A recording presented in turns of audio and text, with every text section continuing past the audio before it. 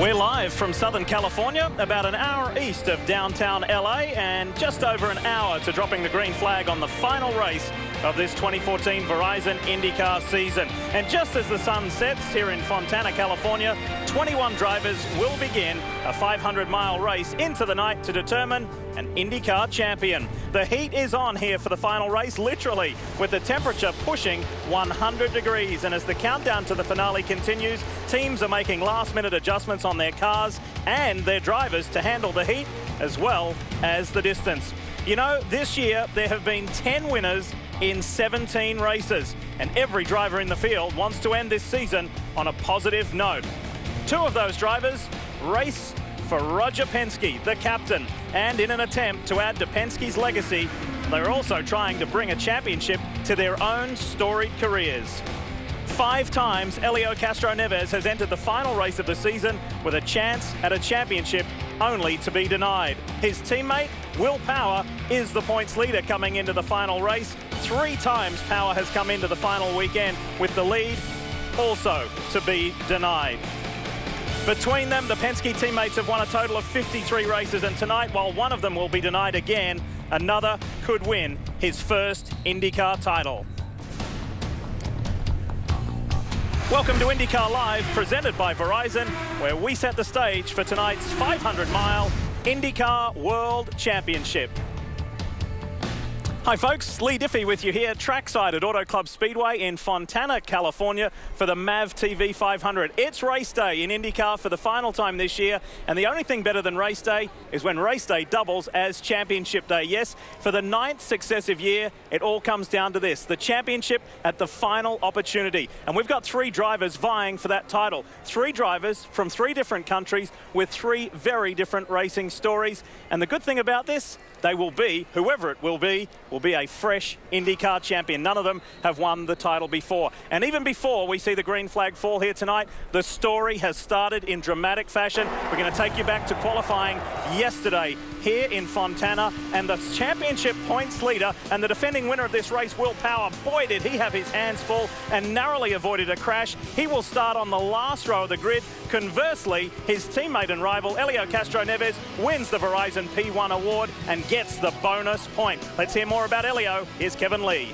Well, Lee, Helio Castroneves knows he could desperately use all of the bonus points available to win his first championship. Number 1 already crossed off, and he's got the best opportunity to pick up more bonus points for leading a lap, for leading the most laps, and certainly getting the win is the most significant part of that. While it's not all in his hands, I sense a great deal of relaxation and confidence that Helio can at least do his part. For the other side of the Penske story, let's go to Marty Snyder.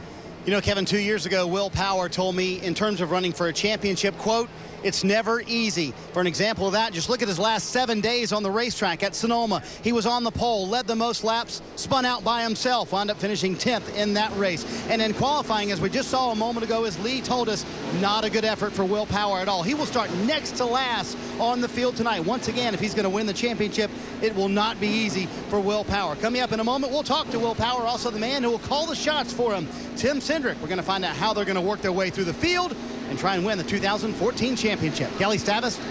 Marty, with 81 points to make up, Simon Pagenaud is the long shot in this title hunt, but he could still steal it away from Team Penske. And unlike those 2 Penske drivers, Simon doesn't need to worry about where anyone else is racing because his mission is clear. In order to keep his hopes alive, he must win this race, but he hasn't let that pressure get to him at all, not even after he qualified in the bottom half of this field. He said he actually likes to be in this position, chasing down those leaders. He said he loves this track, he's happy with his car setup, and he just might be the one to spoil the Penske party. To Robin Miller.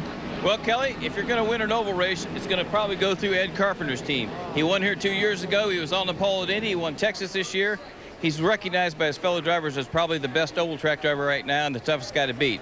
But he's not the only guy that's hungry tonight. Ed's won a race this year. Tony Kanaan dominated Pocono, dominated Iowa, didn't win either one of them. He hadn't won all year. He's hungry. Joseph Newgarden, he's been as close to victory lane as you can be. He's as hungry as anybody is. He's 23 years old. He's never won an IndyCar race. Then you got a guy like James Hinchcliffe, 3-time winner last year. He hadn't been to victory lane this year. So the point race is all well and good. Good luck to those guys. But the guys I just mentioned, they really don't care. They're just trying to get to victory lane and make their sponsors and their owners happy.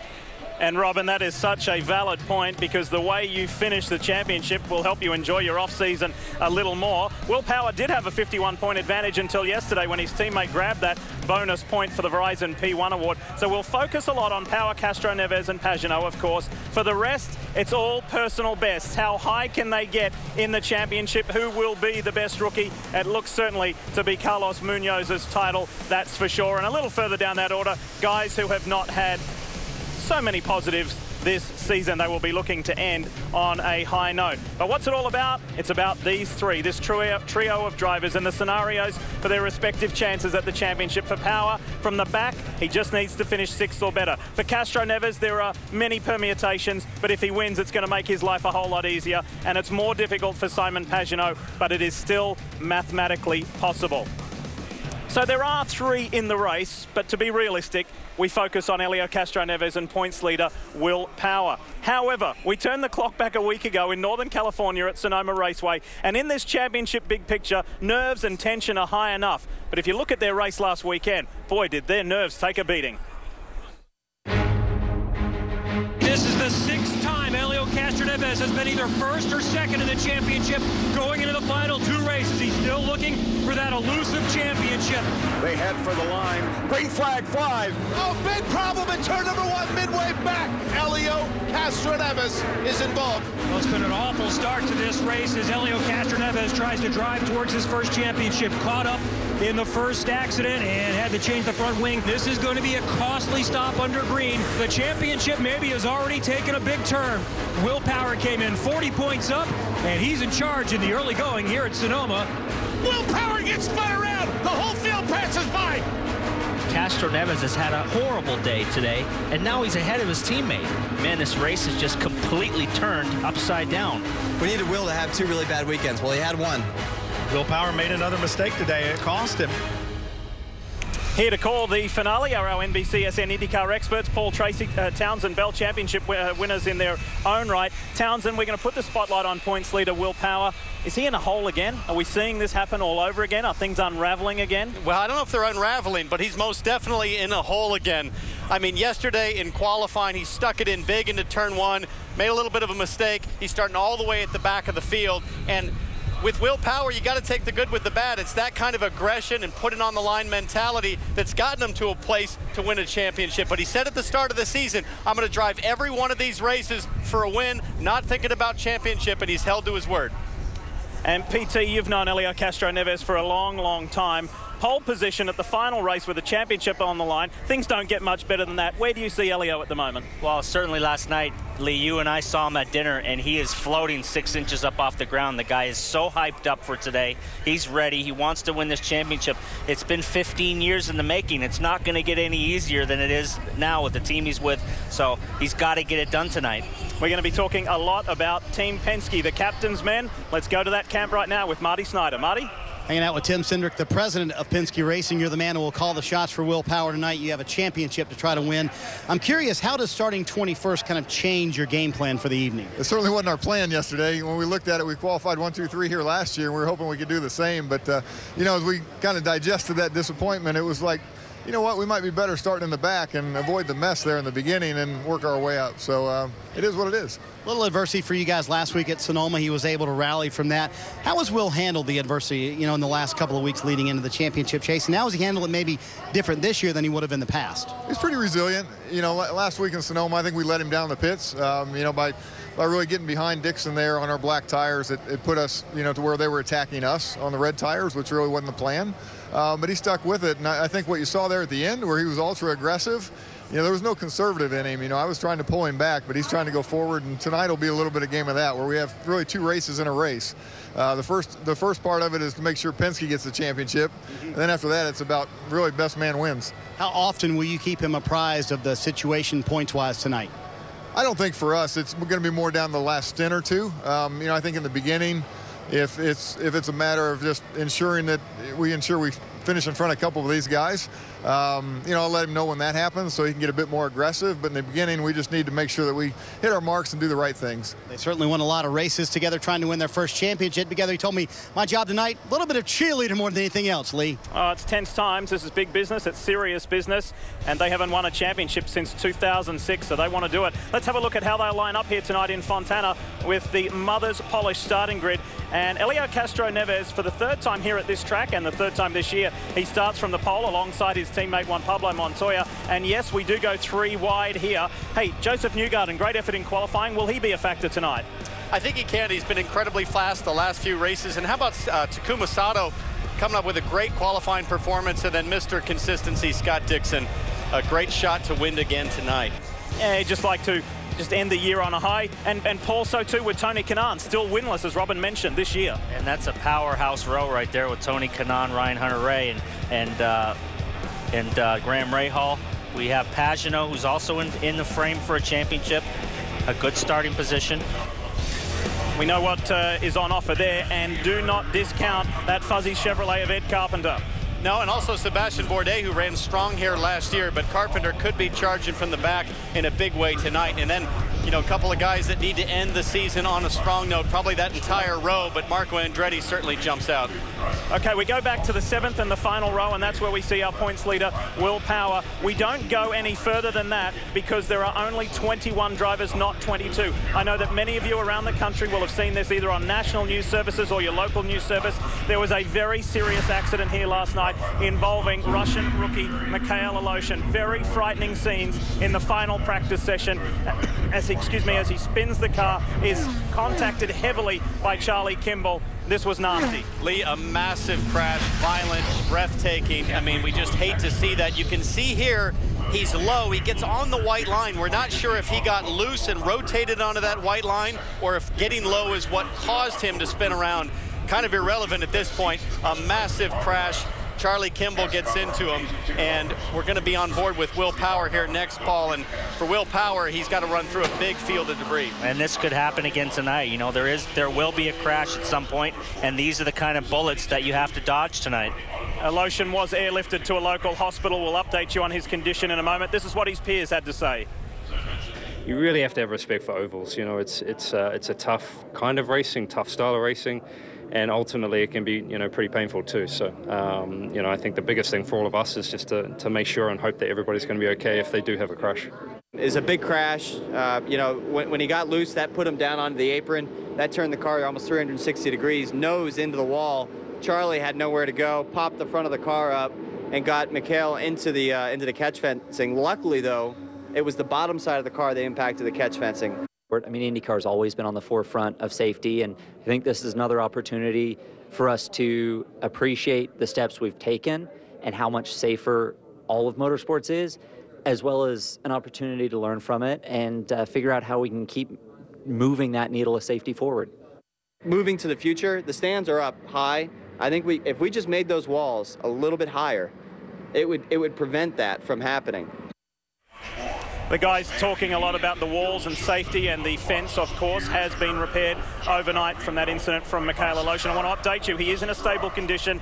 When you saw him on the stretcher going towards the ambulance, he was airlifted to the Loma Linda University Hospital, which is about 13 miles east of the racetrack here last night. He did undergo surgery on his chest earlier today. He had severe chest injuries, he had broken ribs, a broken collarbone, and of course severe concussion. But we want to repeat that Mikhail Aleshin is in a stable condition. Very, very frightening scenes. Guys, I really want to hear your assessment and your evaluation of that and what we saw last night. Well, for me, I mean, it was just a case of the worst kind of accident in IndyCar racing, and that's when a car loses it well down low on a track where you're 5 or 6 wide potentially, then shoots up in front of another car that's totally helpless. Charlie Kimball had nowhere to go.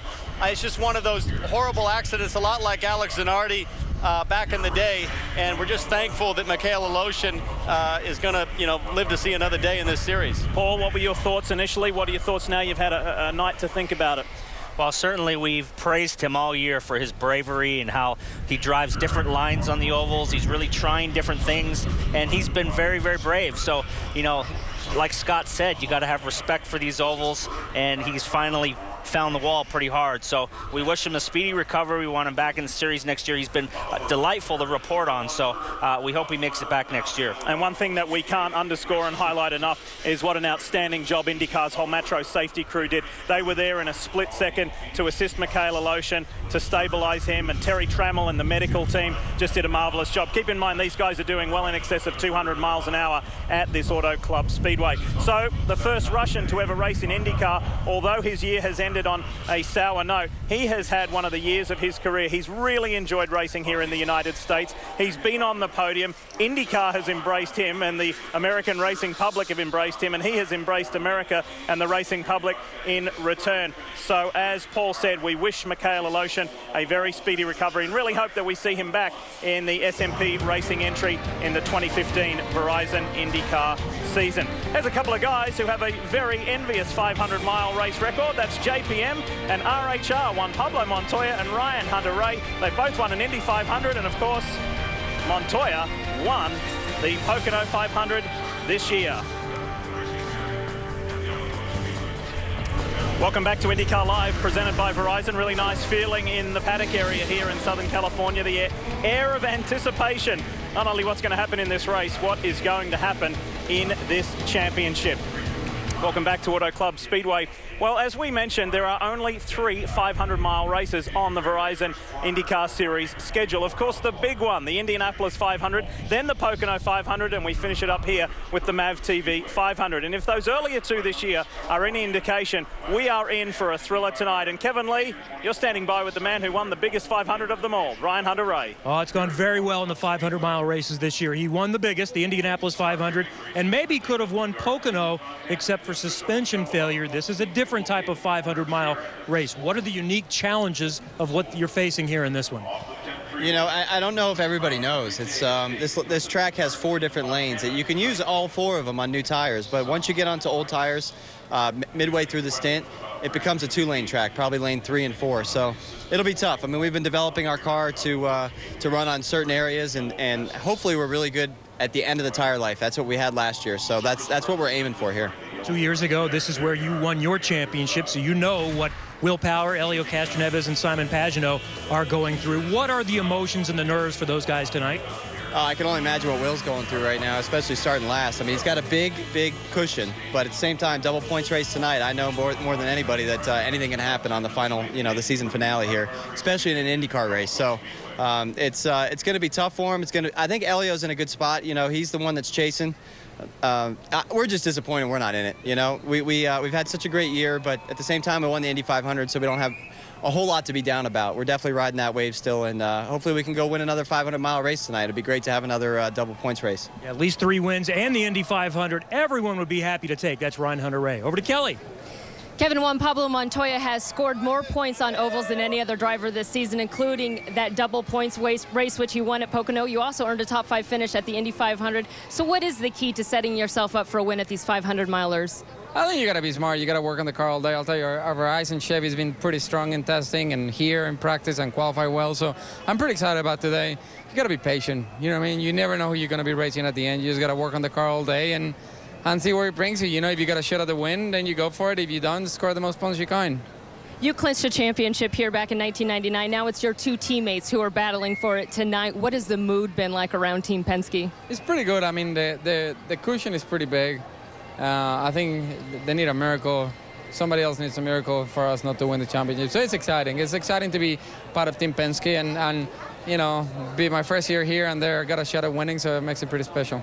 Juan Pablo Montoya will be starting from the front row. Marty?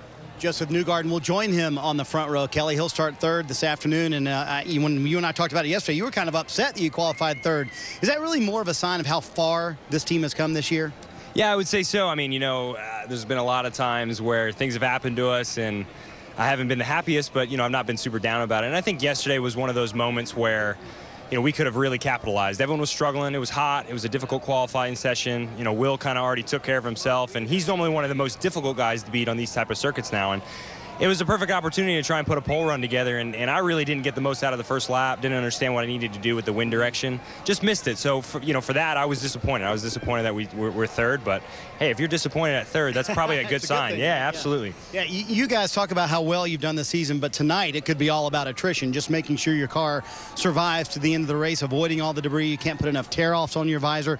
What can you do as a driver to make sure your car does make it to the end of the race? Yeah, it's funny, we talk about qualifying, and I wanted to get the pole, but really that doesn't matter at all tonight. I think it's about who's going to be there at the end. This is a very difficult race. It's very hot. It's difficult on the cars, the teams, trying to keep the car to the finish. And then the same thing for the drivers. They got to mentally be prepared for this race. It's very difficult just because it's not such a straightforward track. Other ovals that we go to, sometimes they're a little more straightforward with, this is the line. It doesn't really change throughout the race. And here you've got 4 lanes to work with. They're always changing. You have seams that you got to get through. It's dusty, it's sandy. You got debris sometimes to try and work through. And then you got dirty air behind other guys that you got to try and just make it through as well. Sometimes you can caught out and spin into the wall. So it's a very difficult place, I think, for drivers to stay mentally on top of it. And you got to do that for 500 miles. So I think absolutely getting to the end, being there at the finish is priority number 1. And then when you do that, see where you're at and try and win the thing. A lot to manage for the drivers tonight. He told me his future teammate Ed Carpenter gave him a few tips, but his main goal tonight, Lee, make sure he beats Ed Carpenter on the racetrack. And he's in a great position, Marty, isn't he? Starting on the front row. Couple of significant elements tonight, guys. It's hot. We're racing into the night. Of course, you have to keep in mind the attrition. Marty mentioned it there, and Joseph touched on it. And if we review and look in the rearview mirror on last year, attrition is definitely going to be a factor. Well, 2 kinds of attrition. One via crashing, as we see Carlos Munoz trying to work that low line a little too long on the tires, got into the fence, and then here we are with James Jakes. And then Oriol Servia, Joseph Newgarden into the fence. So you've got to protect the equipment in terms of avoiding the chaos on track. But, Paul, there's a whole other kind of attrition as well. Well, certainly the test on pit road is going to be crucial tonight. The crew guys have been working double time to try to figure out how to get these cars to cool, to stay under control, not overheat the motor. As you can see here, they're sucking sand and debris out of the radiators. So this is going to be pretty much played out on every stop. So this year, it's going to be premium for your guys to get the job done on pit road. As we see Pagenaud's car here, shop vac, they're ready for tonight. It's just that weird blend of there's grit and there's the rubber and then there's tear-offs. We saw paper wrappers, everything going into that air intake for the radiators. So a little bit of crash, a little bit of track conditions. It's going to be a wonderful night ahead. All of those variables. And let's not forget, double points and a championship on the line. When we come back, yes, we need to turn the spotlight on the championship leader and his career. There's a big hole in the resume he wants to fill. Here in Southern California this week, but now as the sun begins to set, things are cooling off in preparation for tonight's MAVTV 500. It's race round 18 of 18, the championship finale. Welcome back to Auto Club Speedway. Lee Diffie, Townsend Bell, Paul Tracy. We need now talk about the championship points leader, Will Power, and we're going to show you just a very narrow snapshot of some career highs and lows for this very tenacious, very fast and skilled driver. And back in 08, you remember that combined IndyCar, Champ Car weekend, IndyCar in Japan, Champ Car on the streets of Long Beach. Well, that was a high point for Will Power. However, it hasn't all been highs for him. No, this is a clear low point. Sonoma, car spun across the blind corner on the other side of the hill. Power gets into it heavy, fractures his vertebrae, worked extremely hard in the offseason, got healthy quicker than anybody expected, then comes back in 2010 at Sao Paulo to win the first race of the season. And later that year, PT, he returned to Sonoma and did what he seems to do. Whenever he takes a step back, he then takes 2 leaps forward. So after that magical moment there in Brazil, this was a high point in Northern California. It's just incredible. The highs are so high and the lows are so low for Will Power. It's just, that's been the storybook of his whole career. So it's been checkers or wreckers for the most part. So we fast forward that same year to Homestead Miami Speedway. He and Dario Franchitti going for the championship. This happens. And he pushes up high, and again, the inexperience of not having the depth of oval experience, but he worked on it and continued to study his teammates like Castro Neves. And then how about a guy that loves a little bit of luck? Here's him picking the... He's not very happy about that. Pete picking for position at Texas. He goes on to win convincingly on an oval. And then later that year, the momentum just continued for him. And at Kentucky, having a strong run, but then on pit lane, disaster. Anna Beatrice pulls out in front of him on pit lane early on in the race. They have to repair damage to the left side of the car. And he came back from that horrific weekend in Las Vegas to take the points lead coming into the final race here at Auto Club Speedway. And Paul, this is an image we'll never forget. He just let Ryan Hunter-Reay get into his head and didn't race his own race, and Hunter-Reay just forced him into another one of those unforced errors, and then he comes back the following year and wins with a dominating performance all night. So it's, like I said, it's all or nothing with this guy. Yeah, well, he led 103 laps here last year to dominate the second half of that race. Without getting too philosophical about it, is it that low moments that makes his highs so high that he comes back with such force? Well, I said it earlier, and I just realized tonight, looking at the data, Will Power's been in IndyCars now for 10 years. So at some level, you've got to start to embrace this guy and say, hey, we're taking all sides. We want, you know, if you want wins, if you want poles out of Will Power, you're going to have to take some of those low sides. What does he do tonight? It's anybody's guess. Is it going to be a low or a high tonight? I don't even know. It's so hard. I would not want to go to Vegas and bet on this race. But, you know, Helio, like Roger said, he's just got to go for broke. Will's got to take it easy, but I don't know if he's capable of doing that. Right. Speaking of the highs, somebody who's experienced that and championship winning highs 3 times, in fact, is Scott Dixon. And the Iceman has been on a roll of late. The last 7 races, he's had top 7 finishes, including 2 victories in the last 3 races. To say he's on a roll is an understatement. What an exciting day it is. Championship battle is underway. Who's going to win this race? Can Scott Dixon do anything with Will Power right in front? A full course caution, and Scott Dixon beats Will Power out of pit lane. Spectacular work over the last 6 races. Not a finish out of the top 10. He is so strong. For Graham Rahal, what a great day. He runs up front. But Dixon has 1 lap more fuel. We know how good he is at saving fuel. Graham Rahal, who just radioed into Bobby Rahal and said, we're not going to make it. It is far from over, and there are several players that want to have a say in how it's going to end up. Dixon up the inside of Conway. It's time to go, and he takes it with a power move. Impressive run for Scott Dixon. Smart, clean, fast. Scott Dixon wins at Sonoma Raceway. Absolutely victorious. Just so happy to end on this note and so excited, man. This is big for our team. We're still trying to get that autograph off of that camera lens, Scott, by the way. But you'd be hard-pressed to find a guy on a better hot streak than you in this series. Are you just going to politic for IndyCar just to start the schedule in May from now on? Well, I don't know. There's 2 ways to look at it, right? Like either we start like that or we get our act together a little early on. But yeah, it's been great for us, especially last year and the way that we were able to turn that into a championship. But I think if we start the season a little bit better, we might be a little kinder to ourselves and a little easier towards the end. But it was definitely a tough year and one that at least we're ending on a slightly better note now. You mentioned the year, and there was so much uncertainty coming into the year. First year without Dario as a driving teammate, Tony Kanaan coming in. How would you grade the season for Ganassi? Personally, for me, I think it's been one of my worst seasons. Really? Apart from the last few races that we've had. But I didn't execute well. I think I made mistakes. The team made a few mistakes. If you look at it, I think after Indy we were maybe 8th or 9th or 10th in the championship. So it's not what we're used to here. And I think as a group we've definitely come on strong towards the end. The relationship with TK has been a lot of fun. I think he could be a very good actor. I keep going on about these debriefs. Man, we got to get a GoPro in there to see what he, the noises and stuff he comes out with are pretty special. So, yeah, I think it was a growing year. Obviously, with changing to Chevy, they've been fantastic to work with, and next year is going to be really exciting with these body kits. Kevin, I'll tell you what, even though he's a little disappointed with the season, a couple more races, we'd be talking about Scott Dixon as a championship contender. No doubt he has been strong here in the second half. Ed Carpenter has not had a chance to compete for the championship because he only runs on ovals, but every oval he's a factor. First and second here the last couple of years. He's won an oval race this year, so what do you need to do to win the season finale again this year? I just got to be strong all night. I think every year this race changes a little bit. The year I won, I was one of the only guys using the high line. I think the high line's going to be really crowded tonight, so you're going to have to be able to get your car working in the 3rd lane or lower. But with everyone running so high, it seems like the bottom of the track's getting dirty. So hopefully get a good start, get some track position early, because I think it's going to be a little harder to maneuver than years past. You're running your race, you're trying to win, but how cognizant, if at all, are you of the 2 or 3 championship contenders, making sure you're not a factor? I mean, I try to race guys the way I always do. I feel like if you're racing with them and you start doing something different, it's going to catch them out that way too. So, I have a good relationship with all these guys. I think we race each other well. So I won't really be thinking about it. Good luck tonight. Ed Carpenter qualified 14th, Lee.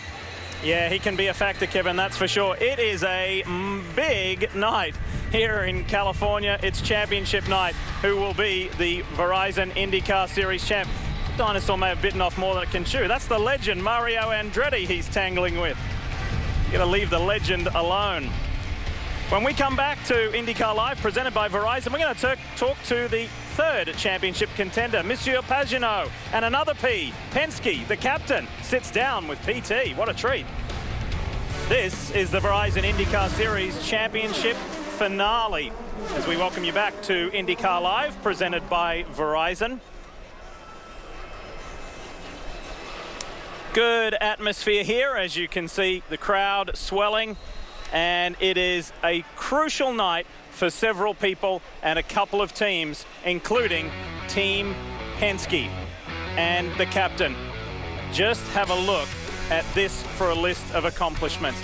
12 open wheel championships, but of course the most important one there is the last, and it was a long time ago for the captain, back in 2006 with Sam Hornish Jr. and those 15 Indy 500 wins. Just incredible. And how about those who have won races for him? Elio and Will right up there with the best for Penske. And have a look in the middle of that graphic. Our very own Paul Tracy with 11 wins for the captain. Well, he had to do a little bit of door pushing, but Roger let PT in for a special treat. Here they are, Roger Penske with Paul Tracy.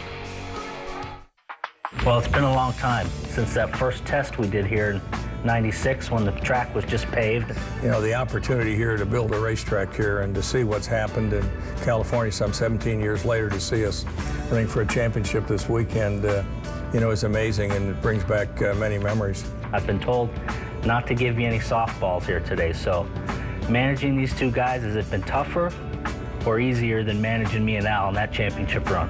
Quite honestly, Will and Elia have worked off each other. To me, they're going to run 2 different races. If it was me and I was on the 12 car, I'd be telling Will, look, the first 250 miles, let's see what happened, because someone could drop out and then he could go race. In the meantime, for Elio's got to go.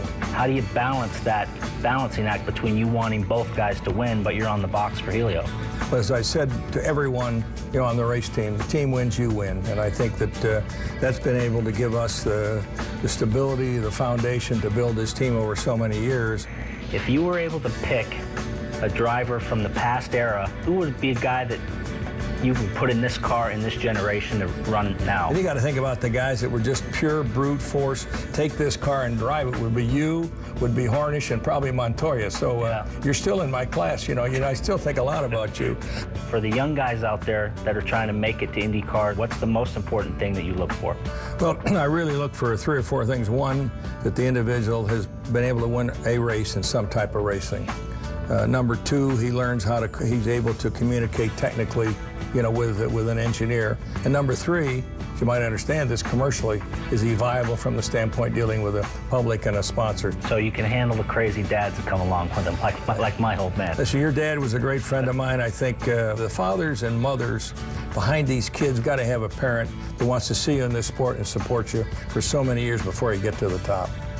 Well, you seem to have the fountain of youth. You haven't aged, I don't think, one day since the day I met you 25 years ago. And how do you balance this whole life you have and still get time to make it to the racetrack and enjoy yourself on the weekends? What I try to do is take my racing on the weekends. It's kind of my fishing trip or golf game, but during the week I'm focused on my business. But it's a credit to Tim Cindric and all the people that run our companies.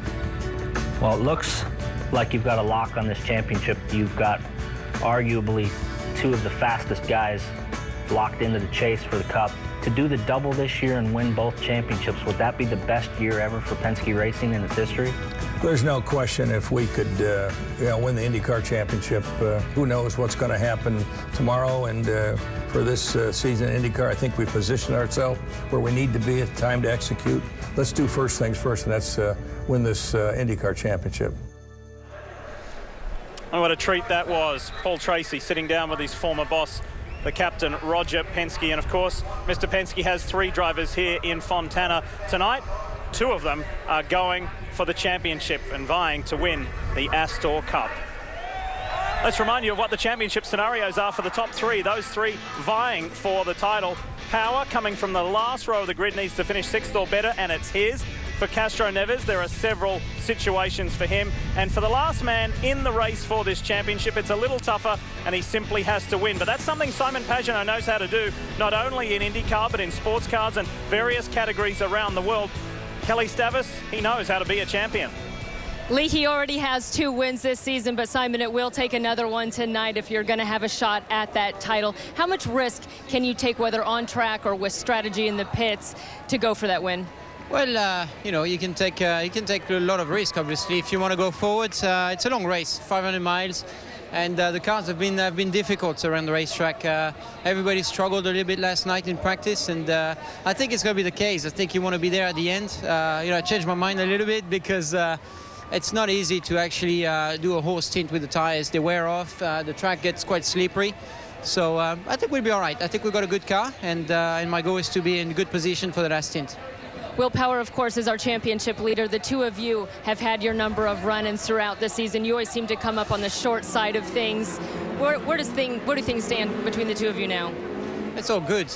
You know, it is what it is, and it's racing. We're both very competitive, very strong competitors, and you know, it's racing. At the end of the day, we're both going for a win. We're both going for championships, and things will never be easy, right? But that's the essence of the sport, and everything is good at the moment. Simon Pagenaud qualified 13th. And we wish Simon well. He has made quite the impact in just his 3rd full year in the Verizon IndyCar Series. Simon, of course, drives for Sam Schmidt, the centre character in a 3-owner team, Schmidt, Peterson, Hamilton Racing. Sam, a former IndyCar driver and race winner, has his own unique story to tell. But Robin Miller, I'm pretty sure that Sam doesn't want the spotlight on him tonight. It's all about the team and Pagenaud. Sam, when you got into this endeavor, you know, you were an Indy-only guy, and then you jump in full-time. Last year you finished 3rd with Pagenaud. Right now you're ahead of Ganassi, you're ahead of Andretti. You got a chance to win the championship. Think about how far this team's come, and who do you really point to really credit this deal? Everybody. There's no one person. I mean, it's a total team effort. We obviously have less resources and less people and less of everything, but I think they got big hearts. They're the racers at heart, and you know, I think everybody just, it's all in situation, and we continue our philosophy at Indy Lights, where chemistry is everything, and we just got a really great group of guys. When you won your first race, it was exciting. Everybody was jumping around. It was your dad, Marv, was there, Rob Edwards.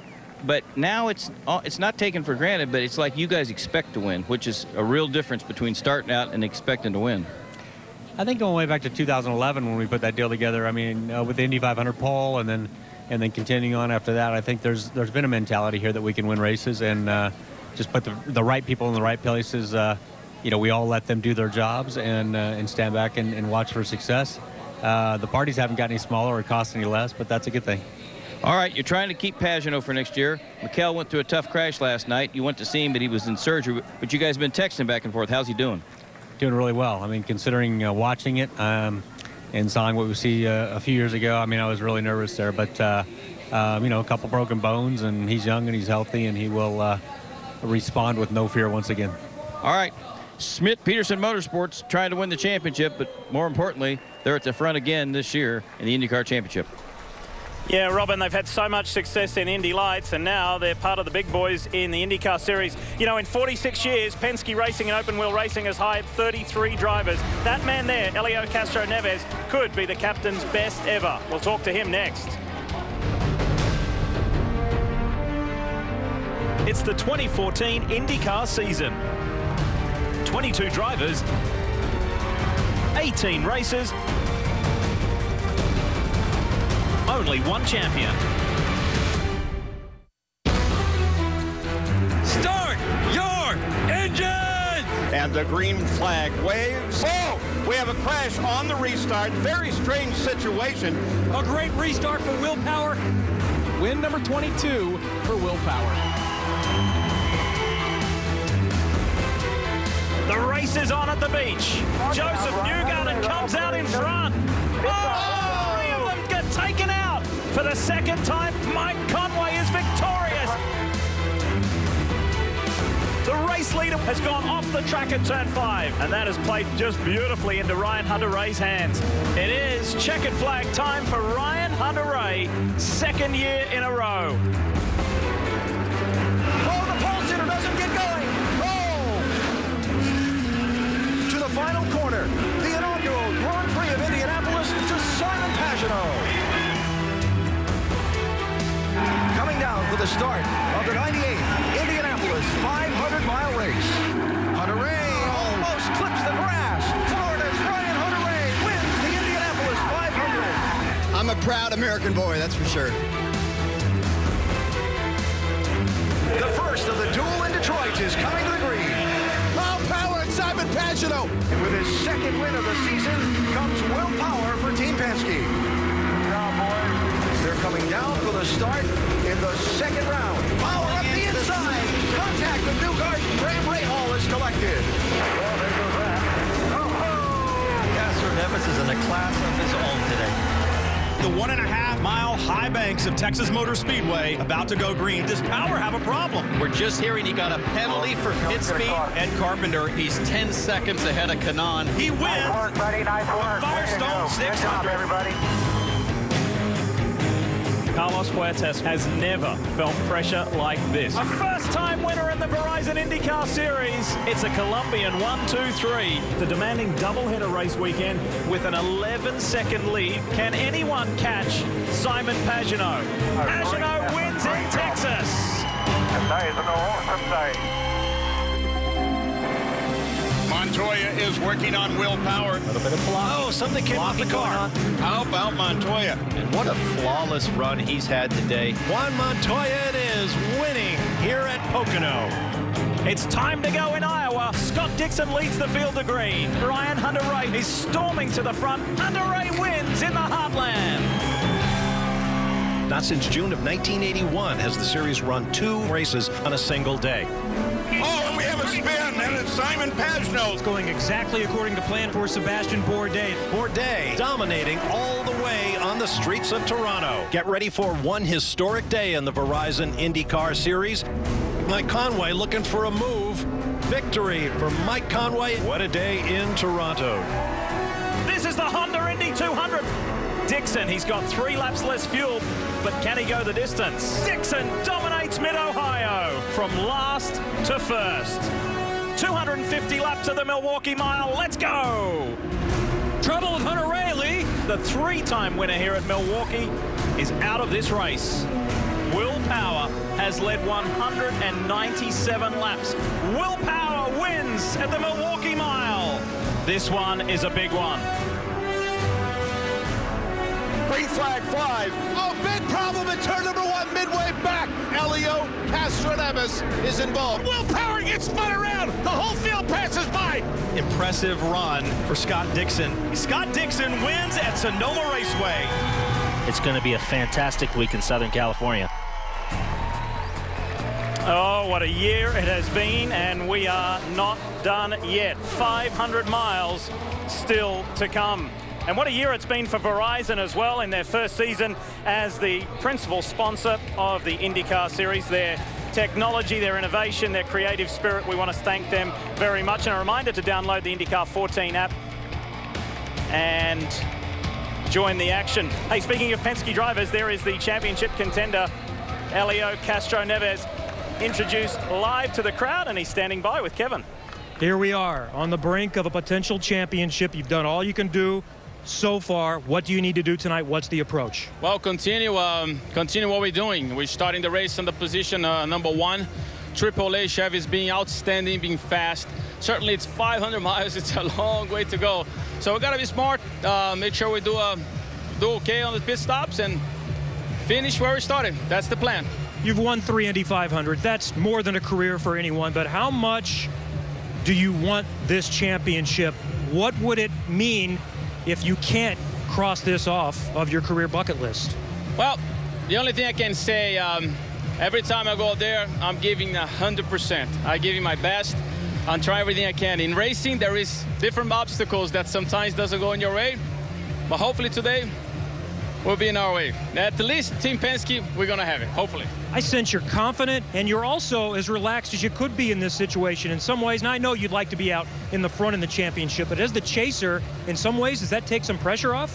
Well, I'm not very good at math, so basically I gotta win the race, and whatever happens outside of my control, nothing that I can do. So we're gonna go out there, have fun. Hopefully you guys over there in the booth and the fans watching have a great time. You and me both. Neither of us are good at math, so we're going to let somebody else do the counting tonight. That's Helio Castroneves trying to get his first championship, and he's got that opportunity tonight if he wins and gets a little bit of help. And Kevin, he wants to remove himself from a statistical graphic we're about to show you. And that graphic is drivers with the most IndyCar wins yet to win a championship. Have a look at that. He and Power at the top of that list with 29 and 24 victories respectively. They both want to get themselves off that list. Let's continue the spotlight on the Team Penske men by showing you them head-to-head. Will Power versus Helio Castroneves. The teammates, they've been teammates for many years, but it's now them head-to-head. Some very impressive figures there at the top, especially when you consider Helio's been in open-wheel racing here in North America for 17 years. But look down towards the bottom. Helio with the balance of performance and power with 3 Indy 500 wins, but a big goose egg. 0 championships for either driver, and they've both been runner-ups 3 times in their IndyCar career. There's 2 sides to every story. We've shown you one. Let's tell you about the other when we come back. There he is, the points leader. We'll hear from Power right after this. The 2014 Verizon IndyCar Series comes to a head right here, right now. 3 drivers from 2 different teams, 3 different countries vying to be champion. Will Power, Helio Castroneves, and Simon Pagenaud. There's $1 million on the line, and the Astor Cup, the beautiful Astor Cup, that's what they are fighting for. You know, for every driver, different tracks mean and represent specific things. For championship leader Will Power, this venue, Auto Club Speedway Fontana in California, will always be the place where that championship slipped through his fingers. However, last year, he did something pretty big to soften the harshness of that memory. Will Power has the points lead. Ryan Hunter-Ray is second. And the final race of the 2012 Eyes on IndyCar Series gets the green flag for underway. Oh no! Power's in the wall. It's happened again. It is hard to believe that we are looking at this for a 3rd consecutive year. It's depressing, man, to lose a championship that way again. This is it, race 19 of 19. Will Power is on a mission. The Verizon car leads Sebastian Bourdais. Final lap of this season. 3rd win of the year for Penske's Will Power. That is the most satisfying thing I've ever done. And I wanted to do it so badly all year. Great way to end the season. Will, you called it the most satisfying thing you've ever done in your career, the win here last year with the poor starting spot tonight. How much in the last 24 hours have you reminded yourself that you did win this race last year and you've had the best car in all the practices here? I've just been thinking about what I got to do, and you know, I think the first half of the race for sure is just be conservative and slowly pick people off, not be, you know, going laps down, but you know, just let it all flow as it is. I recall 2 years ago after the Baltimore race what you told me when you said it's just never easy trying to win a championship. Has that gone through your mind in the last 24 hours? Yeah, I mean, obviously it is hard to win a championship, you know, and yeah, I think we've got to have a pretty good night tonight to get that done. You know, obviously we finished 6th, we don't have to worry about anything else, and you know, that's the goal. You mentioned conservative. Is that how you play the first 2-3 stints of this race? Well, you know, being back there, obviously you've got a lot of traffic to deal with, and you know, you just got to just slowly pick them off, and you know, hopefully we have the car to do that. I think running in traffic last night, I felt pretty good, so go get it done, man. What's different about you and this team in 2014 that maybe makes you think, you know, we can win it this year versus years in the past? Just experience. I mean, just experience. The more miles you do in these cars and race situations and things you deal with, the better you get at it. I saw you talking to Tim a moment ago in a team meeting. How much do you want to know about points? How much do you want to be kept apprised of where the points stand? Well, I know what I got to do. P6 and don't have to worry about anything else. That's what he mentioned, P6. If they finish 6 or better, Lee, that's all Will Power has to do. The 2014 championship will be his. Very different facial expressions and demeanors from Helio Castroneves and Will Power. We will see how this one shakes out. How will it be determined? This is how it's going to be determined. You heard Will Power say, I know what I've got to do. 6th or better for Helio Castroneves. Of course, a win will be great, but if he does and Power finishes 8th, well then, there you have it. And various permutations. For Simon Pagenaud, it is a long shot, but he is still mathematically eligible.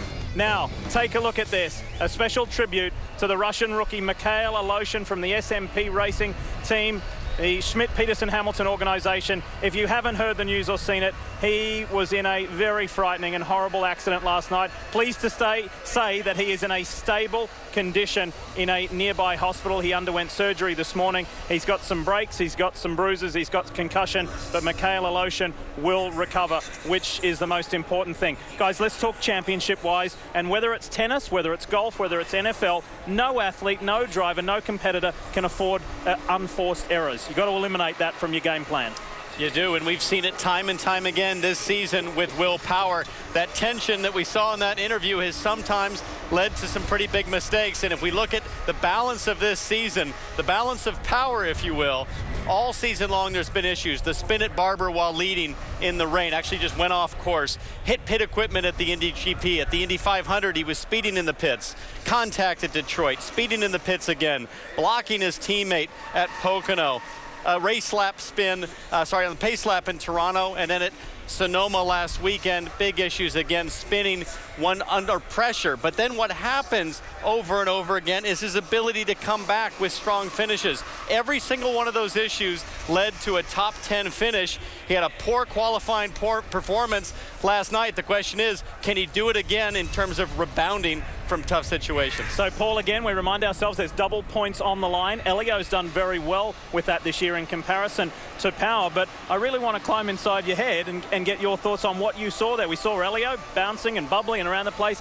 Will is very intense. I mean, we know that that's their personalities pretty much anyway, but what did you take away from that? Well, he said it, Castroneves said it himself. He's got to win. That's it. And this is the type of day you dream as a kid, when you're laying in your bed thinking about winning a championship. One race, one shot, man against man, mano a mano. This is it. He's got to do it tonight. You know, he might not get another shot at it. Yep, and they're coming from two completely different standpoints. That man there, Helio Castroneves, is right at the front. Power is right at the back. We couldn't ask for the story to be more gripping, and we just heard from Will Power saying, I know what I've got to do.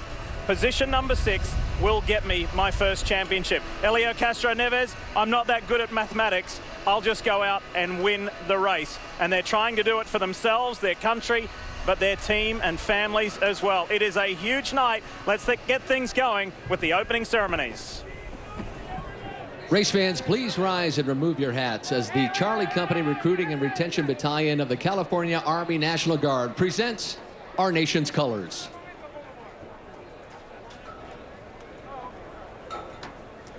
Please remain standing as official chaplain of Auto Club Speedway, Jeff Hamilton, offers tonight's invocation. Let's pray together. Dear Heavenly Father, we thank you for this day. We're grateful for your mercy that is new every morning, your grace that shines over our lives like the sun, and your love that is constant and without end. So on this day, we ask for a great race this evening. Thank you for everyone, the staff, the service and safety teams who've made today possible. Protect the drivers and teams, as well as the servicemen and women around the world. This we ask for your name's glory. Amen. Please welcome the Riverside Poly High School Army Junior ROTC unit under command of retired National Guard Sergeant Paul Heredia for the unfurling of the American flag. And now, please join Vanguard recording artist and winner of the 9th season of American Idol, Lita Wise, as he performs our national anthem. Oh, say, can you see by the dawn's early light what so proudly we hailed at the twilight's last gleaming, whose broad stripes and bright stars through the perilous fight. Oh, the ramparts we watched were so gallantly streaming, and the rockets' red glare, the bombs bursting in air, gave proof through the night that our flag was still there. Oh, say does that star-spangled banner yet wave? Oh, the land of the free and the home of the brave. How about it, race fans? A big round of applause for Alina Wise, and a special thank you to Team Fast Tracks for delivering our American flag. The excitement on pit road is palpable. It's championship night for the Verizon IndyCar Series. One championship, one checkered flag on the line this evening. Who will it be? Simon Pagenaud, Helio Castroneves, or Will Power? And we want to thank you for joining us for IndyCar Live, presented by Verizon. There's Simon Pagenaud getting strapped in, ready for his evening in his office, trying to win his first ever championship. How about Helio Castroneves? A little homage to the Astor Cup, hoping he can take that home this evening. And then there's Will Power with his work cut out, putting his helmet on. He knows he's got a lot of stuff to do tonight to win this championship. The green flag from Fontana coming up. As Lee Diffie, Townsend Bell, and Paul Tracy work their way to the booth, we're ready to get things going. It's the MAVTV 500 from Fontana, California, and the Auto Club Speedway, the final race of the 2014 Verizon IndyCar Series season. There you see Scott Dixon, the New Zealander, trying to get another win. He's won 2 out of the last 3 races. How about Will Power? You could feel the pressure in his interview. He comes in as the championship leader, the biggest lead he's ever had before the final race. Will he leave as the championship leader? Charlie Kimball, in that big crash last night, his team worked overnight to get this car ready for tonight's race. How well will they do this evening? Takuma Sato needs a win. Awfully good at these ovals, as we've seen nearly won the Indy 500 a couple of years ago. It's cooling down here in Fontana. That's a good thing. Here on pit road, we're ready for the command to get the night underway. California race fans, are you ready? It's time for those most famous words in all of sports. Please welcome back the star of the new reality TV series, Titan, American-built, Titan Gilroy, to give the command.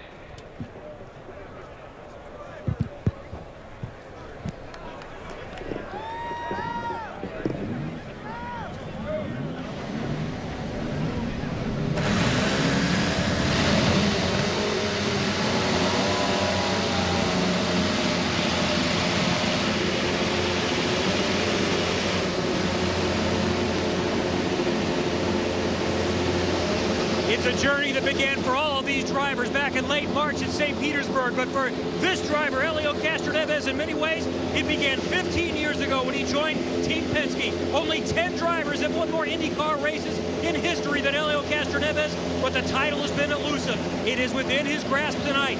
He's relaxed. He's confident that he'll do everything he can to give him a chance at the title. Marty?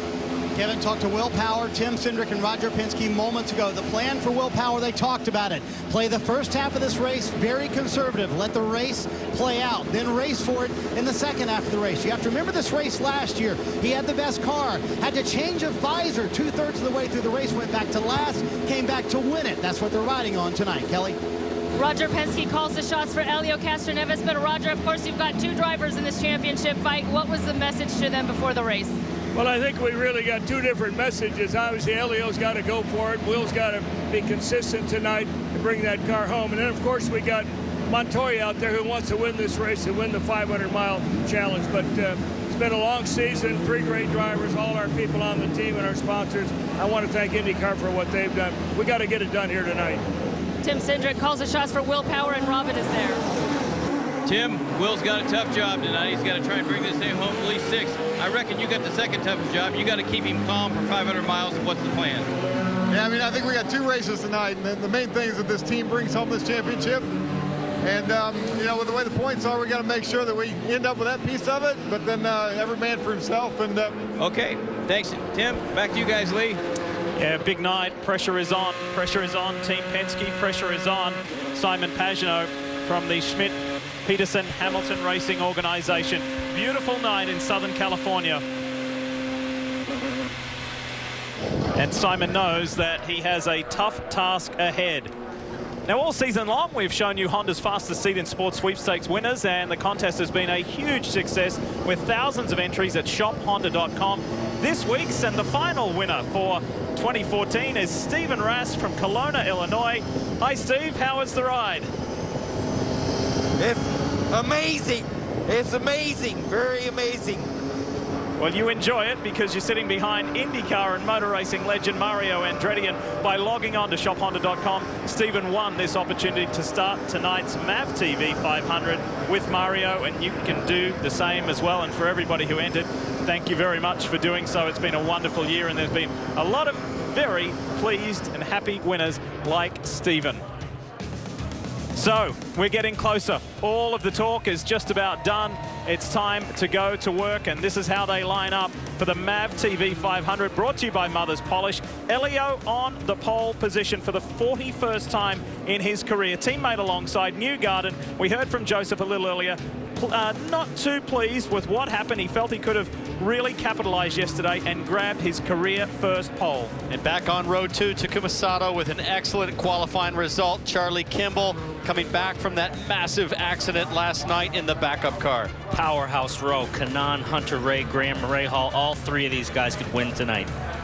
As we continue to roll on through there, Simon Pagenaud starting on the 4th row. But, you know, we've discussed this, Townsend and PT. For a 500-mile race, yes, it's satisfying to grab the pole position, particularly in Elio's position of grabbing that bonus point, but it doesn't necessarily matter where you start, does it? Well, you know, they say that, but that's why they have qualifying, and that's why guys put it on the line. If I'm Will Power, I am really kicking myself overnight that I've got to start on the very last row of what's going to be a very tricky race. And we heard from Will Power earlier, look, I know what I've got to do. I shouldn't be in a rush. Quick reminder about Verizon streaming. Download the IndyCar 14 app by visiting verizon.com/IndyCar, the App Store or Google Play. It's Verizon and IndyCar driving technology. That's the view we'll get with the championship leader. Here's Simon Pagenaud with thanks to Lucas Oil. We'll have this view under the lights at Auto Club Speedway. The mayor of Hinchtown, we haven't heard a lot about or spoken about him so far, but we might see him featuring tonight with thanks to United Fiber and Data aboard the 27. Now, we just had word that there was a late engine change aboard the National Guard entry for the 15 of Graham Rahal, and the National Guard brings us this viewpoint. JPM won Pablo Montoya, the most recent 500-mile winner at the Pocono 500, and Chevy brings us this view for the Indy 500, the champion, the NASCAR star. So many career high points to talk about. Will this be a career high point tonight for Helio Castroneves? Verizon brings us the shot aboard the pole sitter's car. So, who do we think tonight, fellas? Well, you know, for me, I think this is going to be a night where Will Power could struggle again with maybe an unforced error, maybe something on pit lane, maybe unfortunate luck. But I think he's going to have enough of a points margin coming into this that he's going to come out the champion. Myself, I like Juan Pablo. I mean, the way he ran Pocono, he's got so much experience now with these 500-mile races. He's really got a good shot, and here we go. It is the championship finale. It's the MAVTV 500 under the lights in Southern California. Let's go for the final time. Big gap that the leaders have there coming off a 4 in the start. Look at Newgarden looking high up there in that 4th lane. I was really surprised at how spread out all the rows were. Oh, and Will Power is slow. He's either hanging back on purpose to avoid a first lap melee, but he is way back. He's got to be careful he doesn't go a lap down here early on. Man, I'll tell you what, I would not really want to hang back that far, lose the draft, and then basically fall back into the leaders. Well, fellas, no real panic. This was actually very planned. We heard Will Power say he was going to be very conservative earlier. We just heard Tim Cindric say a moment ago, this will be 2 different races for Will Power tonight. First 250 miles, very conservative. They'll not push things. Later in the race, they'll go very hard. So the conservative approach from the championship points leader. Meanwhile, his 2 Penske teammates are up the front of this race. Castro Neves to the inside, Montoya the high side. And I think this is what we're going to see all night from Helio Castroneves. Push hard, push early, go for the win. I think you'll see a lot of give and take between these two. They'll probably work with each other and try to break away from Newgarden, just kind of draft off of each other like you would at Indy and not give each other too hard of a time, but they're obviously going to play very fair with each other. You know, just thinking about Will Power, my first Indy 500, I said, I'm just going to play it conservative. I'm not going to push hard, just try to finish the race. I ended up a lap down, 20 laps in. So if I'm Will Power, you know, there's a limit to how conservative you can be. Right now, he's almost 2 corners behind. And there he is, just starting to make ground on Sebastian Saavedra in the KV AFS. Let's climb aboard the Verizon Chevy. I'll tell you what, he's running down on the bottom in that danger zone where Michaela Lotion was. So, you know, when you're back here and you got all that dirty air, you got to look for clean air. But this is a really tricky part of the track that the car can get away from you. Well, you can get away with it for a few laps when the tires are new and they're at peak grip potential. But after a few laps, as you say, Paul, he's going to have to start moving up. Last year, we saw Carlos Munoz hang in too long on the low line. Big crash for him. Not only that, Townsend, I mean, he's back here and you got all that dirt, debris that's getting kicked up off all these other tires. You got a 3 wide here with Bourdais. You know, the guys out front, like Castroneves, they're not getting that debris in the radiators and everything. And Will is going to get the worst of it in the back. Excellent point. Bourdais, Ed Carpenter, Ryan Briscoe, Carlos Munoz. And we look a little further back after clearing Saavedra. Power is starting to just gradually sneak his way up. Boy, this is close. Ryan Briscoe trying to thread the needle, but I'm not sure there's space for the thread. Pretty racy for lap 5. Look at Munoz doing that big dive bomb into the inside. He was doing that last year all race. Everybody was waiting for him to wreck, and he finally did. I don't like the look of that, but he's comfortable running low. He runs like that at Indianapolis. And look at Montoya back around the high side as Castroneves slots in behind. Championship contender Simon Pagenaud has lost 4 positions from his starting spot. Will Power is up to 17th. He's made up 3 spots. Let's go on board with the man he's fighting this championship with. And Dixon has moved into the frame. So Dixon moving forward. He's right on the back wing now of Helio as these 2 teammates work together. Dixon is now in the frame. Look for him to have a really strong end of the season.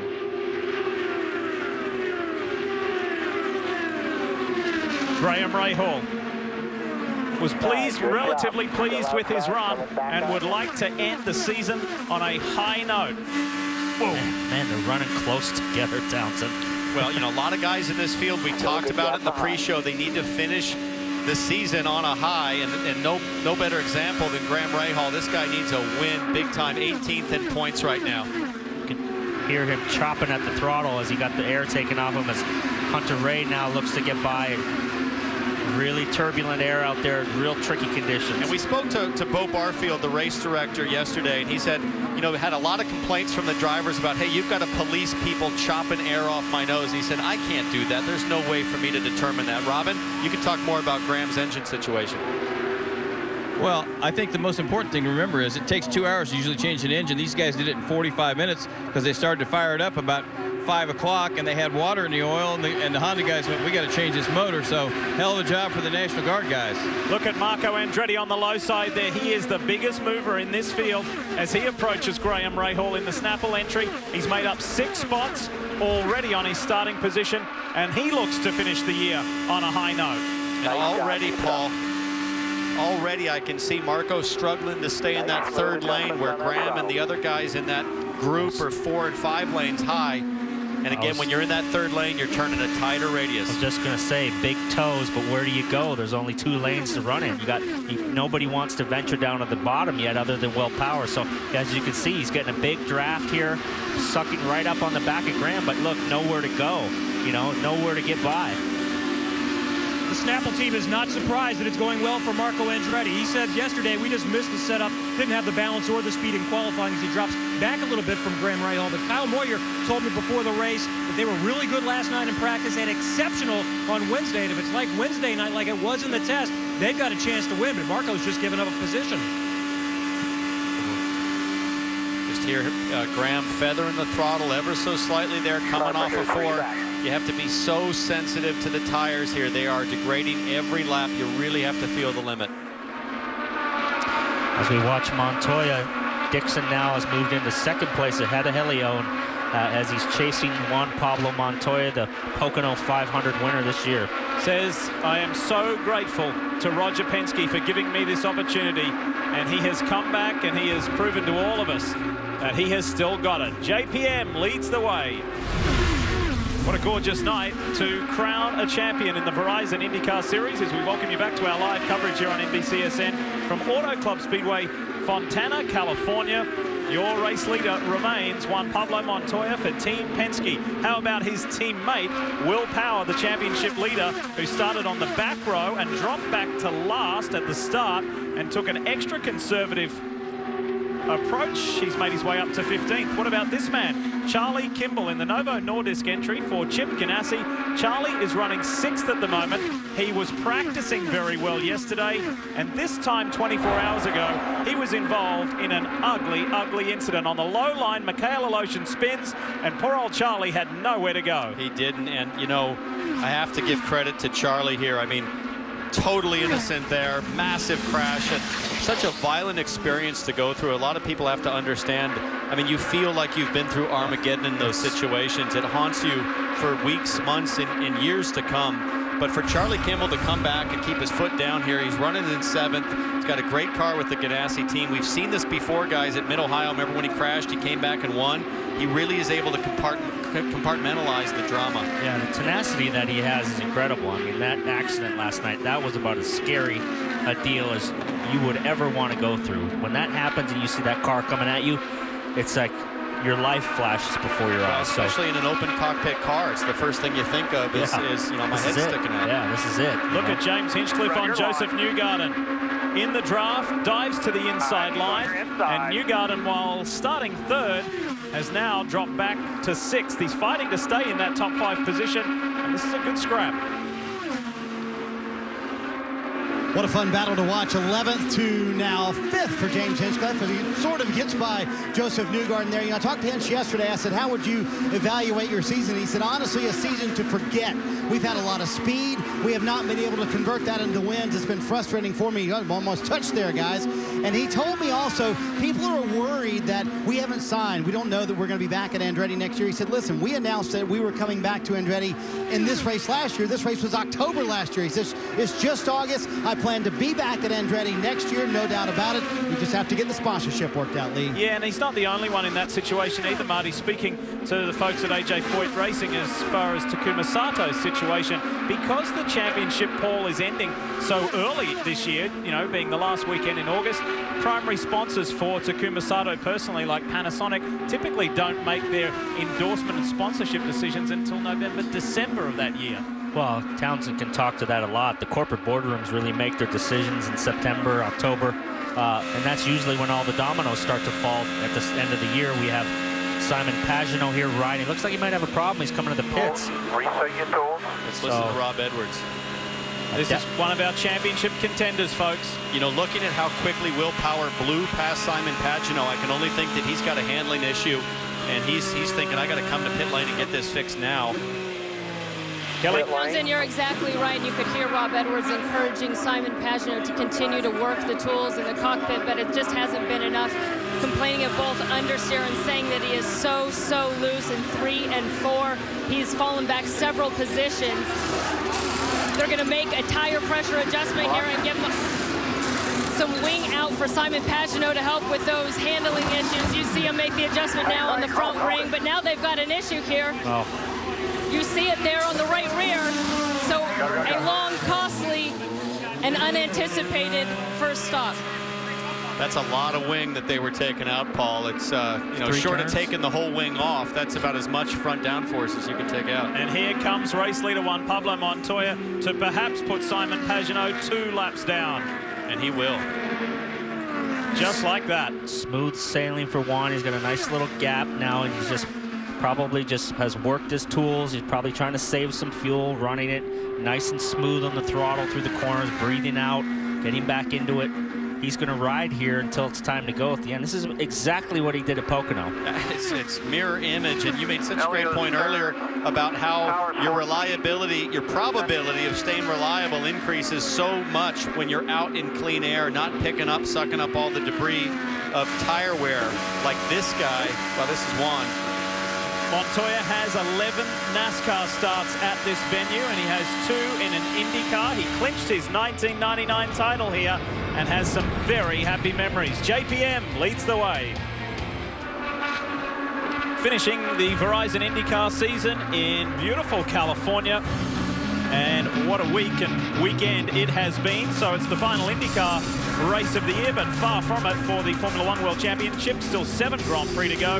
And next week, hope you can join us here on NBCSN, your home of open wheel racing, for the Italian Grand Prix from the famed and beautiful Monza circuit in Italy. Looking forward to that. Here's a former Formula One driver returning to the category of the sport that made him. Again, an IndyCar driver, Juan Pablo Montoya, just enjoying time out front. I have to share a little story with you. When we were down trackside for IndyCar Live, the guys went out for their parade laps around the racing venue, and Montoya looked at Paul Tracy up on the studio, up on the set, and he just pointed to the front and said, "That's where I'm going." That's true. He's we used to do that when we were under yellow, if we were close to each other, when we were racing each other. If we weren't in the lead, I'd pull up next to him and I'd point to the front like, "Let's go." and he did that right from the start. As we see Helio here, about 5 laps till we think he's going to pit. He's just cruising along here, motoring. Obviously, he knows what he has to do to win a 500-mile race. He's done it many times. Look at Kanaan here. Hinchcliffe battling him. Hinchcliffe has been moving forward at a rapid rate. He's trying to make a move on Kanaan. So he's one of the biggest movers. Yeah, nice run for the Canadian, James, and wants to get that new contract squared away so he can get some security over the winter. Well, talking about security, look at how these guys respect the seams. When they go into the corners here, they literally drive the paved lane. You know, the pavers here essentially paved just that wide, and they really respect the seams, and that becomes a bigger issue as we get deep into the tire stint and you start to run out of road, and you can't just stay in that lane. You have to cross seams, and that's where it gets tricky. The distance he's put on Kanaan just in 1 lap, just getting by very effectively. Well, that's because Kanaan had to move up.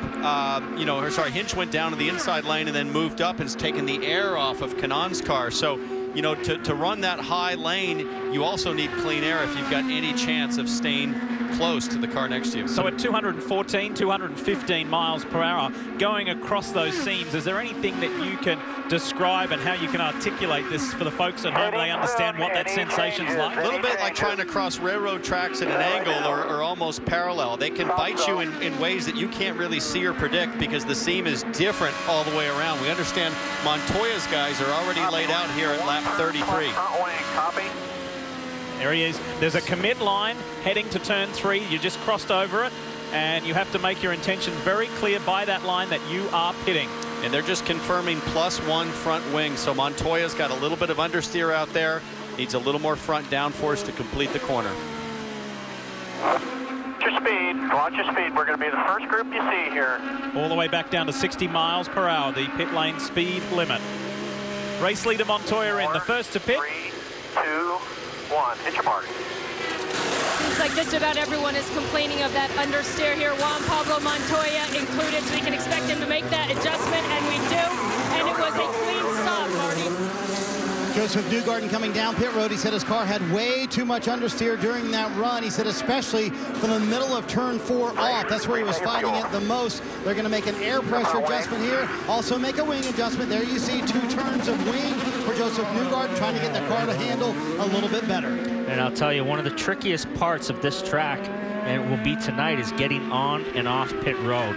You know, we talk about the debris and so if we look at Hunter Ray trying to get on pit road all locked up, one of the hardest parts is getting on and off. All that debris, it doesn't go up the track, it falls down onto the apron, so it makes the apron of the track really slippery.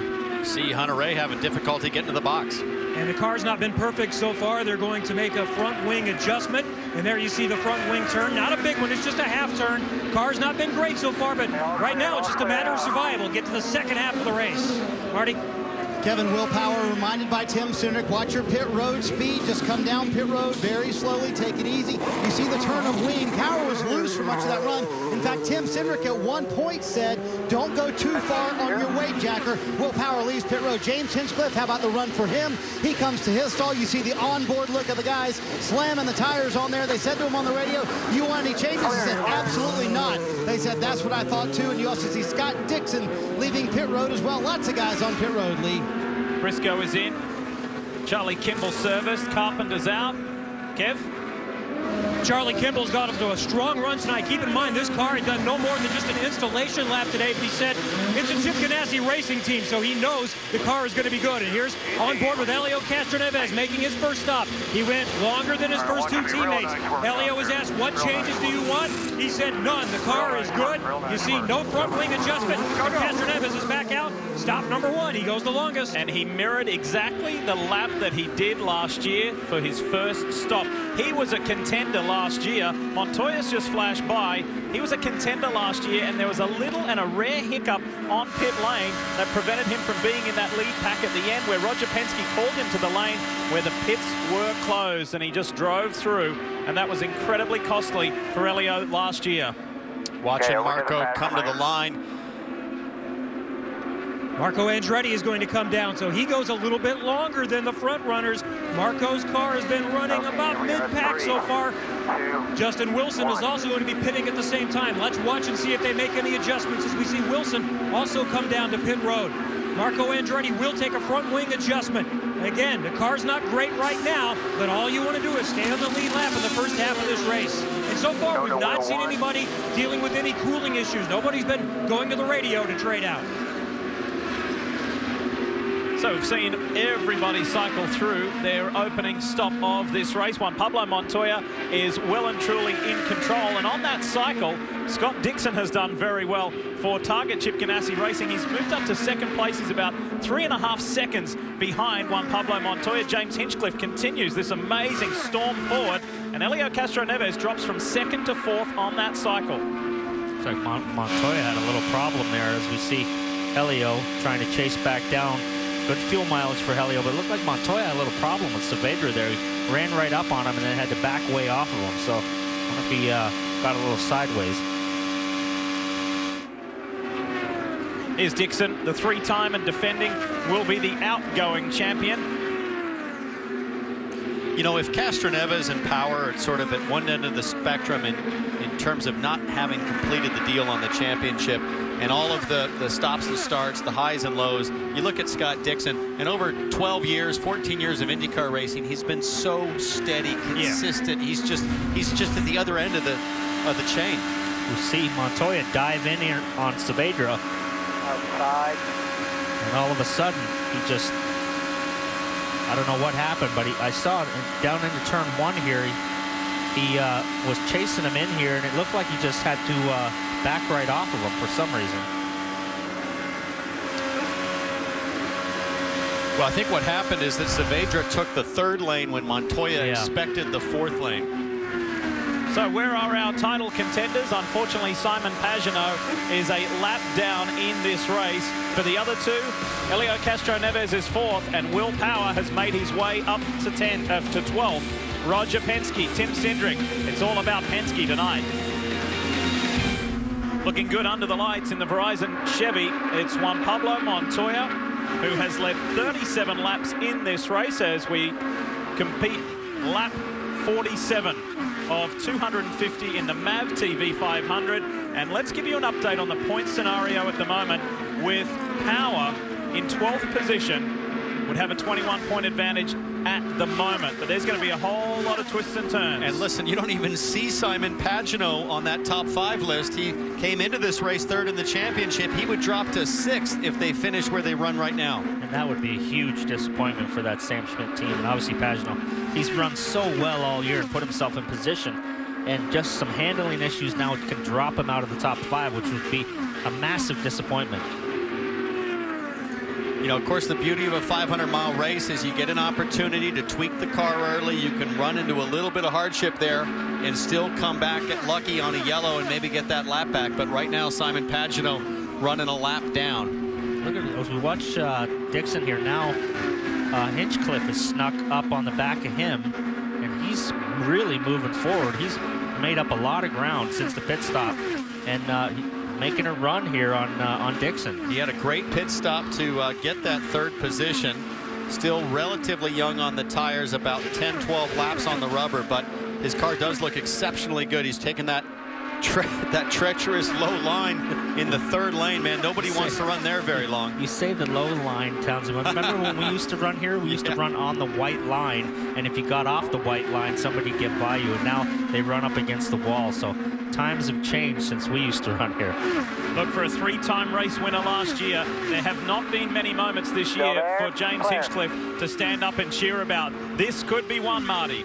We want to move for him to get the 2nd position. As I told you a moment ago, he said it's a season to forget. It would be memorable if he can win tonight, no doubt about it. You know, it's funny, when the team asked him, you want any changes after that first run? He said, no, as if to say, are you crazy? Didn't you see how far we came up through the field? The car very good. He said on this set of tires, a little bit looser to start off with, but very fast. Will Power continues to make his way through the field. 3 wide lead. Yeah, and he decides to just back out of that one and let Graham Rahal go, and sensible driving from Will Power. It's been a conservative and measured approach right from the drop of the green. A completely different kind of approach that we've ever seen out of Will Power. Tim Cindric, his team strategist for that matter, he drafts up well on Graham here, but now he's got to drop down to that 3rd lane. And I was going to say earlier, as much as the guy down on the 3rd lane has to pucker up to make it through there, the guy up in the 4th lane is saying, hang on down there, buddy, don't lose it on me. And so this is close. Look at this wheel to wheel with the National Guard entry. Power on the inside, Rahal the high side. Getting the squeeze from Graham as he went for the bottom and had to get out of the throttle. And look, that shows how little grip as we see Hinch make a move now on our leader, Montoya. He's going to run that 3rd lane, which is where he's been stuck at. And he's obviously got really good grip. You see he's starting to pull through on the inside. Great view of Hinchcliffe's hands. Had a big wiggle there right at the exit. Looked incredibly steady and confident through the center of the corner. Got to the exit, and a big snap from Hinchcliffe's hands as that track tends to unwind. The camber rolls away, and he got a big hook there. Well, Pablo Montoya has created a lot of history in an illustrious career, but this year a special milestone for him as Pagenaud comes back onto pit road. At the Pocono 500, when Montoya fended off his Penske teammates, he went on to claim the record for the fastest ever 500-mile race. The person who owned that before him, Jimmy Vasser, right here at Auto Club Speedway Fontana, way back in 2002.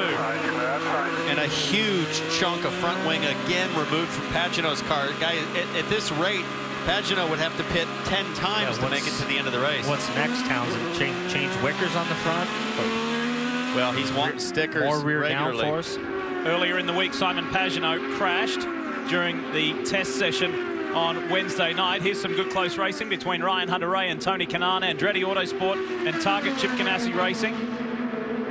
High side for TK. Is he really going to go winless in 2014 in the year driving for this powerhouse organization? It's been a source of frustration for TK, and boy, has he come so close so many times. You remember, Lee, we had dinner with Kanaan back in Milwaukee, and one thing he told me, because I asked him, I said, anything you would do differently at the end of the season now, looking back at the beginning of the season, what would you do different at Ganassi? And he said, I would have exerted or pushed my opinion earlier. I came in and said, hey, championship team, just do what I'm told, follow the process. He said, I actually would have given input much earlier. But there was a whole raft of things, Paul, as he drops way off the back of Ryan Hunter-Reay, that Tony Kanaan, who's been a long-time friend of yours, you raced against him for so long, that he had to get his head around. Back at KV Racing, he not only had to source some of the sponsorship and go to Brazil all the time and then do sponsorship duties, etc., then he was very involved in the team and set up and everything. Going to Ganassi, he had so many things taken care of for him. He was kind of,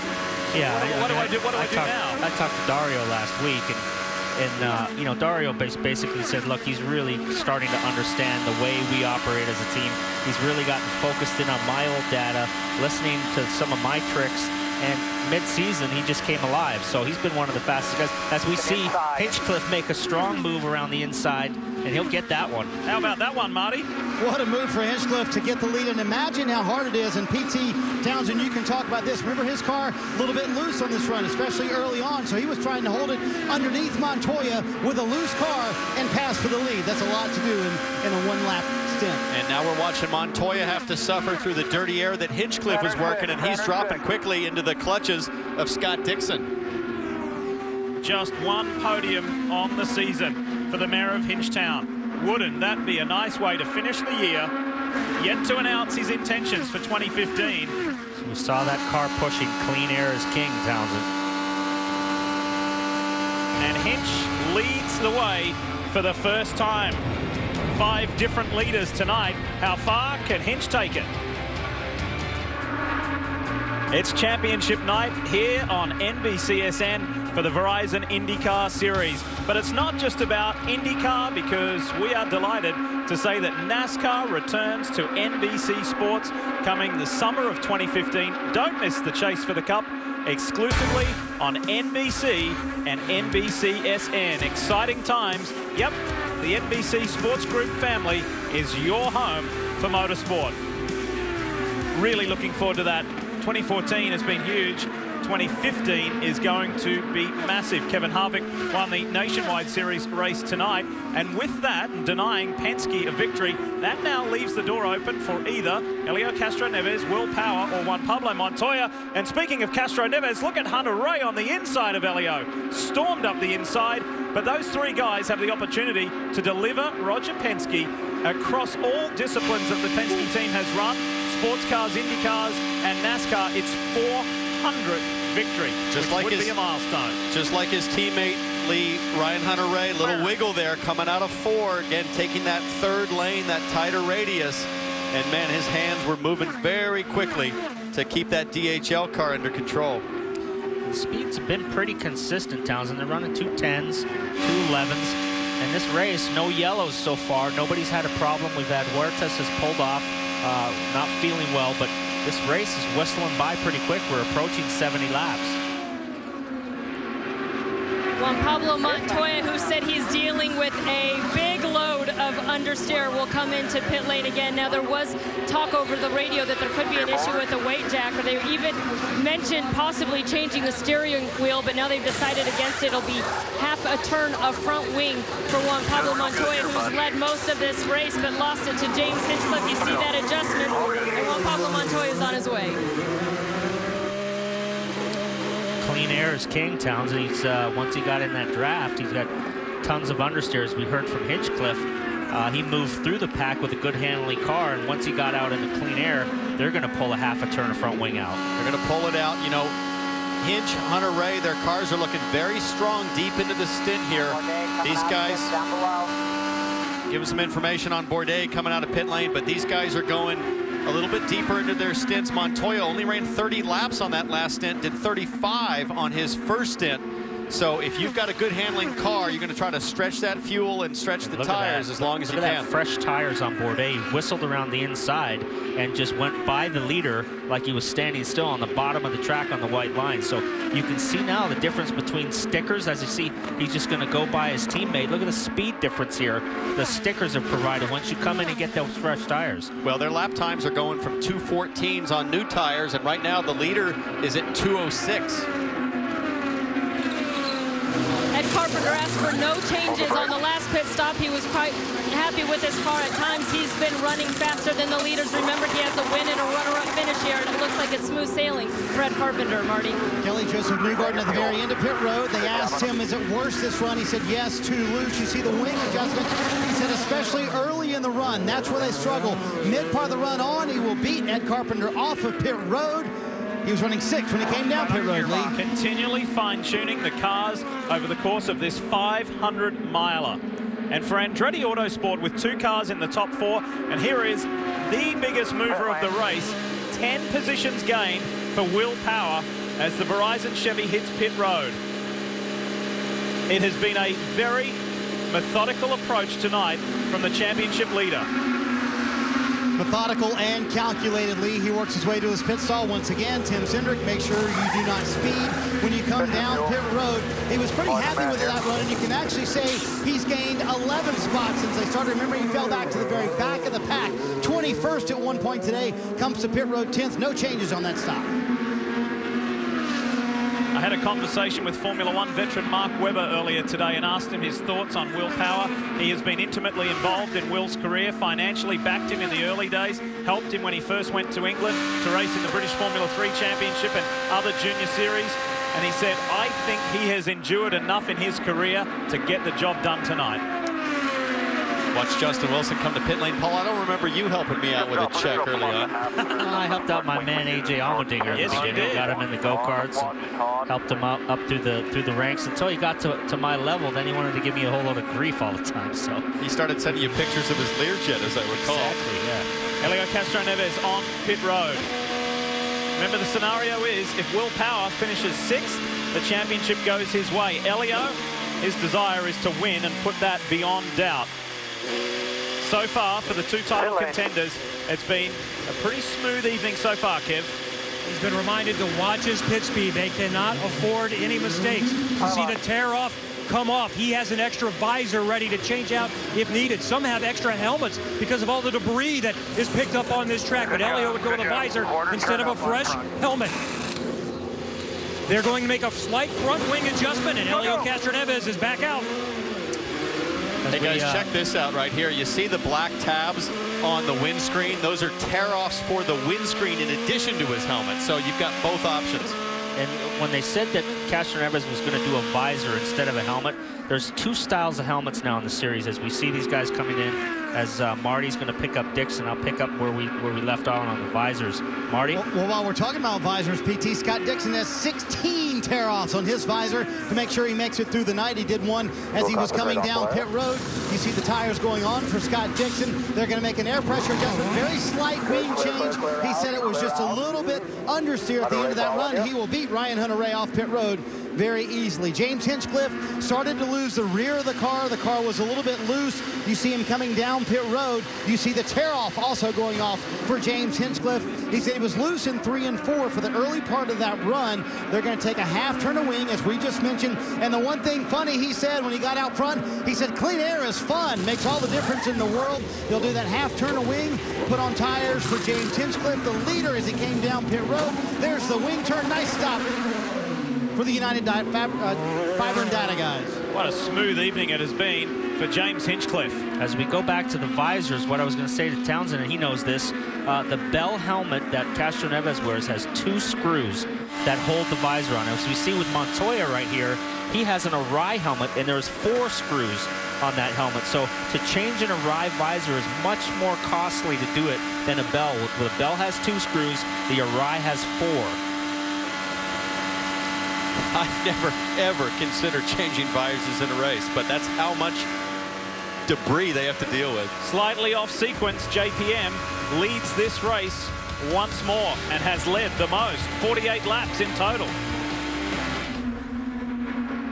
MAVTV 500 continues live here on NBC SN. It's the championship finale.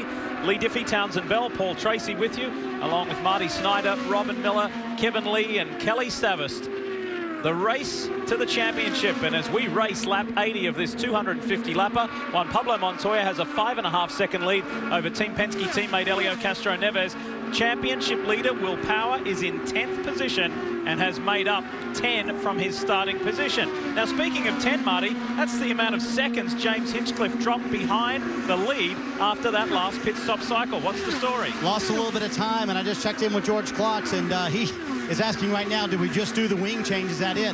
What happened was they stayed out a little bit later than everybody else on the pit cycle. So because of that, all those guys short pitting by a couple of laps, that's a big difference. When you got those new tires on, it makes a big difference time-wise.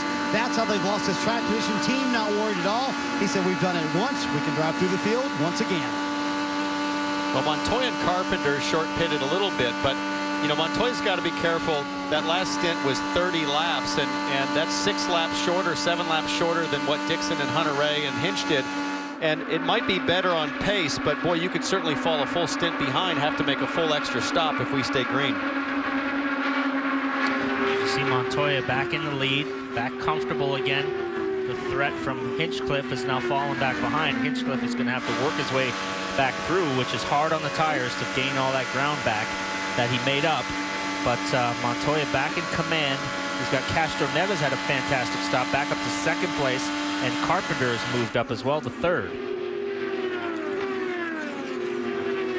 Well, let's remind you, the last time we raced 500 miles, it was at Pocono at the Tricky Triangle, and this man here had a magical moment on his return drive. Yeah, there were a few anxious moments with his teammate Will Power, but this was something that perhaps many didn't think they would see. Juan Pablo Montoya winning again in IndyCar. The question was asked, could he do it?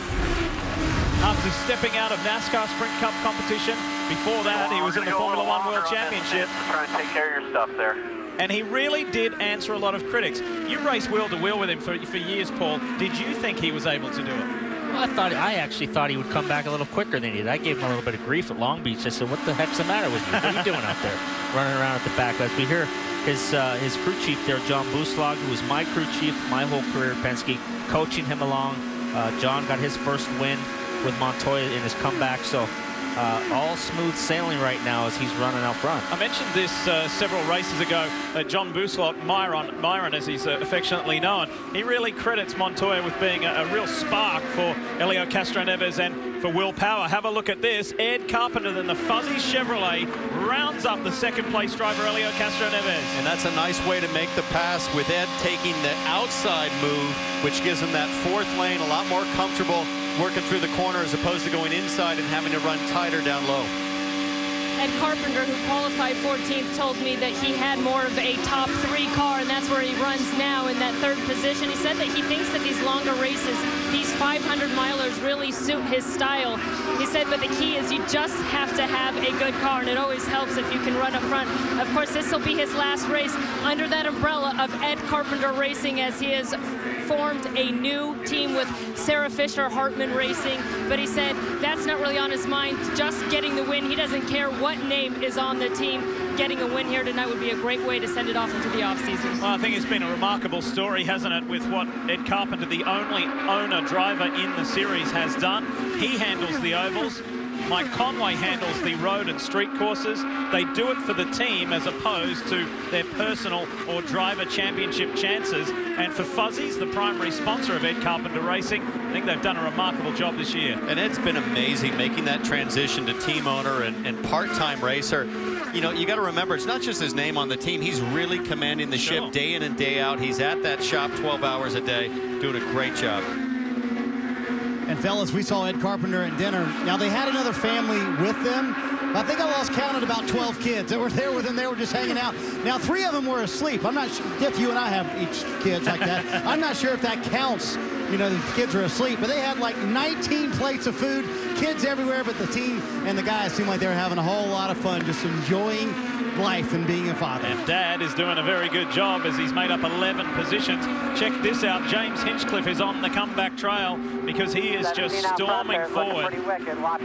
As he's not only got past Joseph Newgarden, he's now cleared Tony Kanaan. Hinch has made his way back up to 6th. The time deficit to race leader Montoya is 7.5 seconds. As we see Hinchcliffe here making his way back up through the field. We talk about the heat here tonight on the driver, how hard it is. Take a look at the turbocharger in here, how it's glowing pink hot in there.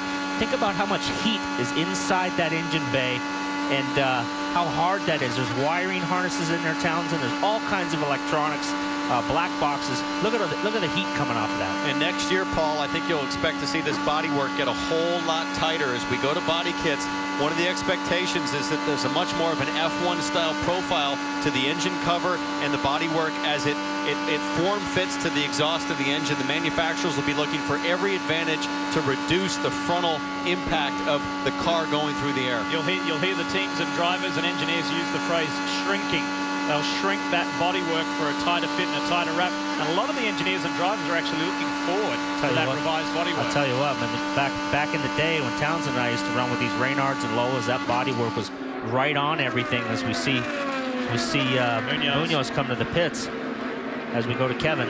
And early on, he lost the ability to adjust the weight jacker as he gets in a little bit sideways. Scary moment for Carlos Munoz, who entertained us last year running the low line. And he said, when I came here and tested this year, I couldn't run that low line. Something has changed from last year to this year. He's not been real comfortable all weekend. A gentleman standing on the pit wall is Paul Ziggy Harkis, who runs this team for Munoz and Andretti Autosport. He cannot speak highly enough about this Colombian rookie. He says, we call him quick hands. He is amazing when the car gets in a situation. Of course, it got away from him in this corner, actually turn 4 last year. However, he's quietly spoken. He gets about his business on the track, and they're excited about the future for this young man. You know, Kevin, you had talked about a scary moment for Munoz, but man, scary for the left front tire changer too. I've got so much respect for these guys that go over the wall. You got to remember, 60 miles an hour on pit lane. Anything can happen, and they are so calm when something does happen. They just get the tire right back on, but lost a lot of time with that mistake. Townsend, that's quick hands. He had his hands off the wheel there into the pit box. Hey, I've never seen anybody do that. Danica saved a stock car one time doing that. Here's Pagenaud. Simon is back in, and this has been a miserable night for, we have to say, the one-time championship contender. Kelly, it's going away from him. It is, as he continues to struggle with that car. He uses his tools, but he's saying, you guys, I'm trying. There's nothing I can do. Rob Edwards saying, hey, buddy, just keep trying. It's a long race. We'll see what comes. You see all that wing as they continue to make adjustments, but it has been a struggle for Simon Pagenaud. If they try to take any more front wing out, the adjuster is going to come out in his hand. He'll adjust it right out of the top of the car and have nothing there to adjust. And in 92 laps, whoa, on cold tires, he almost spun. That is scary. He did that in testing, Townsend, on Wednesday night. Same thing, lost it on the warm-up lane and crashed. That's how easy it can get away from you. He's babying it out now. Hard to appreciate how scary a moment this is. He's only going 70, 80 miles an hour, but if he loses it, if it goes backwards there, he's going straight up onto the racetrack in front of 4 or 5 cars at 215 miles an hour. A Zanardi situation that could have happened at any second. So this race is not over by any means. And for those of you unfamiliar with it, Paul Tracy referring to the Zanardi situation. It happened at the Lausitzring in Germany back in 2001 when Alex did exactly the same thing, lit it up, lost control of the car exiting the pits, and it went across the track where he collided with Alex Tagliani. Good news is he went on to become an Olympic champion in the Paralympics. Team Penske's Juan Pablo Montoya is headed to pit lane again. Ed Carpenter was really starting to eat into his lead, and Montoya's decided to pit. There goes Ed Carpenter. The fuzzy Chevrolet takes over the lead of the MAVTV 500. And Ed's going to have to pit in about another 5 or 6 laps if he stays consistent with previous stints. And Montoya, charge into the pit speed line, and he knows how valuable every millisecond is coming to the line. 3, 2, 1, hit your mark.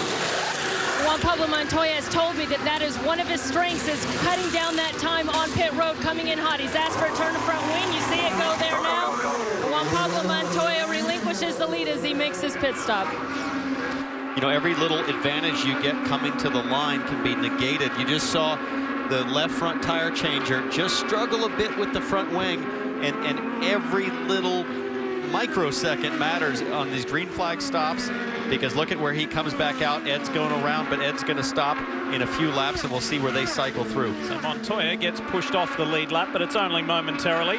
As Townsend mentioned, that will change the moment this man here comes to pit road for his next service. It's been a good night for Ed Carpenter, who's made up 12 positions from his starting spot. Will Power would remain in the championship lead for making up 11 positions from his starting spot, and he maintains a 9th place at the moment. We saw Graham Rahal dive low and head to pit lane. Kelly's there.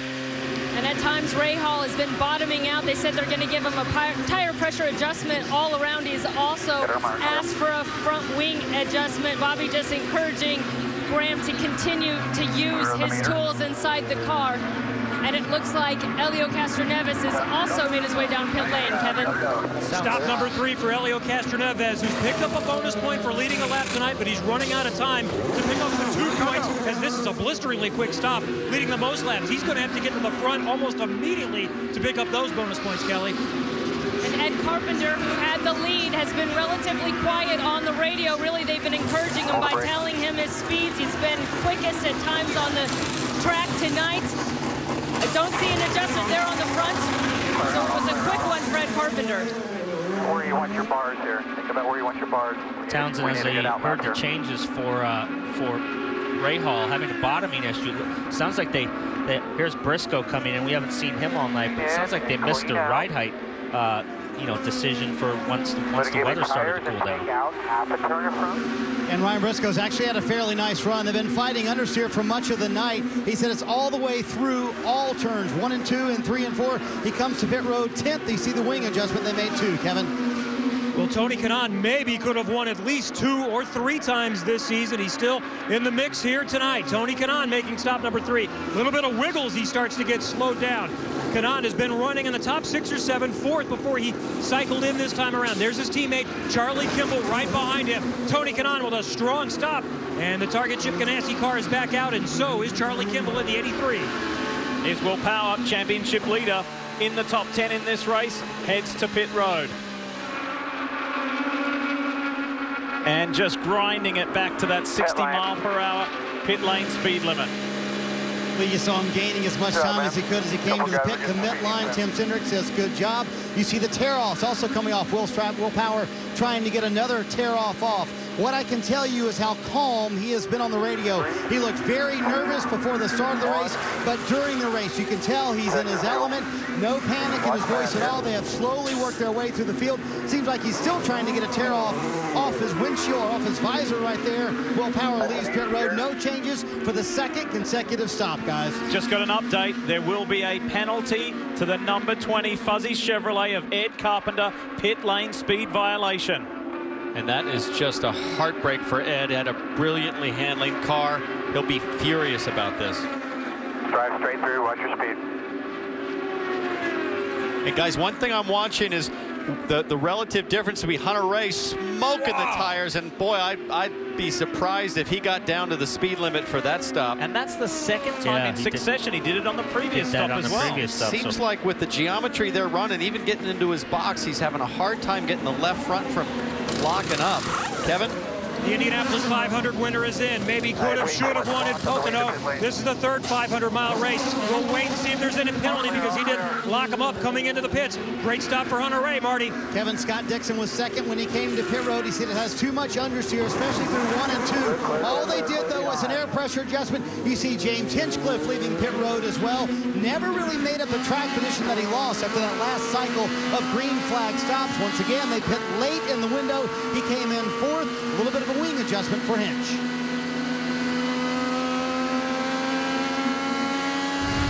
Let's have another look at Ryan Hunter Ray's situation. Entering pit lane. Looked exactly like Will Power in Texas when he blew through the timing marker at 100 miles an hour. You can see that tire just lock. Big square spot on it. You know, that's a long lockup. And there's the line there. It's almost like the right front providing no stopping power there. Could be a lot of cross weight, maybe. Yeah, right front weight.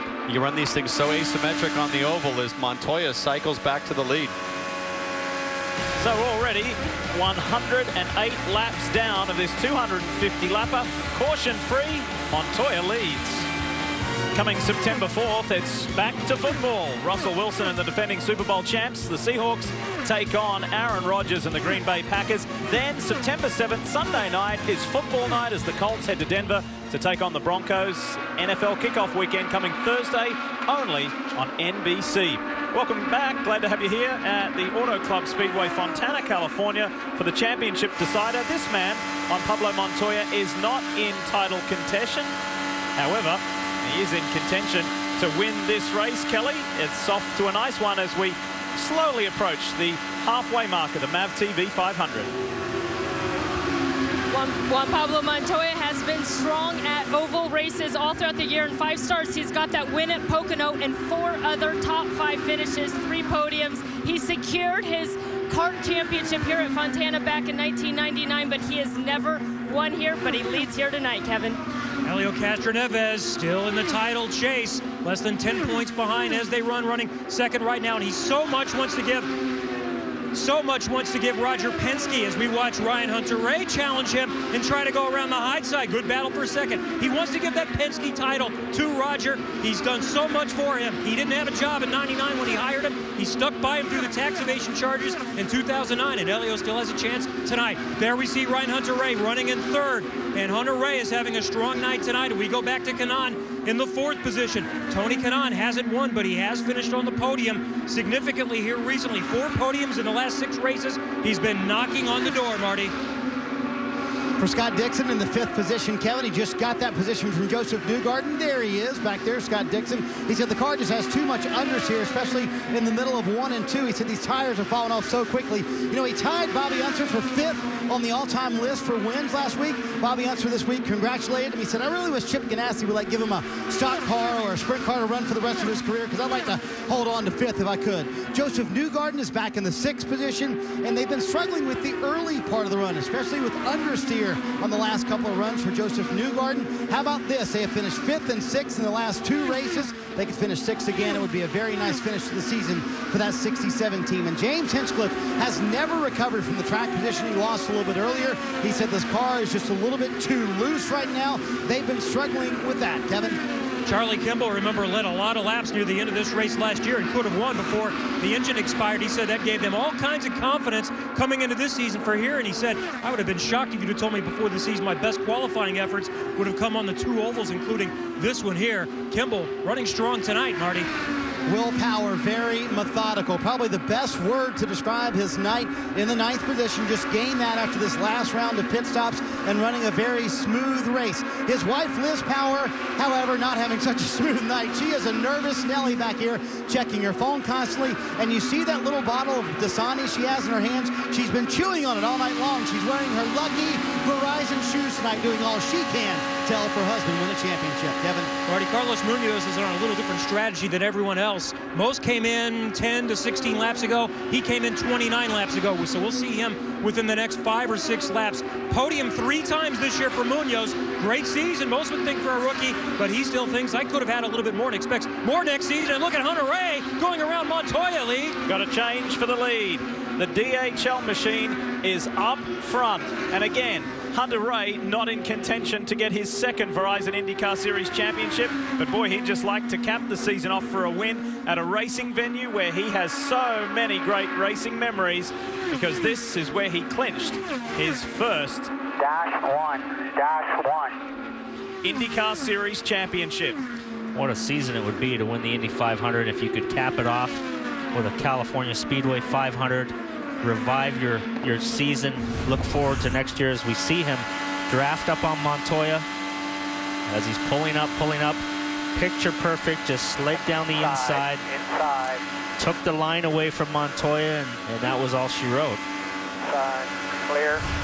You guys were talking in the last commercial break. You have a theory about the low or the high line.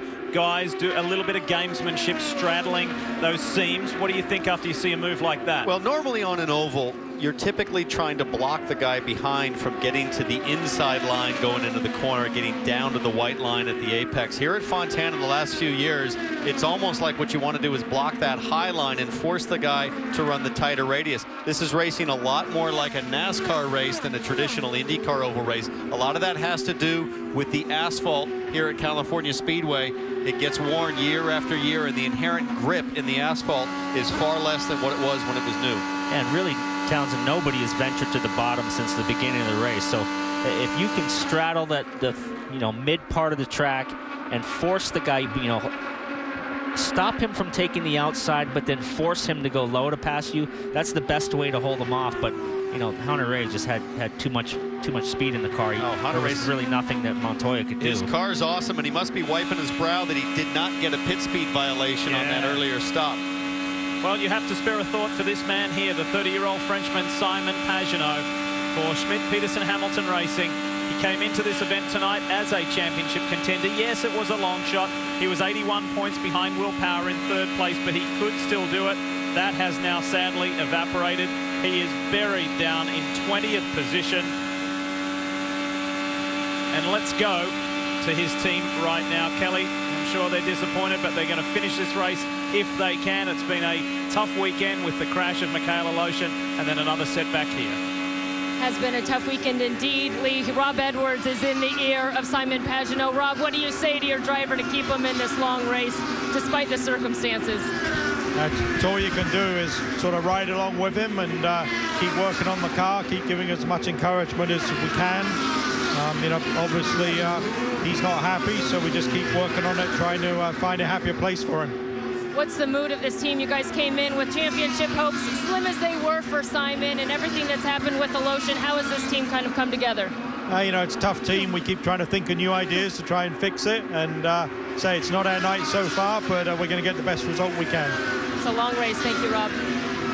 Yeah, just trying to keep his spirits up there, and Simon is such an intense competitor, such a spirited competitor. He will be gutted, not only the fact that the chance to compete for the championship was taken away, but he's lost so many positions. Then take a look at this just at the last stop. After the stop, the right front tire changer is going to reach in and pull out. I wonder if that's a replaceable filter in the air box, or I have no idea what he'd be pulling out there. But it looks like, let's see here, almost as if there's like a coffee filter. You know, I don't know if you're allowed to, or if that's something they innovated, or if that's just something that came from a fan that was doing a French press in the stands or something. Tough night for Simon Pagenaud.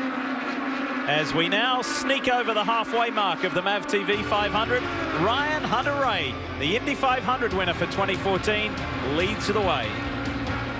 Andretti Autosports' Ryan Hunter-Reay not only taking the lead of the MAVTV 500, he is going away with it. 3.1 seconds ahead of Juan Pablo Montoya and Helio Castro-Neves in third. The man who is second in the championship, fighting Will Power, his Team Penske teammate. Power has inched his way up to 7th at the moment and increasing his chances to become a first-time IndyCar Series champ. Joseph Newgarden on the lane. Lee, a lot earlier than Joseph Newgarden wanted to come to pit road. He said the car got so bad he could barely hang on to it. He said it almost feels like something is broken in the rear of the car. They completely lost the handle on that run. Big air pressure adjustment, also a wing change. He lost a lot of spots towards the end of that run.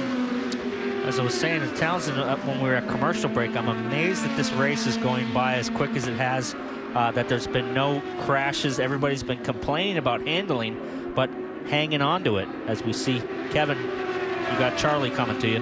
Yeah, and we're going to take a look a moment ago at a major moment for Charlie Kimball. First, he'll come in and make a stop, and this is earlier than they would have otherwise done, so they're going to have to address some things and just take a double check and make sure everything is okay. New Firestones for Kimball. They'll fill it full of fuel. Front wing adjustment. It's just a half a turn and no issues, so Kimball is back out. Let's go back and see what we just heard about a moment ago.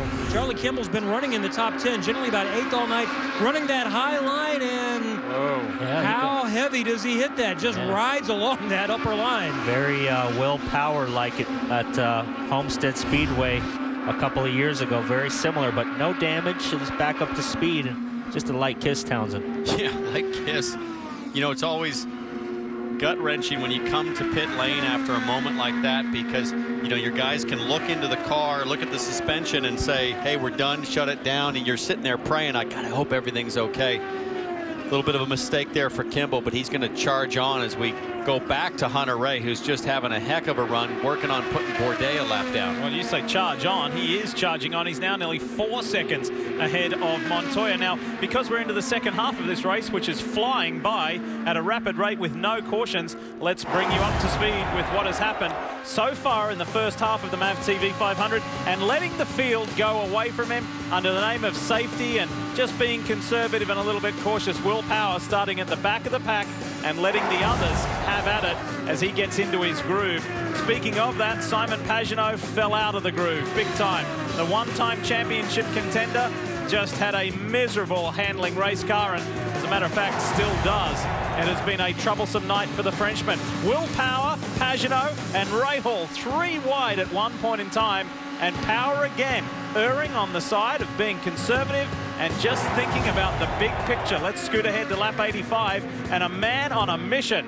Ed Carpenter whistles on by the then second place driver Helio Castro-Neves to force his way to the front. However, shortly thereafter, after his latest stop, he was handed a pit lane speed violation and had to do a drive-through penalty. We scoot ahead to lap 120, and talking about scooting ahead, Ryan Hunter-Reay whips on by Juan Pablo Montoya to take the lead of the race, and now is almost 5 seconds ahead of JPM. That's what's happened so far. Caution free, and Marco's on the lane. Marco Andretti makes his fourth stop here today as we continue to run without any brakes. And Helio Castro-Neves is also going to be coming in right in front of him. Marco has a smooth stop. Let's check out Helio and his stop. We see him ahead on pit lane. Castro-Neves again asking for no changes. The car has been really good tonight, but not quite quick enough to lead more than just a little more than a handful of laps. Push here. You know, Paul, I was looking at Marco's car. The logos were missing on the right side tires, like he had brushed the wall, similar to Kimball. I didn't notice that, but as we see Marco getting back up to speed, it's been a bit of a struggle for him tonight. Here we go. He did the exact same thing as Charlie. Real high line, and probably hit some bumps up there. It's a place where you don't typically run in an IndyCar. At least I have never been up that close to the wall, unless I was crashing. He almost crashed there, but you know, his two teammates have been running so strong, and he just hasn't been that good tonight. Montoya's heading for another service. The number 2 machine on pit road once again. Let's go to the Penske camp. And it sounds like there will be a front wing for Juan Pablo Montoya. Remember, his teammates battling for the championship. He said his job tonight is simple. He's here to win. And we'll see Montoya back in the Verizon IndyCar Series next year. Be careful on the apron. You can see the front of that helmet of Montoya's, which was chrome, as we see the leader flash by Ryan Hunter-Reay. The front of his helmet was chrome, and now it's silver. It's been sandblasted, so you can see that his flashy chrome helmet, the front of it is now pewter colored. So there is some dust and debris out there and sand, but we haven't seen anybody go to clean those radiators yet. From Penske to Ganassi, time for Ryan Briscoe to get serviced once more. And he's had a good, solid, steady run tonight, Marty. Yeah, it's been a nice run, and Matt, that was perhaps the best stint of all night. You also see Ed Carpenter coming down pit road. And here comes Ryan Briscoe. Said the car was just a little bit too much understeer. They're going to make a wing adjustment and an air pressure adjustment. Kevin? Ryan Hunter-Reay has to wait to get around Ed Carpenter before he comes in. Hunter-Reay said he was starting to struggle at the end of this stint, so we'll wait and watch and see if they make any kind of changes. That's Ryan Hunter-Reay just saying, yeah, we lost some time there and that. Tony Kanana's also in. No changes for Ryan Hunter-Reay, trying to win his second 500-mile race of the season, Marty. Will Power will have to watch the traffic coming to pit road. You see him slide in behind James Hinchcliffe. The only word from Will Power this entire run was great. Tim Cindric said, how's the car? He said, great. No changes the last 3 stops for Will Power. Chassis is outstanding, and they've made their way, Lee, into the top 5. He was running 5th when he came to pit road. You know, a lot of people wondered who was going to show up tonight of the Will Power, you know, sort of personalities, and I can tell you a champion showed up tonight. He is just hitting his marks perfectly on every stop. He is totally calm, focused on finishing in the points, and he knows if he does that, he'll win the championship. He looks like Jimmy Johnson tonight, doesn't he? He's driving a very Jimmy Johnson-style race. No mistakes. As we see Sato in the pits here. Nice clean stop as he gets away. But, and here comes Dixon. Scott Dixon coming down pit road. He said, man, these tires just go away so fast in the middle part of this run. Too much understeer through 1 and 2. That's the call from Scott Dixon. You'll see the changes they're going to make on the car. You talked about the helmet earlier. Look at the front nose of that 9 car just beat up from all the debris. But like you mentioned, Paul, no teams down here complaining about debris in the radiator or an overheating engine. That's been a big key. They do have the shop vacs at the ready, but they have not had to use them yet. And this is James Hinchcliffe coming down pit road for a pit speed violation coming through pit road. That will hurt. They've had a top 10 car all night long, Lee.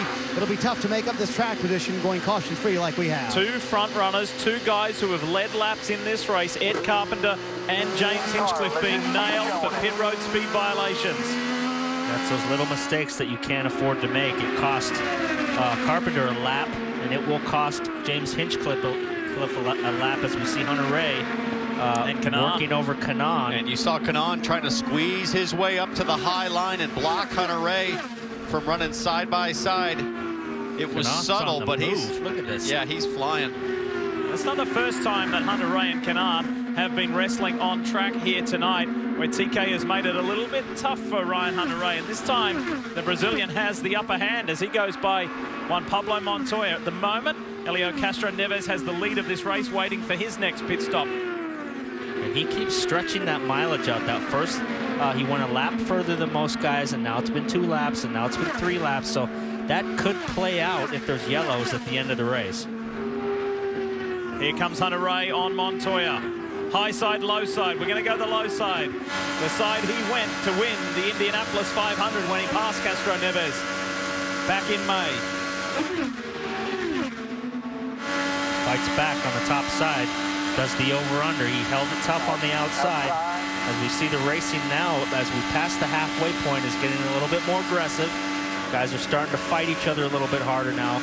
Track position is becoming more important as he's got some lap traffic there. And look at what Hunter Ray did there, Paul. He used Marco Andretti as a pick, an aerodynamic pick. Yeah, it was a perfect pick. You saw that lap car, and it really just upset Montoya's car. Revisiting one of our storylines at the top of the show about attrition, and a high attrition rate that we saw last year at Auto Club Speedway in Fontana. It has not been the case tonight. Carlos Huertas, the only retirement from this race, and the only report we have is that the young Colombian was not feeling too well. Castro-Neves, your leader, but we're waiting for him to come in any moment. It's championship night under the lights here at Auto Club Speedway in Fontana, California, as we race lap 153. Guys, we are racing at 500-mile record pace. I told you earlier in the show about Juan Pablo Montoya breaking Jimmy Vassar's record that Jimmy set back here in 2002. Well, Montoya's record for the fastest 500-mile race was at an average lap speed of 202.4 miles an hour.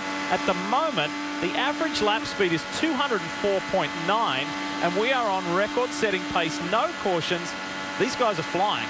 Yeah. They're flying, and you know, the fatigue of running that long. I mean, at the Indy 500 this year, we did over 100 laps of green flag, I think, before the first yellow. And how did you feel? You start to get a little, you get pretty worn out. I mean, the G loading builds, but at the same time, the adrenaline stays consistently high, and that helps your focus. But physically, they're going to be feeling it. And the nervousness in the paddock, as we see Dixon and Montoya running hard against each other. The nervousness in the paddock after last night was the track is super slippery. There's going to be crashes. There could be another big one, as these guys are looking to try to make a big one here. Watch Montoya try to use Marco again as a pick, similar to what Hunter Ray did previously. There was a lot of nervousness coming in tonight that it was going to be a crash-filled race, and it's been super clean, fast, record-setting pace. Order at the moment is Castro-Neves, Kanaan, Hunter Ray, Montoya, and Dixon. Dixon to the low line on JPM and makes it stick. Now let's see what Dixon does going into turn 1. Does he stay high to take that line away? I think he will, because he's got Marco Andretti up ahead, and Montoya's probably already picking up a little bit of dirty air there, and now he's in the wash and falling back. Montoya's car is a high-line car. He went for that inside, and you could see he just couldn't hold it. He's got to pass on the outside of guys.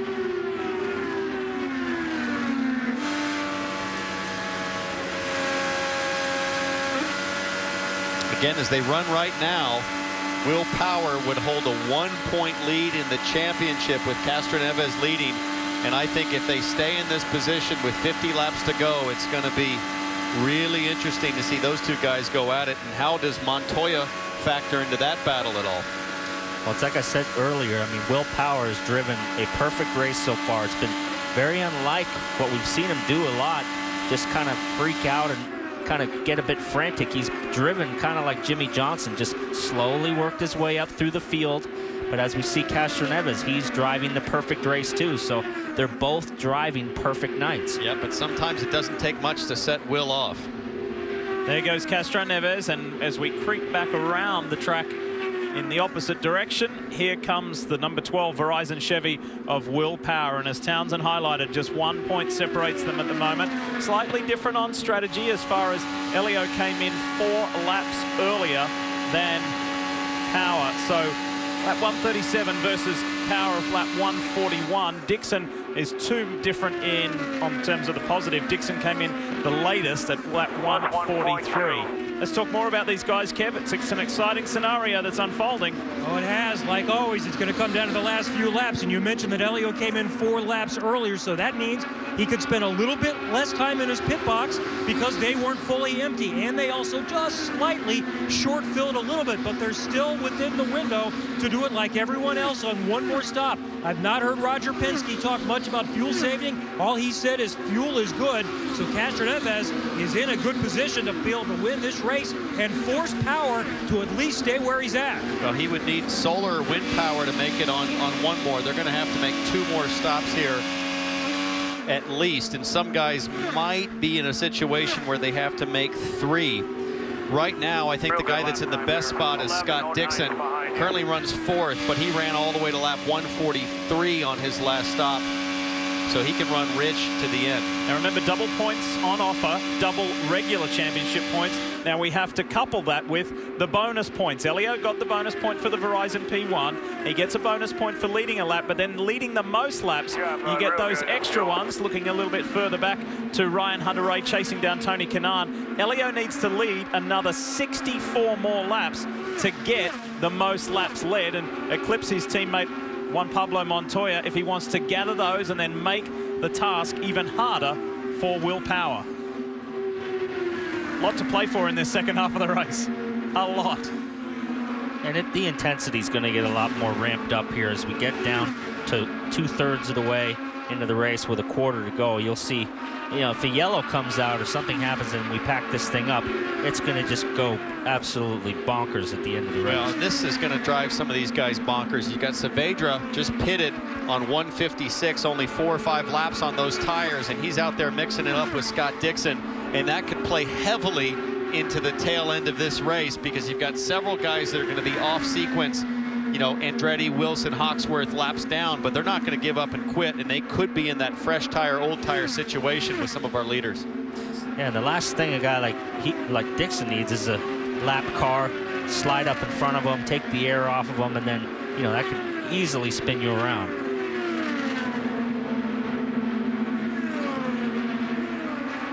Still a steady margin between first and second. The long-time Brazilian friends, Castroneves and Kanaan, just 1.6 seconds between those two. Then Hunter-Reay in third, Dixon, Montoya, Power, Munoz, the lead rookie and will be the best rookie in this championship at the end of tonight's MAVTV 500. Ryan Briscoe, car number 8, position number 8. Then Ed Carpenter coming back from that pit lane speed violation, and Joseph Newgarden in the top 10. And Marty, Will Powers moved up into 6, gives him a 5-point cushion now with Castroneves. What's going on? Well, remember, they told him after halfway is your time to go, and he has abided by that to the letter of the law. He's listened to Tim Cindric and Roger Penske, who kind of laid out that plan earlier in the day. And he's been very calm on the radio. We talked about that earlier. He saw how nervous he was in the pre-race, but during the race, very calm once he was in his environment. And Lee, you mentioned a conversation with Mark Webber, his very good friend. He had another conversation with him last year. Will told me he honestly lost a little bit of motivation last year. He was out of the championship hunt. Didn't really want to come to the racetrack. And Mark told him, I had the same thing happen to me. Graham Rahal will pit here in just a moment. He said, I had the same thing happen to me in my 30s. You got to make it fun. You can't make it a job. You've got to enjoy going to the racetrack. So Will told me he really took that mantra on at the end of last year. And you saw how much the win here at Fontana meant to him last year. He said it was fun once again. He's tried to keep that attitude all year long. Truly a different Will Power in 2014 than we've ever seen before, Lee. Hey, anytime he's not motivated to drive that car, he can call me anytime because I'm dying to get in one. So I was never short of motivation for me to get in the car. Hard worker, incredibly intense, and all he wants to be is a Verizon IndyCar Series champion. But guess what? So too does this guy. Fighting over second place in the MAVTV 500 as we welcome you back to Auto Club Speedway. There was almost a very big moment between Target Chip Ganassi's Tony Kanaan and Andretti Autosport's Ryan Hunter-Reay. These two guys have been going at it for quite some time now. We're going to take you back just a moment ago for what was a very close situation. Ryan Hunter-Reay had been showing some frustration with Tony Kanaan, and then things got close and it almost went to a whole new level. Watch Hunter-Reay's car. Hunter-Reay running side by side, tight through 1 and 2, gets up with Kanaan, and big wiggle as he has to move up the track to save it, almost gets in to Kanaan. And then coming down the back straightaway, all of a sudden, you had Charlie Kimball come out. Look at Hunter-Reay dive to the inside. Here's a different angle of the same situation. And all of a sudden, Kimball's on the scene, and racing's getting more intense as we wind the laps down. You know, we're getting down to 50, 100 laps to go here, and the intensity's ramping up. And it's already a record-setting night. A new record for the most consecutive green flag laps in a 500-mile race from the start of the race as we compete on lap 173. The previous record was 159. Newgarden's in, Marty. And Lee, they're very early in the window. It'll be tough to make it here. And just one more stop for Joseph Newgarden. They had to pit earlier, remember, on the last sequence of green flag pit stops because the car, he just couldn't hold on to it this time as well. Car way too loose, especially at the end of the run. You saw the wing adjustment, the fresh tires for Joseph Newgarden. They're going to have to really save fuel to be able to make it on one stop if they can do it. And all this green flag running, guys, it conditions the drivers to start putting the pressure on themselves to perform on pit lane, getting to the line perfectly and exiting aggressively, and that's where we might see the mistakes come. We want to congratulate 3 young drivers who are hoping that they turn out to be the next Tony Kanaan or Ryan Hunter-Reay as they feature in our Mazda profile tonight. We congratulate Gabby Chavez, Spencer Piggott, and Florian Latore for winning their respective championships. It's the Indy Lights presented by Cooper Tires, Pro Mazda presented by Cooper Tires, and the Cooper Tires US F2000 powered by Mazda. Well done to those 3 young men, 3 very talented young guys who have had a great 2014, and we wish you the best in your off season and next year. And if you're a young boy or girl sitting at home and you want to do this, race Indy cars, the ladder has never been more clear than it is now in IndyCar racing. They've done a great job with that road to Indy. Whoa, as we see Castroneves get high. Castroneves, dude, it looked like he was going to go for the pits, and then he decided not to. I don't know what was going on there. Whoa! Hunter-Reay's gone! Ryan Hunter-Reay spins to bring out our first yellow. But he didn't hit anything, so he can probably get going here if he can get it straight and keep the motor running. You do not want to turn that motor. Keep it running. You do not want to turn that motor over backwards. That will cause you all kinds of problems later on. So we saw him have a nervous moment alongside Tony Kanaan earlier. We showed you that replay. And then coming off turn 4, the DHL Honda just broke sideways. And it was all happening because Castroneves was having dramas as well, dealing with Joseph Newgarden. Side by side with Newgarden. Newgarden's a little bit ahead. I wonder if Newgarden moves up and yeah, that's it. Newgarden moved up to the high line. I'm not sure, like you said, Paul, if Castroneves was trying to get to pit lane.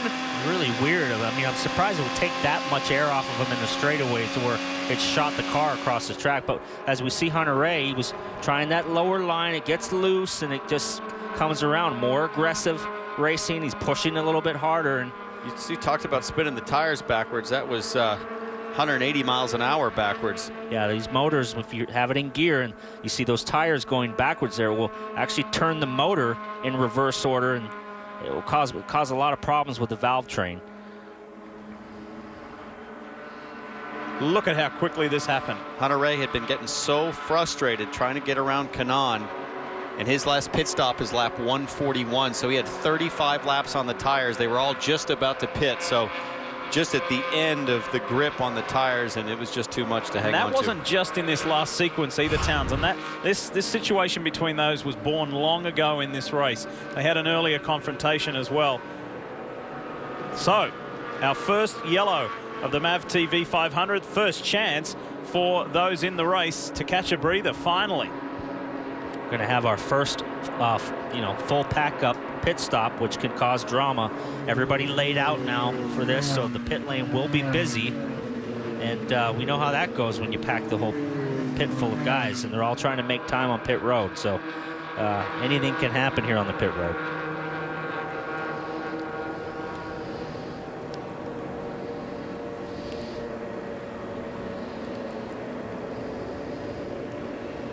So when this happens, when you've been running at such a cracking pace like this, and finally everything comes to a much slower pace and you do get a chance to get a breather, what is that sensation?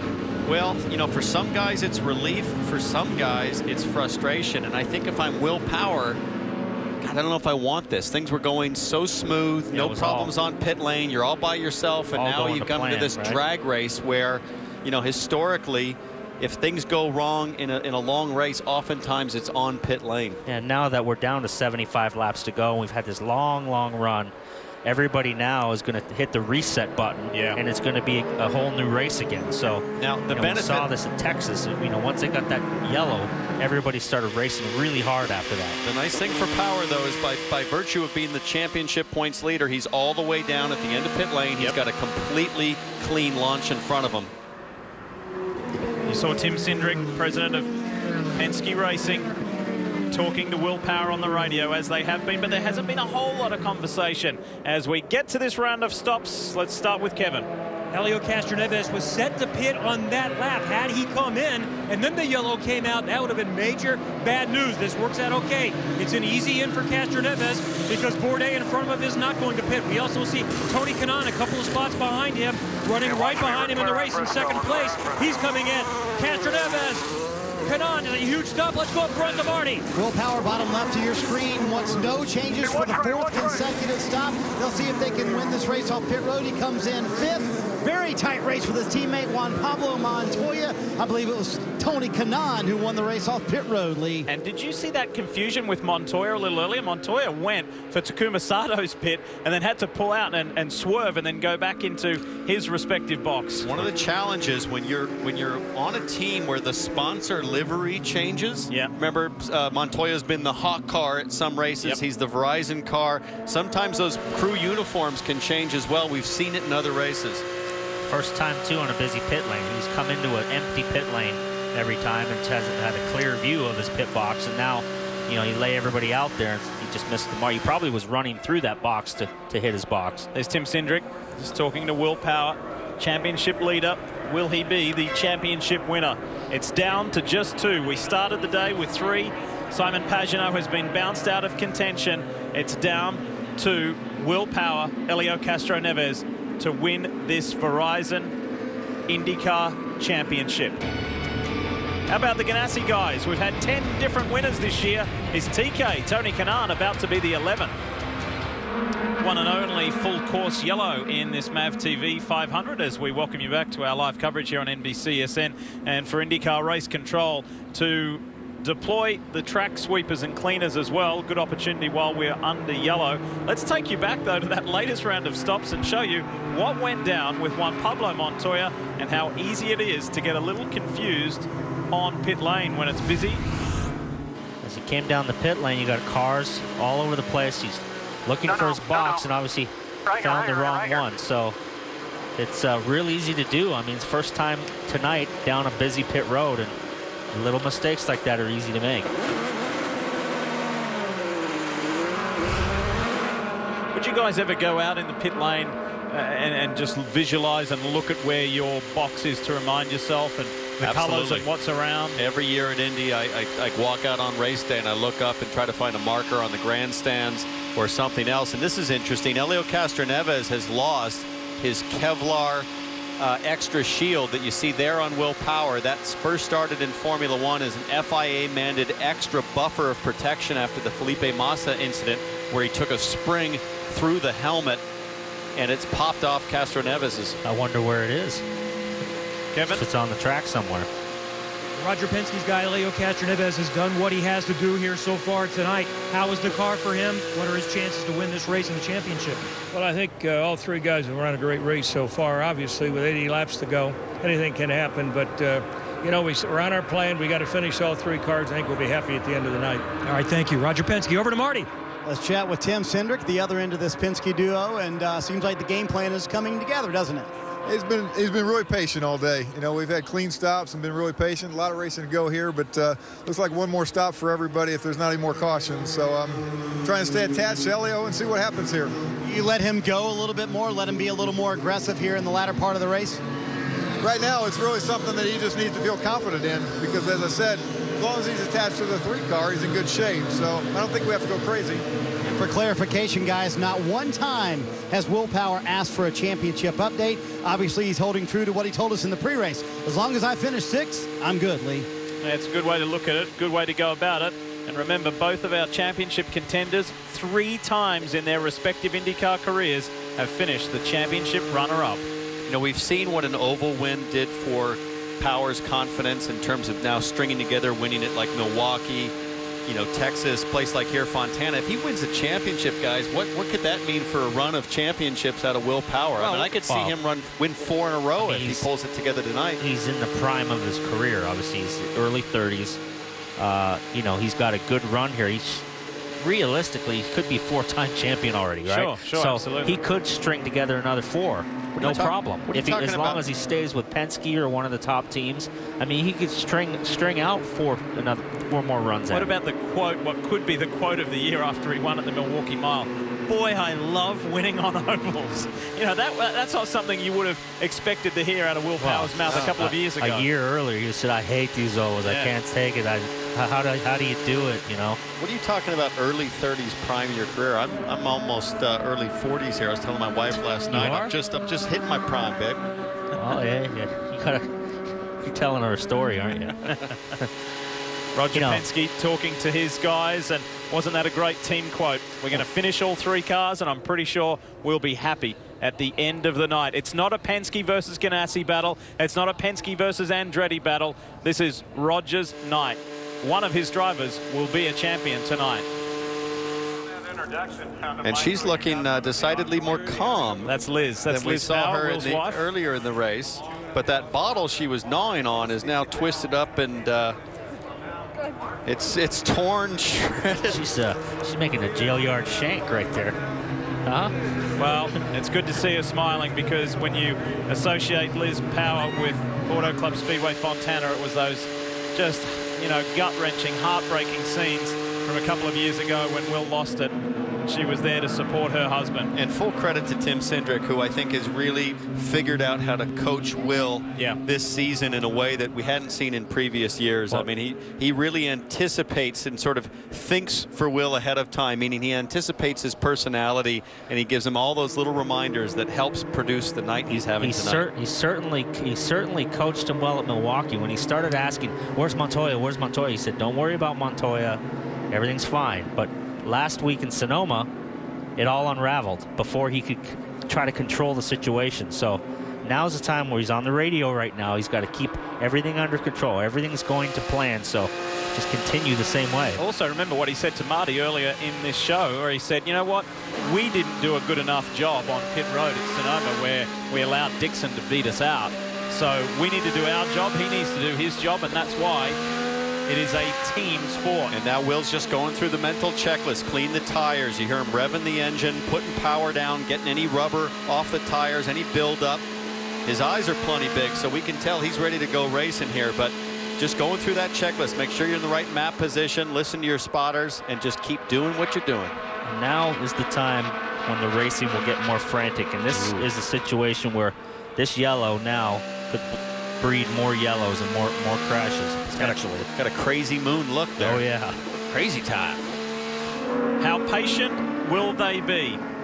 Whether it's the championship contenders or everybody else, finishing the season on the best possible note. And look who is back in the mix, the number 20 fuzzy Chevrolet of Ed Carpenter. He sits there in a very strong 6th place.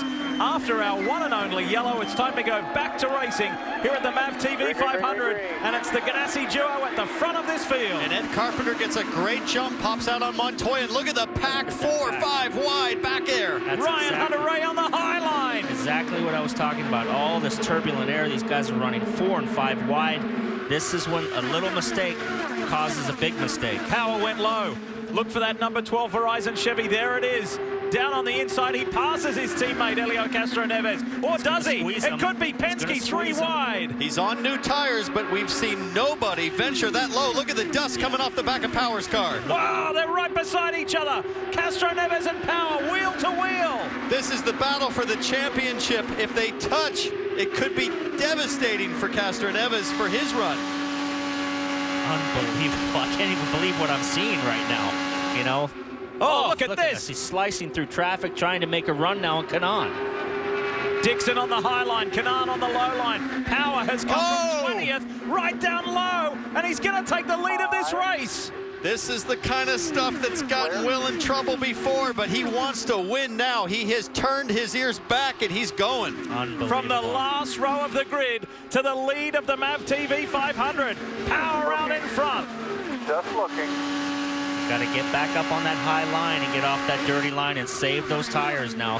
He's made it work on the bottom, but now he needs to go back into conserving these tires. But Tony Kanaan looking to win his first race of the season. He's going to go to the high line. I can't believe Power is staying low. His teammate is following him, but he can't hold it. See, Castroneves tried that low line, and the car just slid all the way up the track. Look at the trail of dust coming off Power's car as he goes low through 3 and 4. You can see all the dirt. Everybody's running on the top, and all that dirt and dust is falling to the bottom of the track. It doesn't go uphill. It'll all fall downhill. So the bottom of the track is completely dirty. Now a higher line for Power. However, Kanaan draws right alongside the Penske man. Now Kanaan's going to try to hold him down tight, I think. No, Power continues to go low. That is unbelievable. This is something we have not seen a lot of this weekend or in this race. You can see the dirt coming off the back wing of Power's car as he runs that low line in 3 and 4. He couldn't even do that line in qualifying, and now he's doing it in race trim. Just when you think Will Power is just going to massage his way through this race, all of a sudden he sits up in the seat and just goes for it. That's why we love the guy. Well, this is how he races. This is his traditional style. He's not a sit back and wait for it to happen. He's a make it happen guy. Well, he was for the first 190 laps, but he's pulling away now. In practice, he had such a beautifully fast car before the little bobble in the qualifying run, and he's showing everybody how strong Penske is. Look a little further back. Helio's got his hands full. The Ganassi boys are side by side. Carpenter's putting the pressure on Castroneves. And as these guys run side by side, two abreast, third, fourth, fifth, that's going to allow Will Power to pull away a little bit. As these guys run side by side, it's just going to give him some extra breathing room. Big wiggle, folks, from Castroneves down low. He almost lost control trying to take the Will Power line, and he knows he has to go. Right now as they run, Power has an 86-point lead in the championship. How quickly things can turn. Massively. It's like I said, now the racing has really ramped up. You can see everybody from first all the way back to 8th place here is getting after it. Sebastian Bourdais is in the middle of this pack. However, Bourdais not on the lead lap. In fact, he's 2 laps down in the KVSH machine. There he is, third on track, but of course not on the lead lap. I don't know if I was Seb, I'd want to get in the mix of this. I'd get out of the way of this thing, and you know, it's a tough call. Obviously, he wants to run good, but this is the championship battle here. And he gave the line that Dixon really wanted, which was that 4th lane up. You know, we spoke to Bo Barfield, the race director for the Verizon IndyCar Series yesterday, and said, what are you going to tell the drivers at the drivers' meeting about if you're involved with guys who are vying for this championship? And he said, you know what? They're at a level now, but I don't have to tell them anything. It's up to them. They're mature enough, they're experienced enough to use their own judgment. And he also said, I'm not going to officiate this race any differently than I have all season. I'm not going to treat a driver that's in a championship run any differently. And I really respect Bo for that. It's the right approach. You've got to keep a level playing field. Just updating you, Sebastian Bourdais, you saw him dive for the pit lane. He just got handed a 30-second stop and hold penalty for allegedly passing under yellow. Andretti Autosport teammates, James Hinchcliffe on the low line. There's Carlos Munoz on the high line. Pedaling, running close together. You can't get any closer than these two guys. Are about 1.5 feet apart, less than a foot apart. And dangerously close to a side horn there, PT. I know. A little further back in the pack, one Pablo Montoya in 6th, long-time race leader. And look at this, on the high side is Tony Kanaan. He's bringing the challenge back to race leader, championship leader, Will Power. And Will Power just needs to pace himself here, let this go, don't press the issue. Yeah, he's not out of the woods yet. He doesn't need to race Kanaan. He doesn't need to race Dixon. He needs to just worry about where his teammate is.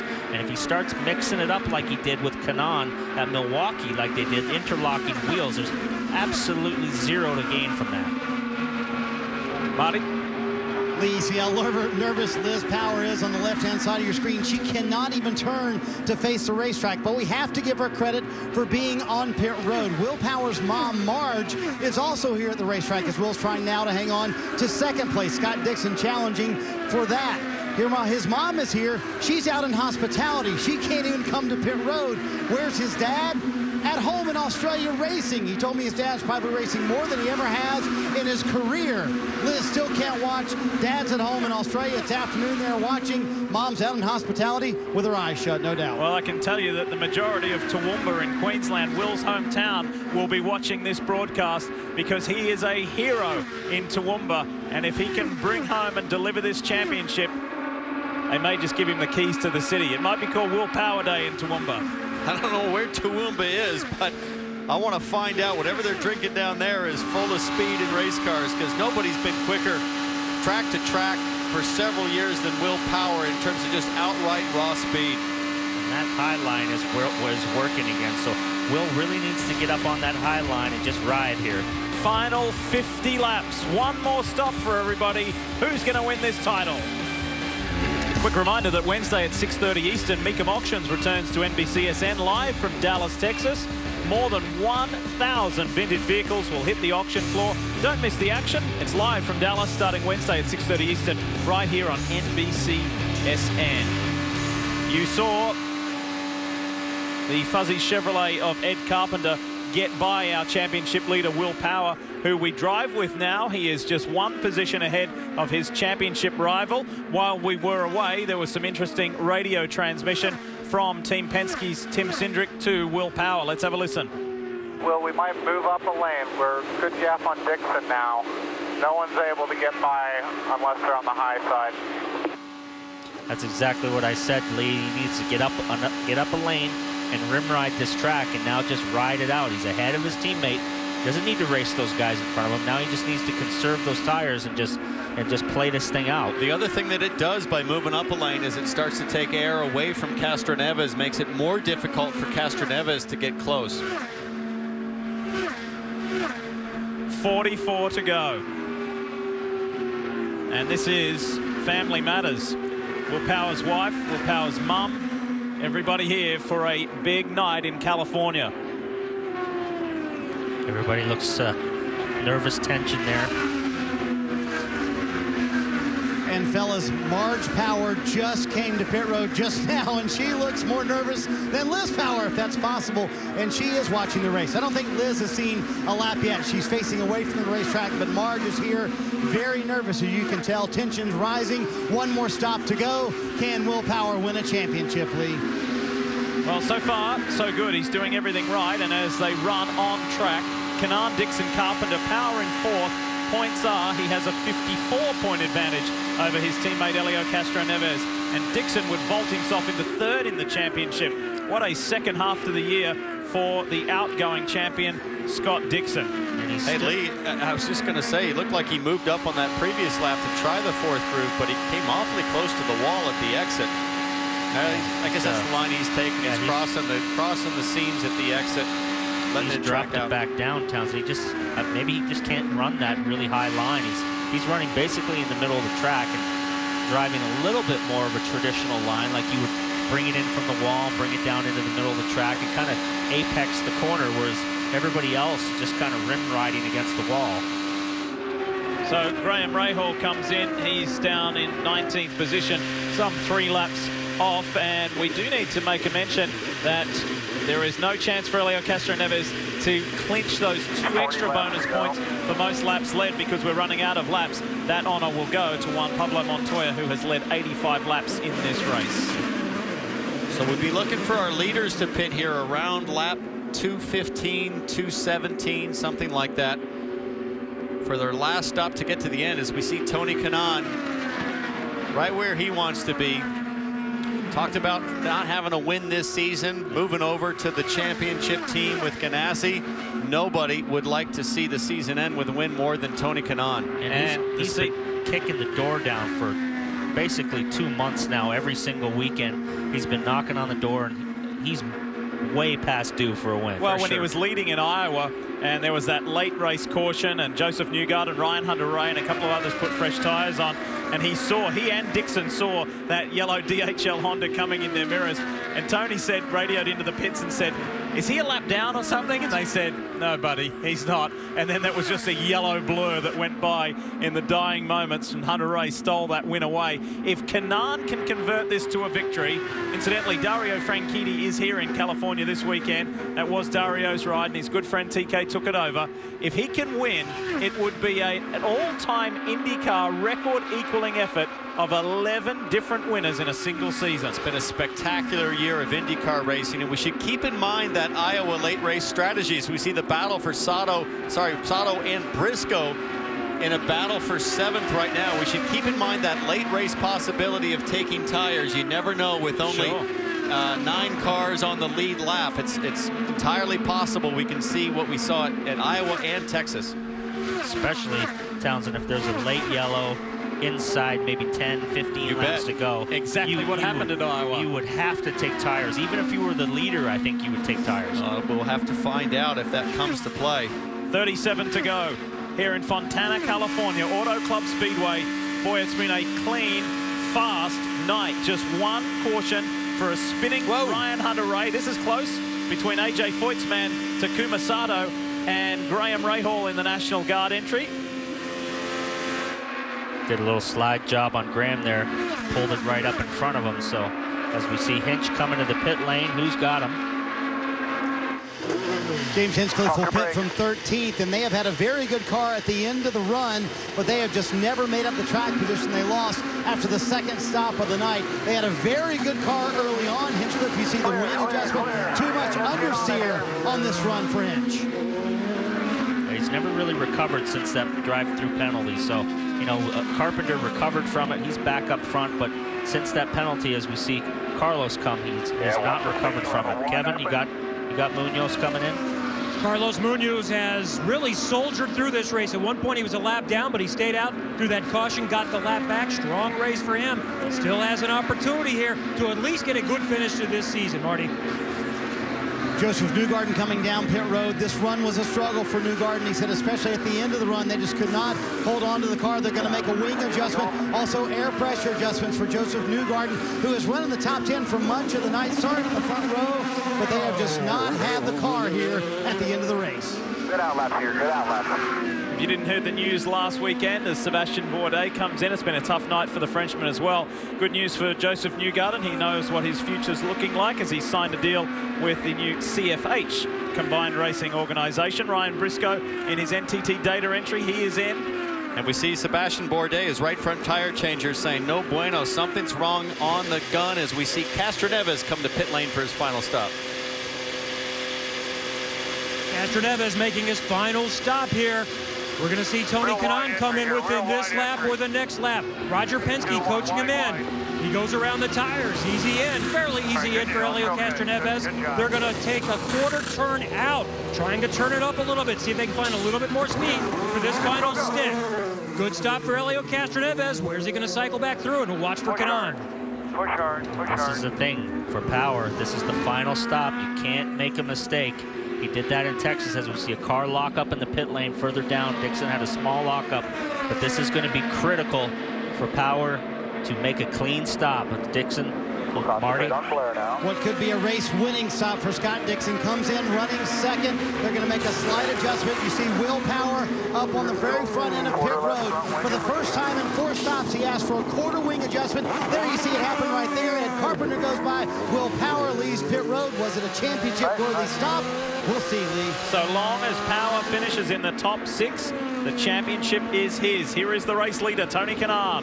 Consecutive start number 233. That means 13 straight seasons where he's done every single race, desperately wanting that first win in the target number 10 car. His first since the Indy 500. Great stop for Kanaan. Let's see in relationship to Helio Castroneves where he comes out.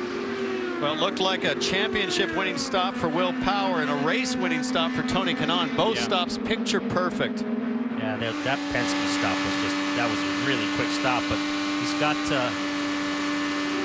another car in front of him. I don't know if that was Castroneves has somehow cycled in front of him on that stop. So, you know, Castroneves rallying back. The low line for Will Power as he clears Ryan Hunter-Reay, and his teammate and rival is ahead of him. That's okay, so long as Power remains in the top 6 to be champion. However, if Helio can win this race, boy, oh boy. And we know what happened. Whoa! Power goes high. Castroneves cutting down. That is an airflow move off of 4. Guys, listen to this. That is the voice of Roger Penske telling Helio Castroneves he has a pit entry violation penalty to serve.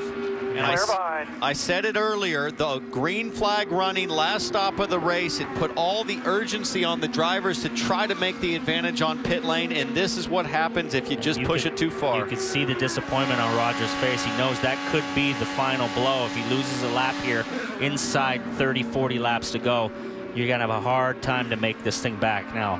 Well, we saw it earlier with the drive-through for Carpenter. He did not go a lap down, so let's see if Castroneves can stay out in front. Well, we were on board with him when he entered the lane last time, maybe a little bit after he got into pit road. So we didn't actually see what the violation was. 17 cars behind you. But let's have a look. It may be cutting the corner. Check this out. Yeah, I don't know that cutting the corner is a penalty. It's purely an ET in a lapse time from the time he crossed the magnetic strip to the next magnetic strip. Yeah, and that is the pit. That's the pit line right there where you have to be down to speed. I didn't know you could get a penalty. That's what it was. Oh yeah, it's not for pit speed. It's for going back up on the track. He was hustling around the bottom of the track and slid up out of the groove into the track, and that's, you got to keep all 4 wheels under that. The commitment line is over in turn 3, and once you do make that commitment, you're not allowed to come back up onto the racing surface. Let's go to Kevin for an update on Marty on Power. Well, Lee, things not all well for Will Power, even though he has a lot of ground on his championship rival and teammate Helio Castroneves. His car was a little loose on that last run, so he asked for a quarter turn of wing out. They put a quarter turn of wing in, so that's why he rode up the racetrack earlier. His car is extremely loose now. He told the guys he'll hold on to it, baby it to the end, but not exactly what Will Power wants. If you see him fighting the steering right there. I'll tell you what, Marty, he better get up the track on that high line, because that's going to basically put some understeer in the car and not pinch that car down at the bottom. So if he's loose, he needs to bring that car up. He's running that higher groove. He hasn't run up there a lot tonight, so that's exactly what he's got to do. And Castroneves did go a lap down there, so Will Power just needs to nurse at home. His Penske teammate, Juan Pablo Montoya, is coming up to perhaps steal that 4th place away, but that won't have too many big implications championship-wise. Veteran IndyCar driver Tony Kanaan, the 04 champion, last year's Indy 500 winner, has seen 4 podiums this year, but has not been to victory lane. He has not seen that checkered flag first. He's never won here at Auto Club Speedway Fontana either. And there is Ed Carpenter just whistling by Helio Castroneves, who is way down in 14th position after that pit entry violation served a little earlier. And with 20 laps to go, Ed Carpenter is going to be one to watch. He's probably still frustrated about that early race penalty, and he has a great race car. And I wonder now that little mistake by Castroneves, if he's just given up the ghost and thrown up the white flag. But he was racing Carpenter for position for most of the race tonight, running wheel to wheel. Now it's maybe he's just said, I'm done. Well, he's a lap down, and we're running out of time as far as laps concerned, and there is the difference. Top right of your screen as they run, 74 points.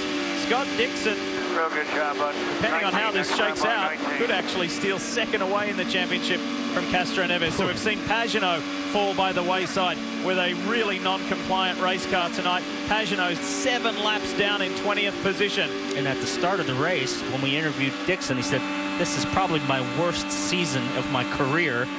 And he could potentially be second in the championship if everything goes right for the next 30 He said laps. the same thing when he was like 6th in the championship, and I thought to myself, you know, what Scott Dixon considers a bad year, most of us would love to have in terms of his ability to win races late in the season. He's high expectations for good reason, a multi-time champion. While we're in that last commercial break, we need to update you on a radio transmission that went down between Will Power and his Penske team. And Tim Cindric, the president of Team Penske, he just said, this car is not handling the way I like. Can I drop back? But these are his words. Let's have a listen. Yeah, I can drop back, right? You just need to keep running your race here. Just be smart here. You don't take any chances. There's plenty of traffic behind you. Be smart. Yeah, basically, he's telling them, look, just run your own race. Don't worry about changing our strategy. Just do what you got to do, not change the game. And since then, I think about every other lap, Tim Cindric says, be smart. Then he gives them a lap count, says 18 to go. Clearly, they know what's at stake. Clearly, they know Helio Castroneves is way back in the field. If Will Power just rides here, the championship is his. But Tim Cindric on the left side of your screen, still trying to keep his driver as calm as he can in these final few laps. Townsend, when you make a mistake like that, how quickly in these new cars, you drove one in, how quickly can you run out of your tools, your weight jacker, and your bars if the car's already handling that? Really quick, because what you think you have, you anticipate. And in this case, what Will Power thought he had after that pit stop with the wing change is not what he actually had. Yeah. And then all of a sudden, everything that you've anticipated and prepared for in terms of how you adjust the balance in the car, it's completely out of whack. So there's a lot to play with here, guys. We talked about how Power hadn't mentioned the championship all night. Now he's asking about it. I can drop back, right? And Tim Cindric's, you know, really saying, no, you can't just drop back. Your race. Yeah. You know, just get the best finish you can get.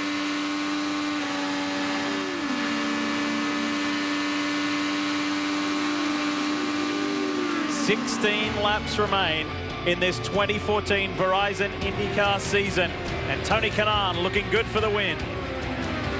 Racing to the end, not only of an individual event, but to the end of the 2014 Verizon IndyCar season. And it's Tony Kanaan for Target Chip Ganassi Racing with a 3-second lead over his good friend and new teammate this year, Scott Dixon. How about the Verizon Chevrolet of Will Power? He has dropped to 8th. He's some 22 seconds behind TK, but it doesn't matter. He is still in a position, Marty, to win this championship in just 10 laps time. And Lee, as you mentioned, a lot of people in Toowoomba will be very happy that Will Power might win this championship, but no one will be happier than Brian McInerney, the young man from Carson City, California. Now, he has been Will Power's good luck charm at Sonoma for many years. He's been there, watched him win 3 times. Last week, Will took him for a pace car ride around the track at Sonoma, but for the first time ever, Will Power flew him here to Fontana. He brought the entire family. He's always paid for the expenses for Brian to come to the racetrack. He gives him a big thumbs up, and he is thrilled to be here. Maybe Brian is the good luck charm that Will Power needed tonight to win this championship. A heartwarming story, great story. And yeah, wouldn't it be terrific if Brian is the difference? And he got a present from Liz. He got a water bottle there, so that'd be a nice little souvenir to hang on to.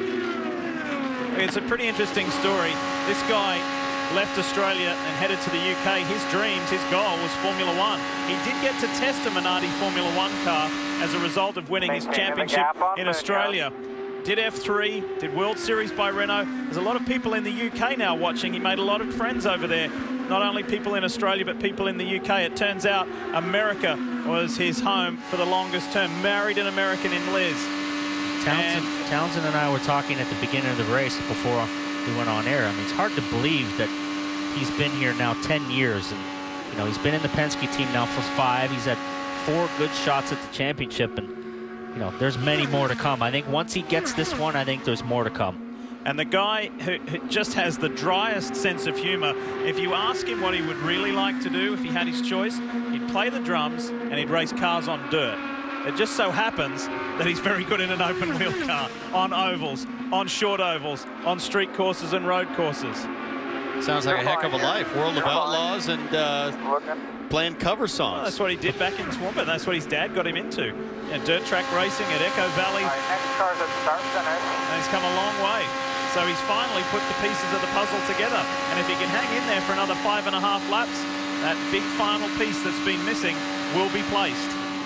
And now you hear him pedal the car there. He ducks down low, and the reason for that is he doesn't want to do anything in dirty air that could disrupt the car. So he opted to just get out of the throttle, drop down low in clean air, and he's just nursing this thing. Can you imagine, guys, what he's thinking right now? There's 6 laps to go. Every possible thought could go through your head right now. What could go wrong? Is something going wrong with the car? Is the engine going to break?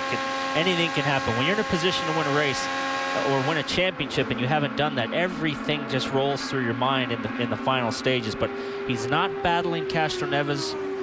He can afford to just ride this out to the end, but you can't be overly cautious and let one of these slower cars come by and take the air off you and really cause you a problem that you didn't need to have. 5 more. 5 more. 5 more is the call. 5 more. Copy. And you can call yourself a champion.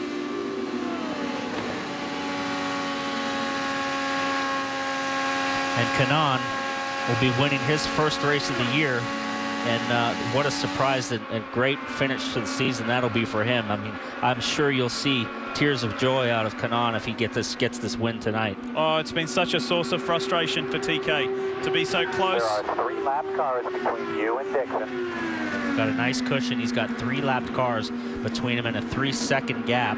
So with 4 laps to go now, he virtually almost have to come to a stop. As long as he continues to just stay at this speed, there's no way now that Dixon can catch him. And you know what, so many times Tony Kanaan has said this year, you know what, if I can't get the pole position, I want my teammate Scott Dixon to get it. If I can't win the race, I want my teammate Scott Dixon to win. I'm not sure if Dixie was close enough to challenge him. Dixie wouldn't just hang back a little bit and let TK get it. It's been a great bonding exercise as teammates this year.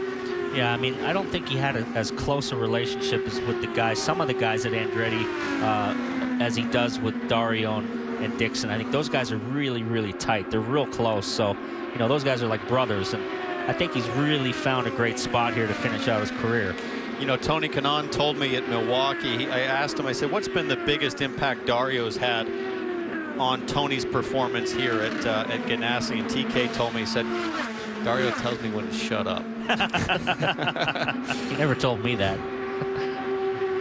Less than 2 laps to go, and we're going to see an 11th different winner in the 2014 Verizon IndyCar Series. Quite an extraordinary season of racing. As it comes up to lap board A. In his old car. White flag, so. And 1 lap to go, guys. 249 laps in the books, and we haven't had a single failure that I'm aware of. We still have 20 cars running, I believe, with Pagano. Not a single reliability issue. Amazing. Yep. They're going to have straightaway, buddy. The old attrition rate story that we were talking about and reliability. And we've got 2 different winners here on 2 very different scales. We've got a race winner and we've got a championship winner that will be decided in less than half a lap. Tony Kanaan knows what it's like to win a championship. Tony Kanaan wins the MAVTV 500 to be the 11th different winner. But we look for that Verizon Chevrolet to come to the line for Will Power to be the 2014 champion. He comes down the back straight. This has been the wait.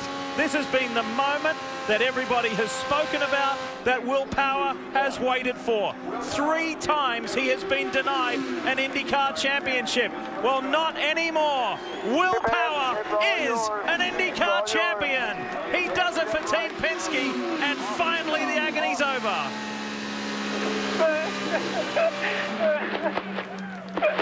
Thank you so much. And I wasn't sure if that was tears. Oh, that was tears, all right. 100%. Don Texter and all of the guys. Think about the agony that they've been through. Great job, Chevrolet. Great job. And finally, some championship celebration. Will Power is a talking point because of his brutal speed, but he's been the talking point because of those agonizing championships that have eluded him. not anymore. Let's go to Team Penske. Well, you can imagine the celebration here, and Tim Cindric continues to shake hands. Tim, a guy that has been with Will through all the highs and lows of his career, and now you see him win his first IndyCar championship. Does this feel like a long time coming? Yeah, without a doubt. I mean, he obviously has deserved it for quite a while, and you know, to finish it today that way, and you know, to come out here and do it. And thanks to Verizon for staying behind us, and all the guys at Chevrolet just did an awesome job. And you know, it's a big team victory. We talked about it before the race, that it's really, you know, Team Penske. We came here together as a team, and we'll leave here together as a team. We heard you coaching him through those final laps of the race. What was your mental and emotional state there following that final pit stop? Hurry up and get it over with. And it is, and now Will Power is an IndyCar champion.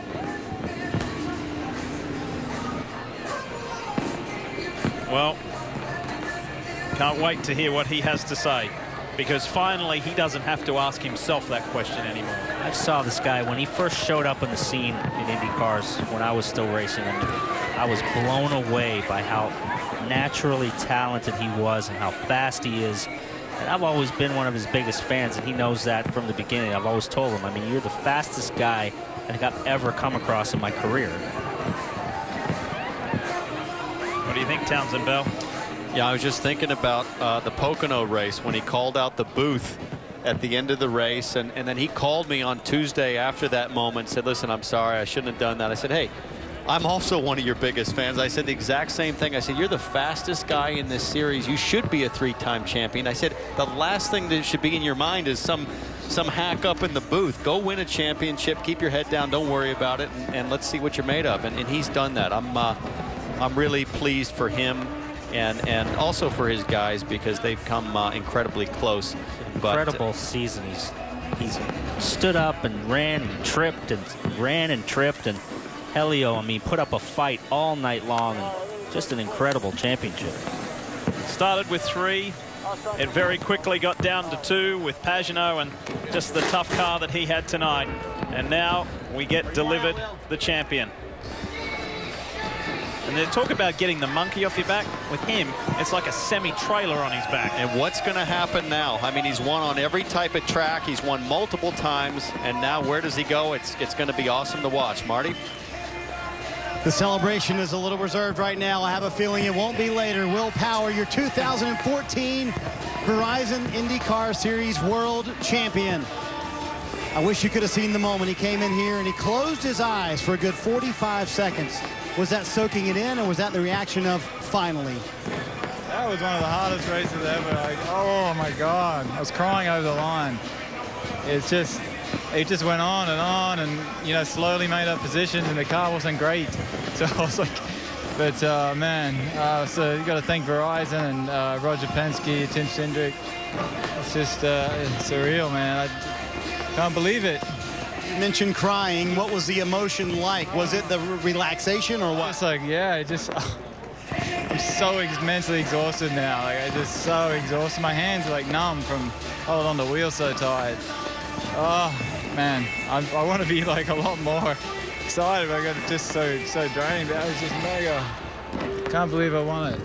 Take us inside. What was the last 24 hours like for you? And really the last 7 days after the spin at Sonoma, after the poor qualifying, what were they like for you? Last 14 days been the worst in my life.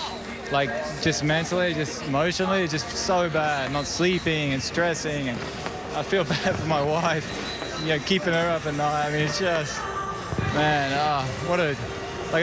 you never think it can happen, you know, until it happens. So. At Sonoma, did you think it was over? I believe I'm champion.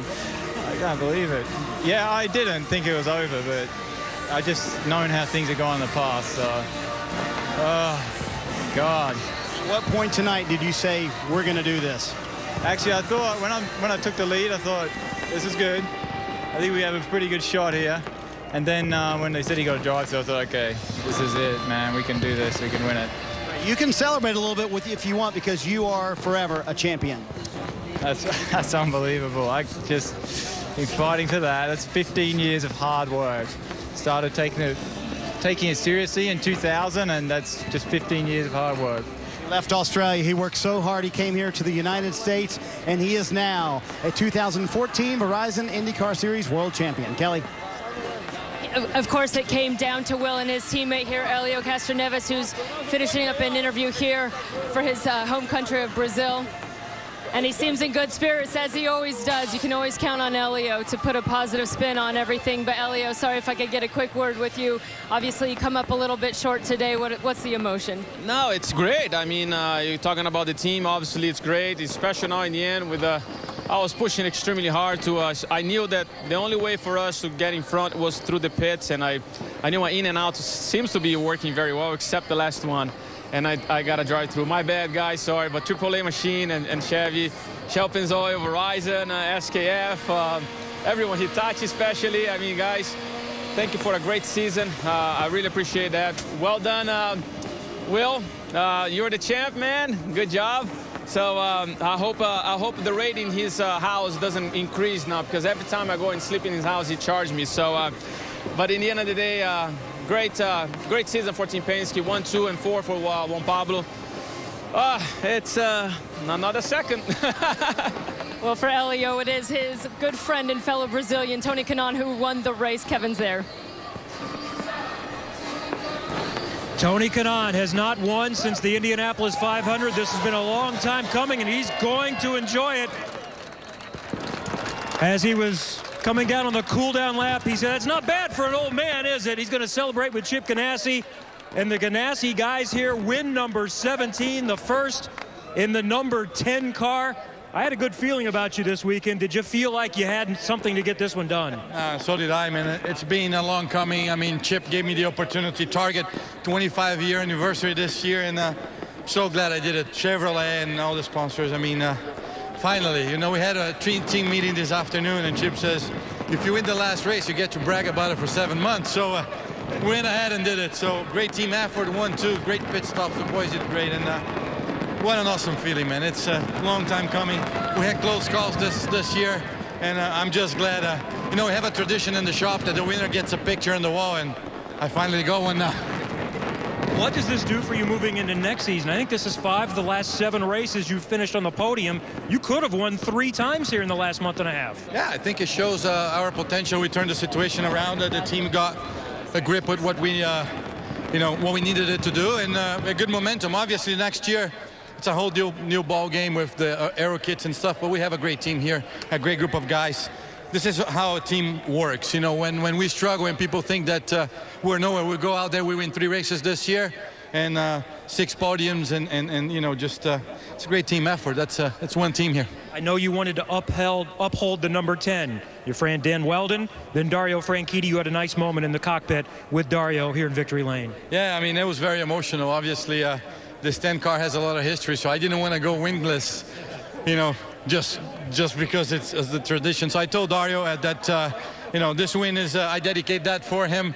Obviously, if it wasn't for Chip and this guy's and Dario, you know, having forced to retire, I wouldn't be driving this car right now. So really proud of it, and it's going to be a hell of a night, I can tell you that. And it's going to be a good winner, too. He's our most recent winner until we get to 2015. And Target Chip Ganassi finished the season with 3 wins in the final 4 races. Tony Kanaan wins here tonight at Fontana.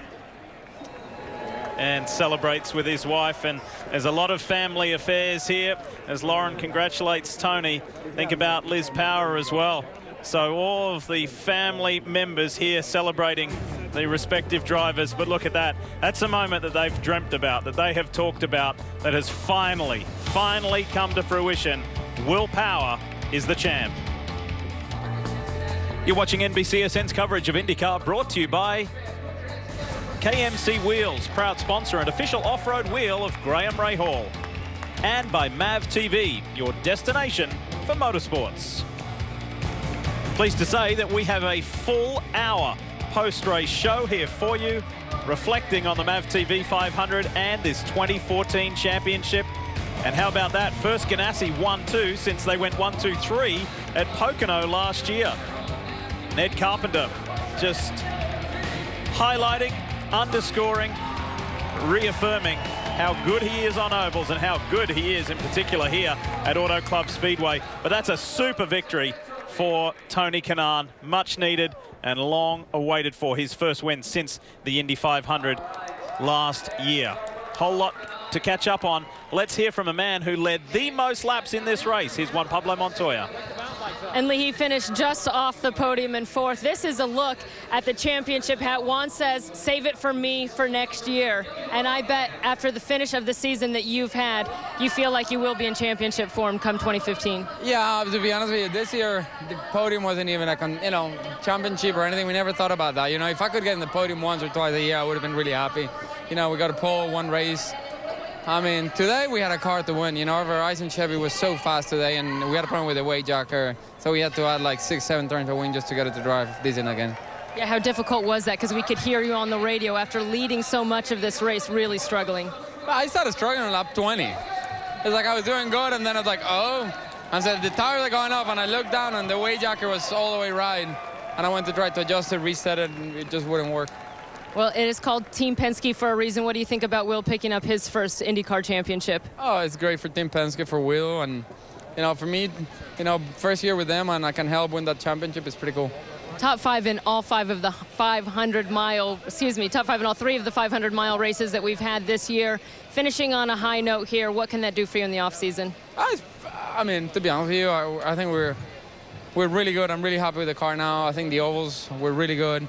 Street courses were good, and road courses and street courses I want to get a little better. I think we need to get our qualifying a little better. I need to do that, not them. It's a little more on me, but I think I'll work a little harder off season and get ready for next year and see what it brings. Yeah, at the beginning of this year, you said to me that there weren't really any expectations for you, but is there going to be a few more for you come 2015?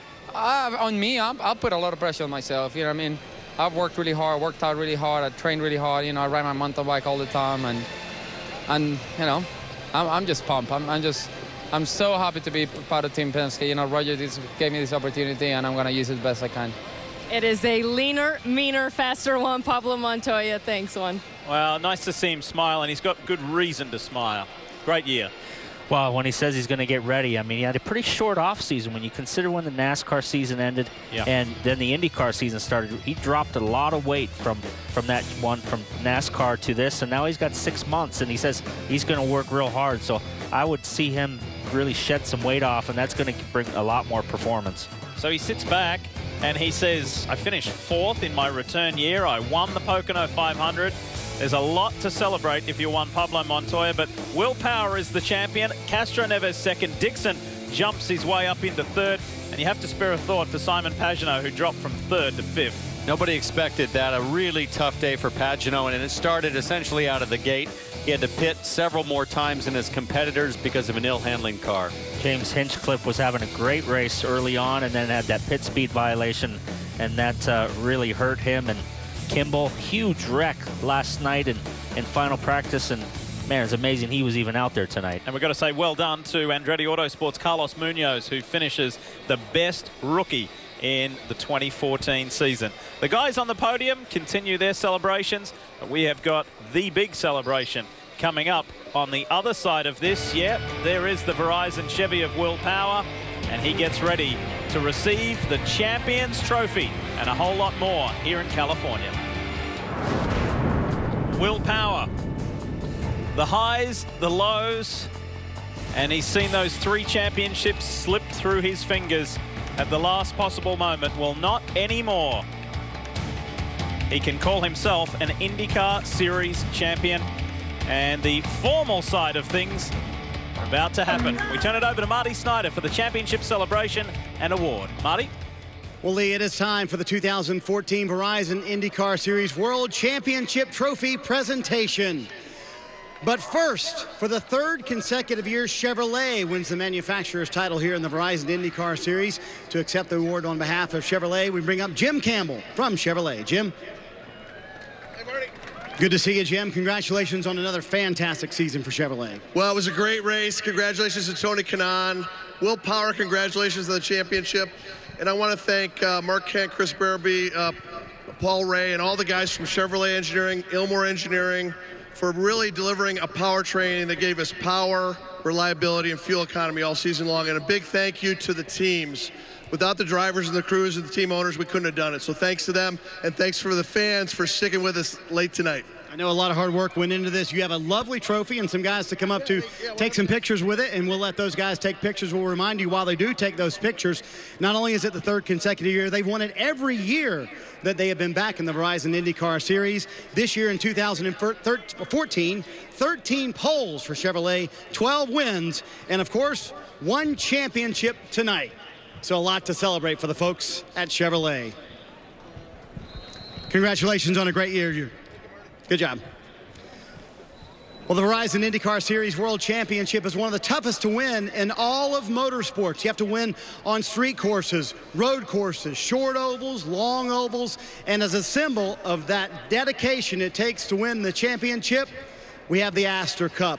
Every face that's won an open wheel championship since 1909 is on that trophy, so a very big prize indeed. So let's bring up the man of the hour. Please help me welcome the 2014 Verizon IndyCar Series World Champion, Will Power.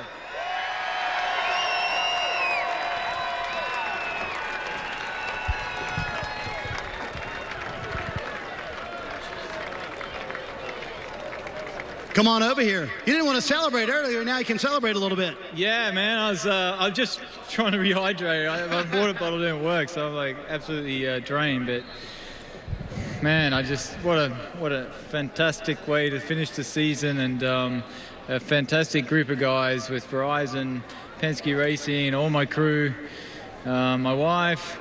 She has to put up with a lot of stress, so she's right over there, by the way. Let's be careful what we say. Now she can relax, like I can relax, so she can relax. But man, got the Aussie flag.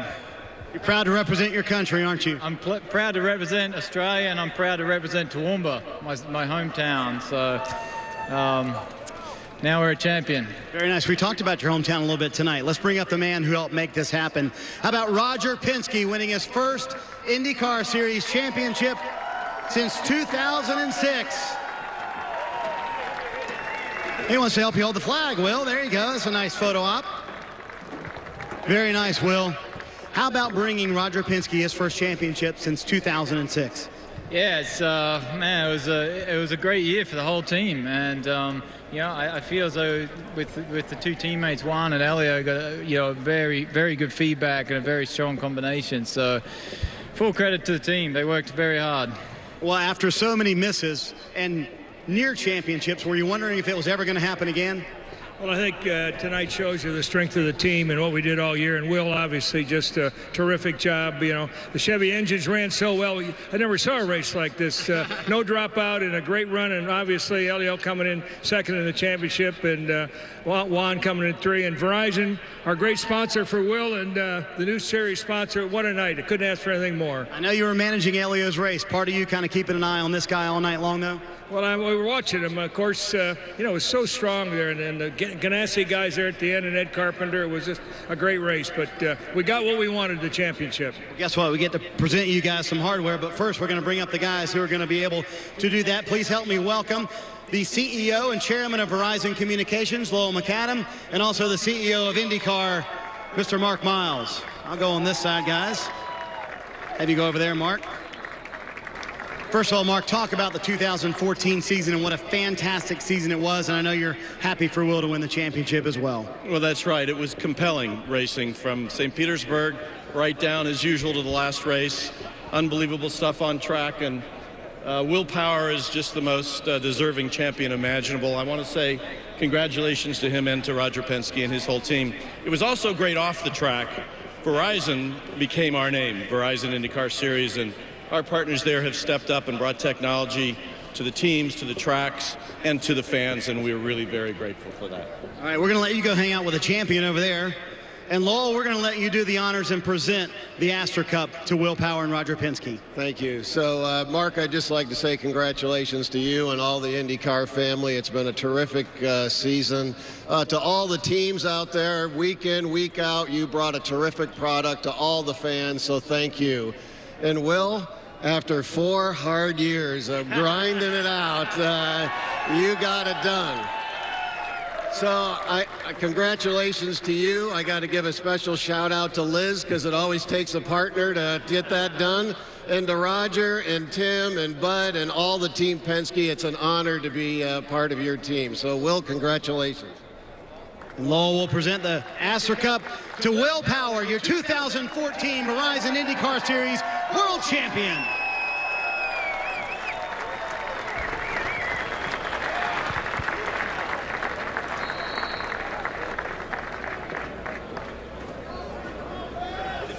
What a feeling. You can see the relief, you know, when Marty spoke to him a little earlier, and Will helped us understand that he was severely dehydrated. But now, and I'm not sure that it's joy. I'm not sure that it's celebration just yet. I think, boys, it's relief. I feel like we're looking at a guy that's going to sleep 18 hours tonight, you know, to get all of that pressure and stress finally off his back. And great to see. They really deserve it. He's done an exceptional job. He's just such a fascinating personality because he's just so mellow and kind of calm outside the car, but he drives like a complete maniac animal on the racetrack. And man, the moves he made at the end of the race when he decided, okay, I'm ready to go, and took the lead, I mean, it's just classic Will Power. And when he got into that lead position, which was very rare because he did not lead that many laps, he said, yeah, this is good. Yeah, it's on tonight. It can happen. He knew he could do it then. So, I mean, incredible racing tonight. And, man, I just, after watching Castro Neves' interview, you know, he tried to put on the face and the happy face and, oh, I'm so happy. But you could see that there's no way that you can't be gutted for him. Yeah, but I don't think at any point tonight did Castro Neves feel like he had it or was close to having it. You know, he was coming from behind the whole way, and he really needed Will to slip up in some way, and they just didn't falter. They made really outstanding pit stops all night long. They had that little bobble with the front wing, but Will did what you need to do in those situations, which is just manage the gap to second place. And how about right at the drop of the green flag, where he just basically put a parachute out the back of his car and let the field take off, and he just planned it out perfectly. I didn't think he could do that. When he did that, I thought, you know, they must have hammered that into him. Cindric and Penske saying, hang back, sit back, because that is completely not his driving style. Yeah, he likes to roll up the sleeves and get in amongst it and go to the front. So a very mature, methodical, calculated and strategic approach to finally be the champion. And there's a little selfie to go along with it. And the guys I know at Penske, they often play gags on the drivers where the mechanics and the crew will steal the phones and take their own selfies on their phones. So that gag in the team's been going on for quite a while, but this will be a good selfie. Paul sent me a few of those on occasion through the years, and they're disturbing, let me tell you. He's doing a good job. That's the best selfie he'll ever take. He has won championships before, but nothing the scale of this. The Verizon IndyCar champion for 2014, Will Power. A whole lot more when we come back. This track, Auto Club Speedway, had some pretty hard, spiky, thorny memories for Will Power. He tried to erase those last year by winning the race, and 12 months on, he wins the championship, the highest point in his motor racing career. It's a scene of celebration for the number 12 team at the Verizon IndyCar Series here in California. But it's not just about the driver, it's a family affair, right, Marty? That's exactly right. Liz Power getting a hug and a kiss from her husband, and Mom Marge is here as well. He just got a phone call from his dad, Bob. So we got to ask him what Bob had to say. But I want to talk to these guys. Beat it. You're just a champion. You go take pictures, you know. How nervous were you during that whole race, Liz? I don't think you looked at the track for one lap, did you? No, I definitely didn't. In fact, I can't look at it. It's not him. I know he's great. It makes me too nervous to see what's going on out there. So I squeeze whoever is around me and squeeze my water bottle. The bottle, yeah. So no, I didn't. I have the radio. And CR, his spotter, really calms me. That's good. And so that's all I need. I'm good. Did Marge calm you at all, or did you calm Marge? She seemed awfully nervous. You know what? Having her there was very calming. So yeah, she did calm me. I know she was nervous. Marge, you wouldn't come out until the very end of the race. Why? Because it's very loud for a start. But I was just cooling it and walking through it and pacing myself and pacing Will and hoping for the best. You know all too well all the work that went into getting to this point. How proud are you of your boy at this moment? Well, I'm very proud because he's been doing some form of motor racing since he was 15. So it's been a long run, and it's been very hard to win the championship in IndyCar, so I'm very proud of him. He told me his best job was a forklift driver. Was he a good forklift driver? Oh, did you hear about that? I did hear about that. I heard a lot about the forklift driving days. Sadly, he was a two-wheel forklift driver and got into a lot of trouble, and we had to take him from that job and give him another one because he was very untrustworthy. I'll put it that way. You were untrustworthy. You told me you were a great forklift driver. She was saying you're untrustworthy. I could get that thing up on 2 wheels. Remember? It's like bang, bang. It was like... Okay, the other night at dinner, you were bragging about that to me. She's saying it got you in trouble. What's the truth here? I did. The manager came. Remember, George Kimball came out and he put me somewhere else. So, yeah, I was in trouble. Now we've learned that you got fired from a job. All right, go take more pictures. All right, Liz, can you now rest a little bit? Because he said he's been driving you crazy for about a month now. Yes. Someone asked him, if you win, what are you going to do? He said, I'm having a big party. I'm so ready. Right, I can rest now, yeah. We're all invited. Even Townsend is invited to your big party, right? Even Townsend? Man, I love Townsend. Come on. Are you sure? I do. I just like... I don't know what happened. I just called him out, I guess, at one time. But, yeah, he's good. Townsend can handle it. All right, and you're invited to the party, too, Townsend. Big party coming up. Everybody in the booth is invited, even Townsend, Kevin.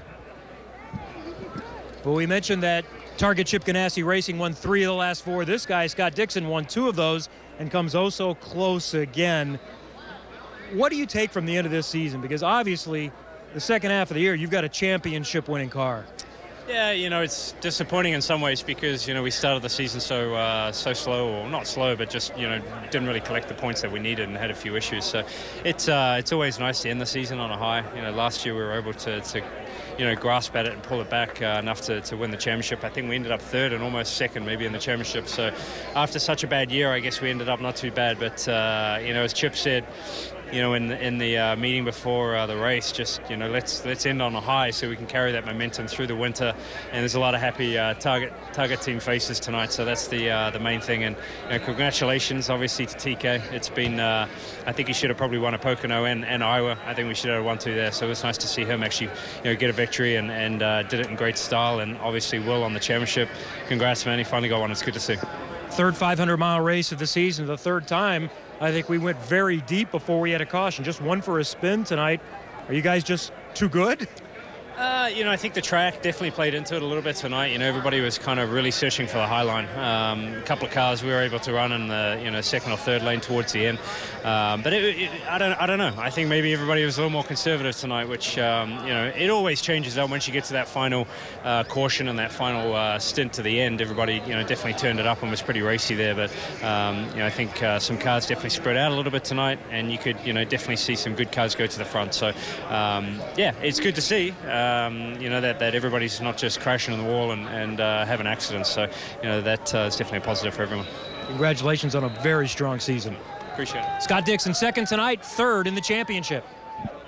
The outgoing champion, he will have some good things to say about the new champion because he knows just what Will Power is going through right now. We've crowned a new champ. His name is Will Power. Got a lot more to come from Auto Club Speedway here in California. Stay with us. The afterglow of the final race of the season. The afterglow and celebration for a new champion. Look at those smiles down at Team Penske on the number 12, Verizon's Chevy side of the garage. And Will Power is the centerpiece. He's their champ. He's their hero, delivering Roger Penske his first IndyCar Series championship since Sam Hornish Jr. in 2006. It's been a long time coming, and he's seen the likes of arch rivals Ganassi and Andretti do it. However, it's the captain's turn again, and look at this Chevrolet-dominated race. Kanaan, Dixon, Carpenter, Montoya, the top 4. James Hinchcliffe, it was a race that could have been, should have been, maybe. It promised so much, but a top 5's not a bad way to go out and be the lead Honda as well. Not bad, and a strong result for Takuma Sato there to come home 6th. And then you know, a couple of guys that certainly will be taking a long offseason to think how they can improve their 2015 fortunes, namely Marco Andretti. You know, further down the list, Ryan Hunter-Reay with that unfortunate spin while battling at the front. And then Graham Rahal, man, you know, just a tough season through and through for that guy, but he'll be looking to bounce back strong. Yeah, I think they've picked out the positives from the season, and they're looking forward to 2015 already and building and getting some good results, that's for sure. You saw an emotional moment earlier in the broadcast when Tony Kanaan came into victory lane and got a big hug from Dario Franchitti. Let's hear from him. Tony Kanaan wins tonight, and it's the first win, as I said when I saw you in victory lane, for Coach Dario Franchitti. That's a different feeling. You've seen your friend Scott win, but you're on the stand with the 10. You've been working pretty close with him. Yeah, I've been working with all 4 drivers this year. So when I have to say, when Dixie got that first win at Mid-Ohio, it was a really fantastic feeling. But to see Tony get his first win in the Target team tonight, just incredible. The guy's won the last 3 races, a 1-2 tonight. You know, it's coming together. I wish the season was another 6 months longer. We might, the boys might have a chance at the championship there, but a lot of hard work from the whole team. And that's why you've seen this turnaround from mid-season with these guys, and especially, you know, engineers, the mechanics, everybody putting in long hours. TK worked really hard because there was a couple of areas he was a little weak on over the winter coming into this new team, and he worked and really worked. And obviously Dixie just works at an incredibly high level anyway. So yeah, I'm really proud of the job everybody did, and great way to finish the season and go into the off season. As you said, if we had a few more races, the 9 and the 10 might have a chance at the championship. But let's talk about Will Power. Your situation, you had to wait a little while before you got that first championship. What do you think he's feeling at this point, especially after coming so close so many times? Yeah, he's probably relieved more than anything else right now. I mean, he has had a couple of close calls at it, and I think I nicked most of them off him. Ryan managed to get one off him. I got a couple there, but I mean, it was after qualifying yesterday, he was on the pressure spot and he dealt with it. He did a good job tonight, and that was impressive for him. So I'm going to go over there in a minute here, slap him on the back of the head and tell him well done, because that was good to see. He earned that one. He threw away a lot of points mid-season, but when he was on it, man, he was tough to beat. Enjoy your off-season. We'll see you soon. See you soon. Thank you. That's the champion Dario Franchitti, and tonight we celebrate Will Power, the current champion. One of those guys, though, contending with Will was Simon Pagenaud. You came into this race contending for that championship. Things just did not go your way. We know you had an ill-handling car from the drop of the green flag. How tough was this race? It was a long day, you know, and very disappointing because, like, you know, my hopes were really high, and you know, I was always believing it till I crossed the checkered flag. But, you know, when you reflect on the year, we fought against Penske, which is a fantastic team. Congratulations to Will and Team Penske for winning a championship. And we've been strong. You know, we've been strong every races. We've won races. I think we've done a fantastic job in the last 3 years. And I'm really proud of the guys at Schmidt-Peterson Motorsport, and it has been incredible. So yeah, of course I'm disappointed. You know, I wanted to at least give it a shot or try, but tonight wasn't the night. 2 wins on the season, plenty to highlight throughout this 2014 year. Where will be the areas you'll look to improve for next season? Well, there's always to improve everywhere. Actually, when you look at my season, you know, I'm disappointed by 3 road courses. Detroit 1, Toronto 1, Toronto 2 actually, where we had a little mechanical issue, and then Houston 1. So it's funny, right? You would think the oval should be the problem, but we've been quite strong on ovals this year, apart from tonight. So I guess it's a long season, and you got to average high position. If you average, I heard today, if you average 5th, you're going to win the championship. So that's what I'm going to have to do next year. Better look out for this guy coming up in 2015. Yeah, absolutely, and we wait to see where he lands, because he is the hottest driver on the market at the moment. And when you look at the results and you say Simon Pagenaud 20th, 7 laps down, that's not a typical day for him. And what a great moment for 2 guys who are virtually brothers, Franchitti and Kanaan, celebrating a race victory. Back in Fontana, Will Power and his team have organized the pictures, getting ready to capture the moment of the 2014 Verizon IndyCar Series World Championship evening. Now, Will Power's brother Damien is a comedian back in Toowoomba, and he just sent Will a video of him running through the streets in his underwear with a bottle of Jameson liquor, shouting, "Will won it, Will won it, Will won it. All Toowombans must celebrate." So Toowoomba very happy right now. And I asked Will, I said, "Is that typical Damien?" And he said, "You know what? I don't think he's drunk. He's just having fun and having a good time with it." So I know a lot of people in Toowoomba, Australia, celebrating right now, including his brother Damien. Kelly. James Hinchcliffe will finish this season with a top 5 finish. He led this race at a point, though. Talk about the recover from that pit speed violation. Man, what a kick in the nuts. It's one of those things, you know. We had a good car early, obviously. It was bat fast and drove up to the front, and we stayed out a little bit too late on that stint. And then on the next stint, George tried to call me in really late, and I tried to get down and missed it, so we lost a ton of time there. Then we got the speeding violation. The brake pedal just went super long coming into the pits and locked up. So it was a couple things stacking against us there, but, you know, this team's just so good at a comeback, and the car was really good. You know, we got that yellow when we needed it. We stayed on the lead lap, got the yellow when we needed it, and we're able to go race up there, you know, finish top 5 and top Honda after the day that we had. You know, we'll take it. It's nice time with the top 5.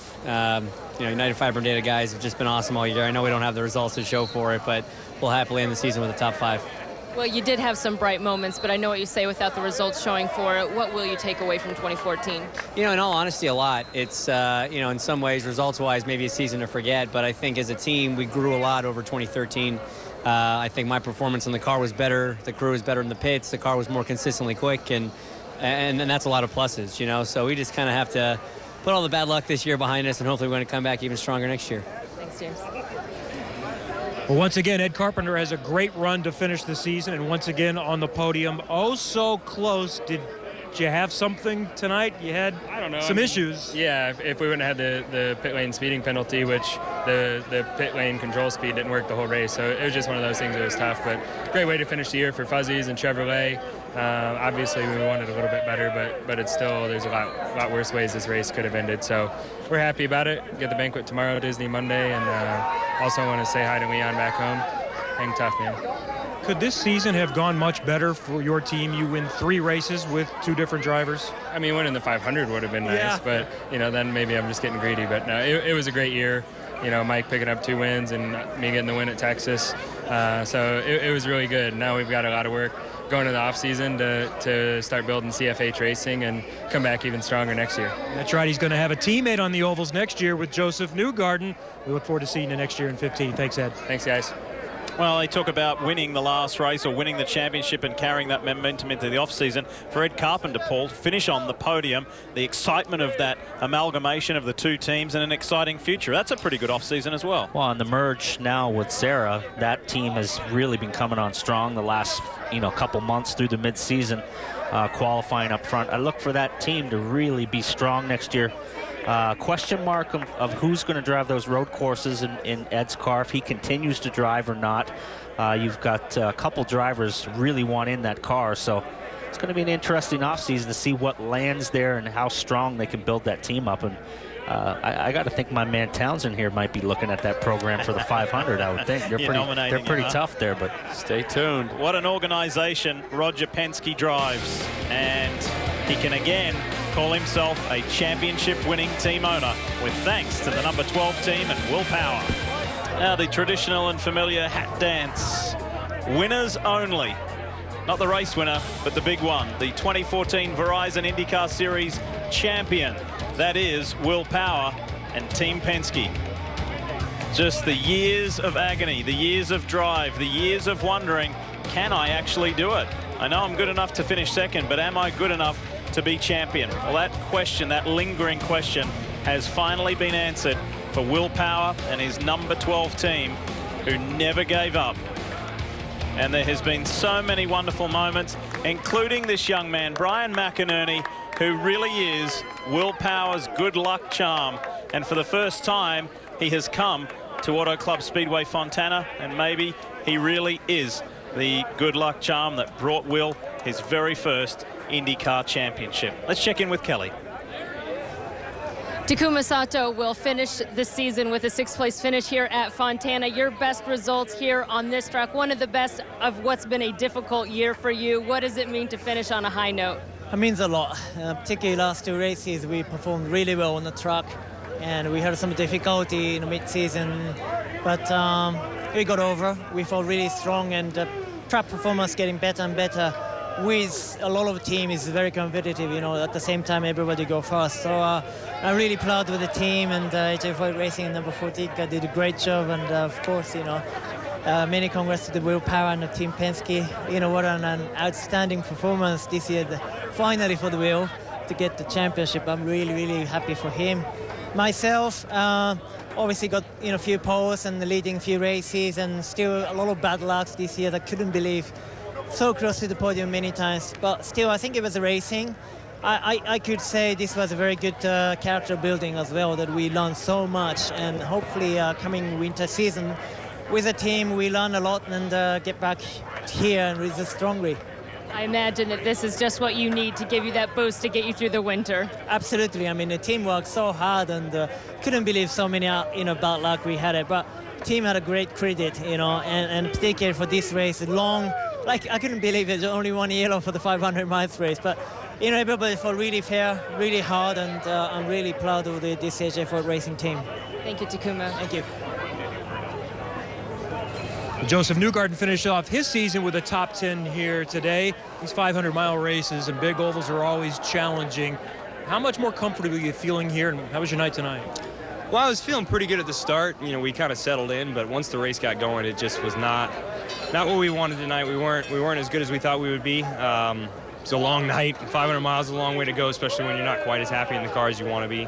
And, you know, it was a struggle, but we tried to keep up. We secured a top 10, and that's what you got to do on these type of nights when you're not quite as happy. You know, we still managed to do relatively well in the championship at 13th. Not amazing, but, you know, at least we closed out the year with some pretty solid results and consistent finishes, and that's what I was really happy about tonight. How excited are you about next season? You've already re-signed with your team. It's a merged team now, joining Ed Carpenter's forces, and you'll have a teammate full-time for the first time. I'm so excited. I really am for next year. This is a good way, the end of the year for us, not quite with the biggest bang that we wanted to, but going into next year, I think we're going to be super prepared. We got a long off season to go through. So it's going to be exciting. They're two really good groups. I think everyone loves ECR and Sir Fisher Hartman Racing, and just super excited to see what we can do together in 2015. And I know you've got a friend here you've met here that's been coming to the races. I do. My buddy Dominic is right here. He's actually the youngest person with ALS in the world. He was born with it. He's a super inspirational kid. I met him at Long Beach, and he came out this weekend to cheer for me. I didn't even know he was coming. I saw him after practice on Friday and was like, I can't believe Dominic's here. And super cool kid, very, very inspirational. He's one of the happiest, nicest guys I've ever met, and love having him at the racetrack. And he definitely brought me a little bit of luck tonight, because I was struggling inside the car, and I think he kept me going out there and got me that 10th place. All right, good work tonight. We'll see you soon. Thanks very much. That's a nice story, and we look forward to Joseph Newgarden being a bigger story in the future. Exciting times ahead for him, joining the CFH organisation next year. Just going back to the previous interview, guys, with Takuma Sato, I think we're still yet to see the best of him in IndyCar racing, even though he is a race winner.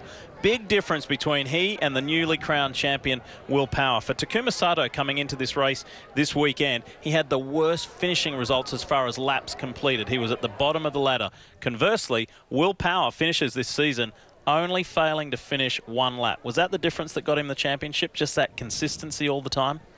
I think so, and I think Will sort of came to grips with, you know, sort of who he is as a driver, and I think that takes the good and the bad and puts it all in one package, and he just sort of owned himself. Yeah. And tonight he just harnessed the challenge and took it all the way to the line. He did a brilliant job. You guys are both championship winning drivers. You know how it feels firsthand.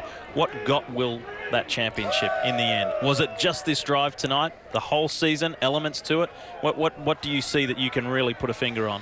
I think, you know, his championship has taken a long time to get to. Like my championship took a long time to get to.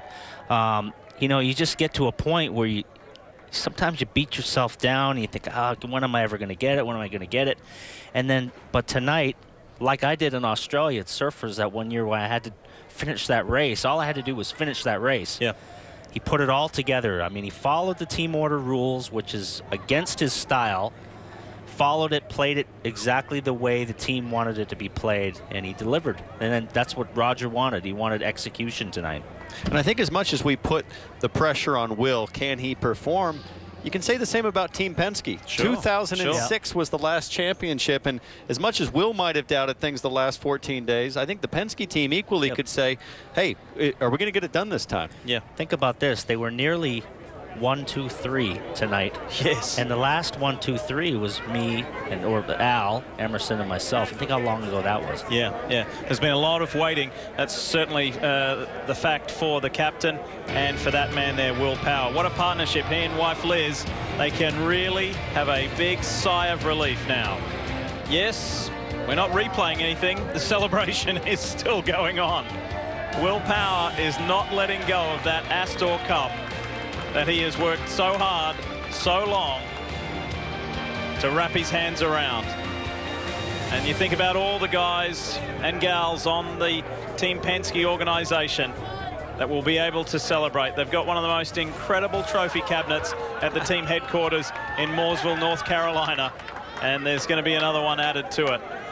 And finally, we start to see the good humor, the dry sense of humor, and the relief from Will Power, admitting the last 2 weeks, last 15 days have probably been the worst of his life for stress and inability to sleep in the middle of all that. Last weekend in Northern California, an earthquake at the Sonoma round of the championship.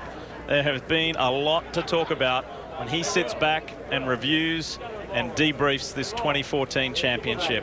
So while he celebrates, we have to spare a thought for his teammate and championship rival, Helio Castroneves. How must he be feeling now, a 4-time championship runner-up? Somebody had to be denied, and it was Castroneves tonight. The champion is Will Power. The debrief and the celebrations will go long into the night here in California, and then the championship award banquet tomorrow night, where he will get all of the hardware and the adulation that he has deserved. So the season finishes in a fashion fitting of the year itself. Tonight we witnessed an all-time IndyCar record equaling 11th different winner in a single season with Tony Kanaan. And 2014 has again been one to remember, because the most predictable element of this Verizon IndyCar series is the unpredictability. And isn't that what we all like as motorsport fans? 1 week to the next, one track to the next, you just never know who will win. And IndyCar fans all over the world continually sing the praises of the series because of that very reason. Whether it was a little-known Colombian winning his first race for one of the sport's smaller teams, or the all-American hero Ryan Hunter-Reay winning the Indianapolis 500, the blocks that have built the 2014 season have been different, varied, and extremely interesting. One of global motorsport's biggest names, Juan Pablo Montoya, came back to the category that made him and proved to the world he's still got it. But the most significant element to this season is its #1 driver is a fresh champion, and the title decided at the final hurdle for the 9th year in succession. And to be called an IndyCar champion, well, you're about to enjoy the best off-season of your life, because #1, you have earned it. #2, you have shown the world just how good you are on all kinds of tracks. And after all, that's what being an IndyCar champion is all about. It has been a thoroughly enjoyable year, and on behalf of the entire NBCSN broadcast and production team, it really is our pleasure to bring you every turn, every win, and every thrill IndyCar racing has to offer. So for everyone, thanks for watching, and we congratulate Will Power, the champion. See you next year.